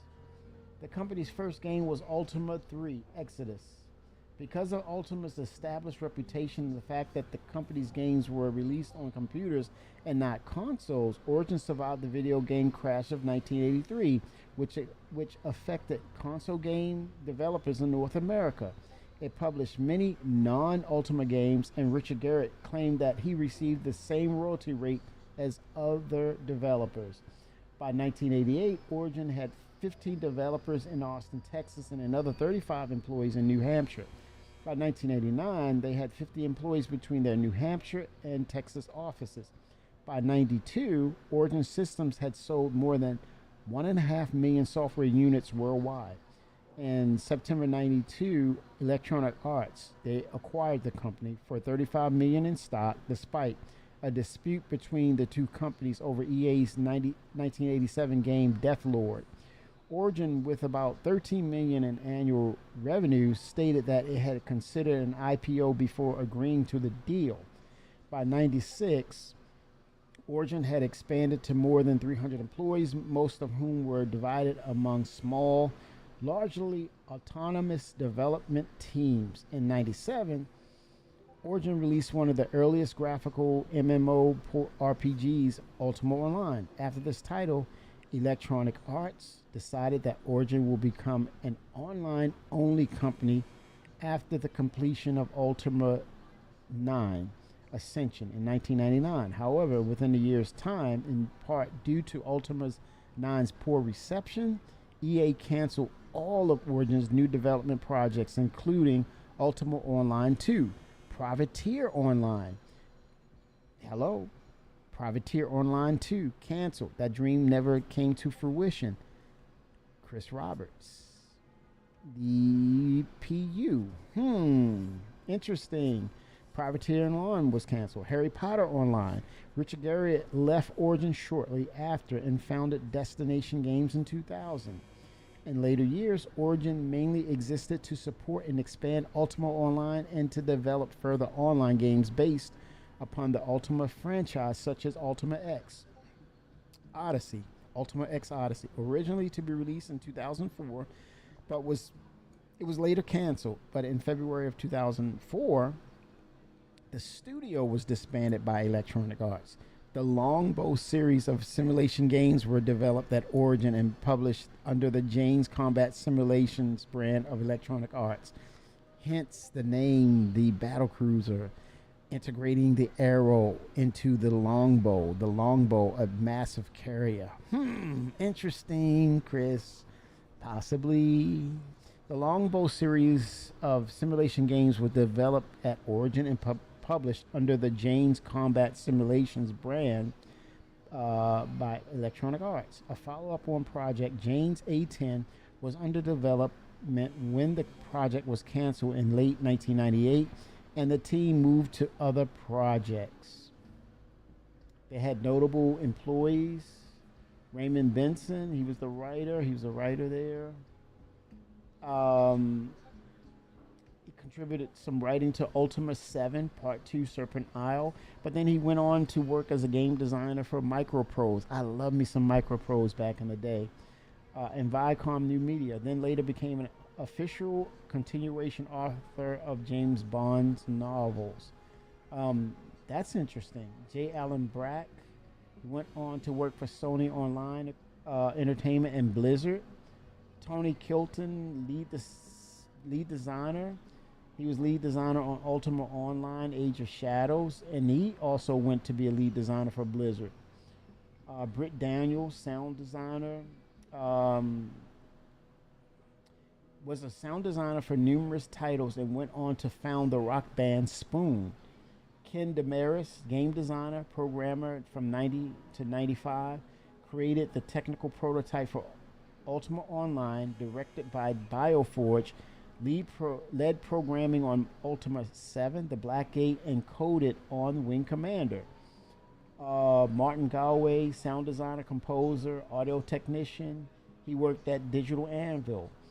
Richard Garriott, Sir Richard Garriott now, co-founder, game designer, programmer, aka Lord British. That was his moniker. He was Lord British, creator of Ultima. Later co-founded Destination Games. He was acquired by NCSoft. He co-founded and now works at Portalarium. Then you have Robert Garriott, his brother, co-founder. He was the co-founder for Origin Systems and Destination Games. Jill Hillhouse, one of the company's first employees who helped grow its early supply chain and facilities operation. I wonder if Chris still knows her. Because she said she was a developer at the last CitizenCon Direct. I wonder. Starlong, QA lead designer, director of Ultima Online. Denise Lubey was the first artist Origin hired.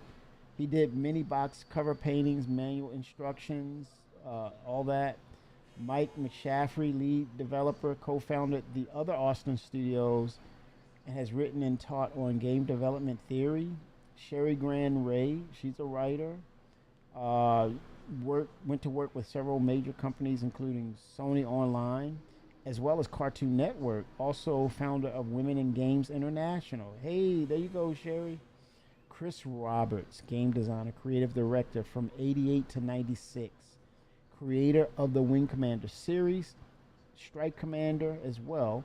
He co-founded the now defunct Digital Anvil, acquired by Microsoft, creating Starlancer and contributing to Freelancer Space Simulator games.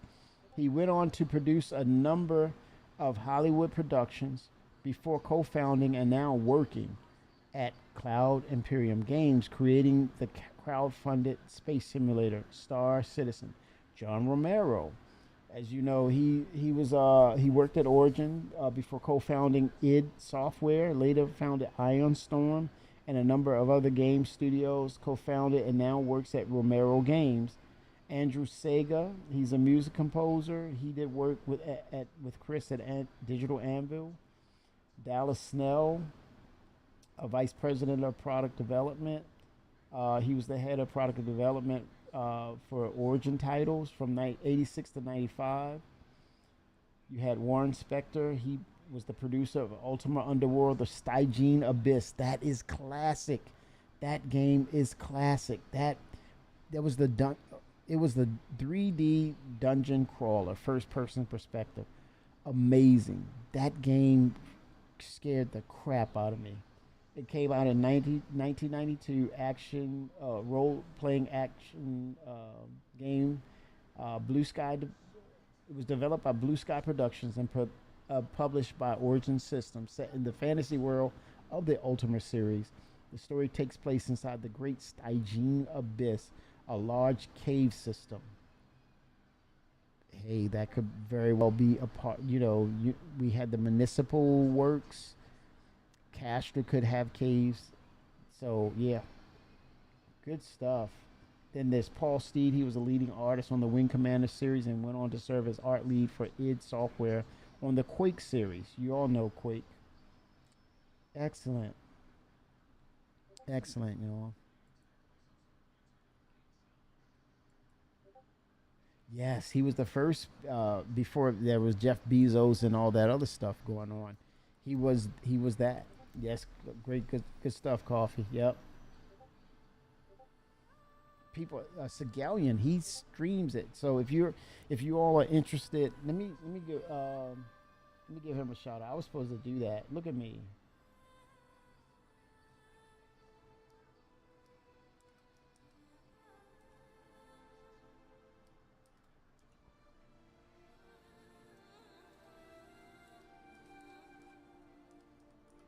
May not work. He's probably long gone. There he is. Give him a shout out. He does play the Ultima series. He's old school, man. Don't be fooled by the baby face. He's an old soul. But he's called the Prince of Pies as well. Yes. Good stuff, y'all.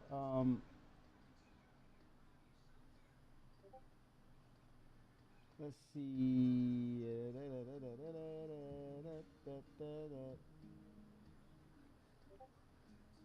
Well, this is the first half. This is weekend eve, y'all. We on patch watch with the new patch.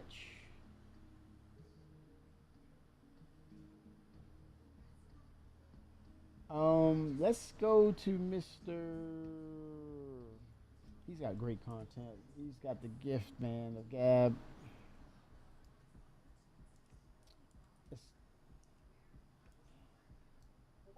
Let's go to Mr. Space Tomato.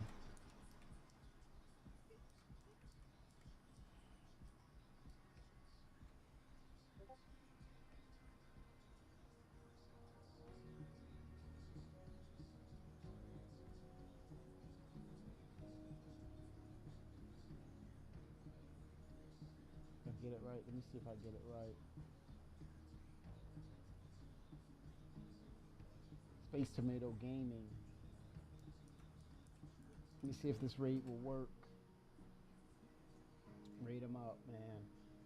Raid is created. We're going to see Mr. Space Tomato Gaming. I'll be back on at some point today, and probably maybe loot, maybe collect that UEC, man. I need to have. About that bottom line, baby. But I will see you in a bit.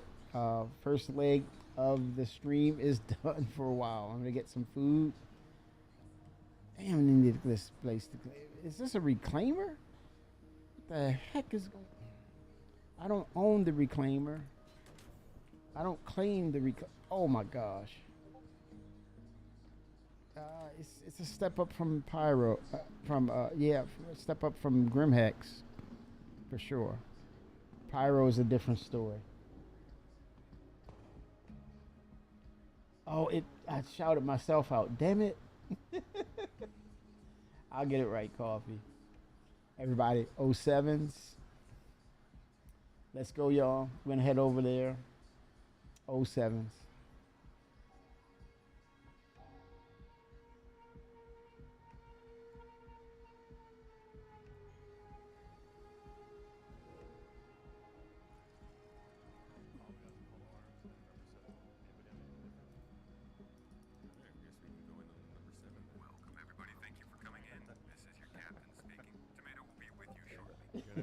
Teamwork. Let's go. Kemi, what's up, my dude? Thank you for the raid. Welcome in, everybody. How you doing? Good to see you. Good to see you. Give everybody a round of applause. They came in here and they're feeling nice and bright, shiny, beautiful people. Thanks for the raid, my dude. Folks, give Kemi a little looky-loo. Go check out his stream. Give him a follow. Check him out when he's back online again. He's doing Star Citizen as well. There's always enough joy to go around. Thanks for popping in here with your folks, man. We're doing some engineering testing in the PTU. About to get into a fight that we're absolutely going to lose. We don't even have armor. This is not going to go well, but all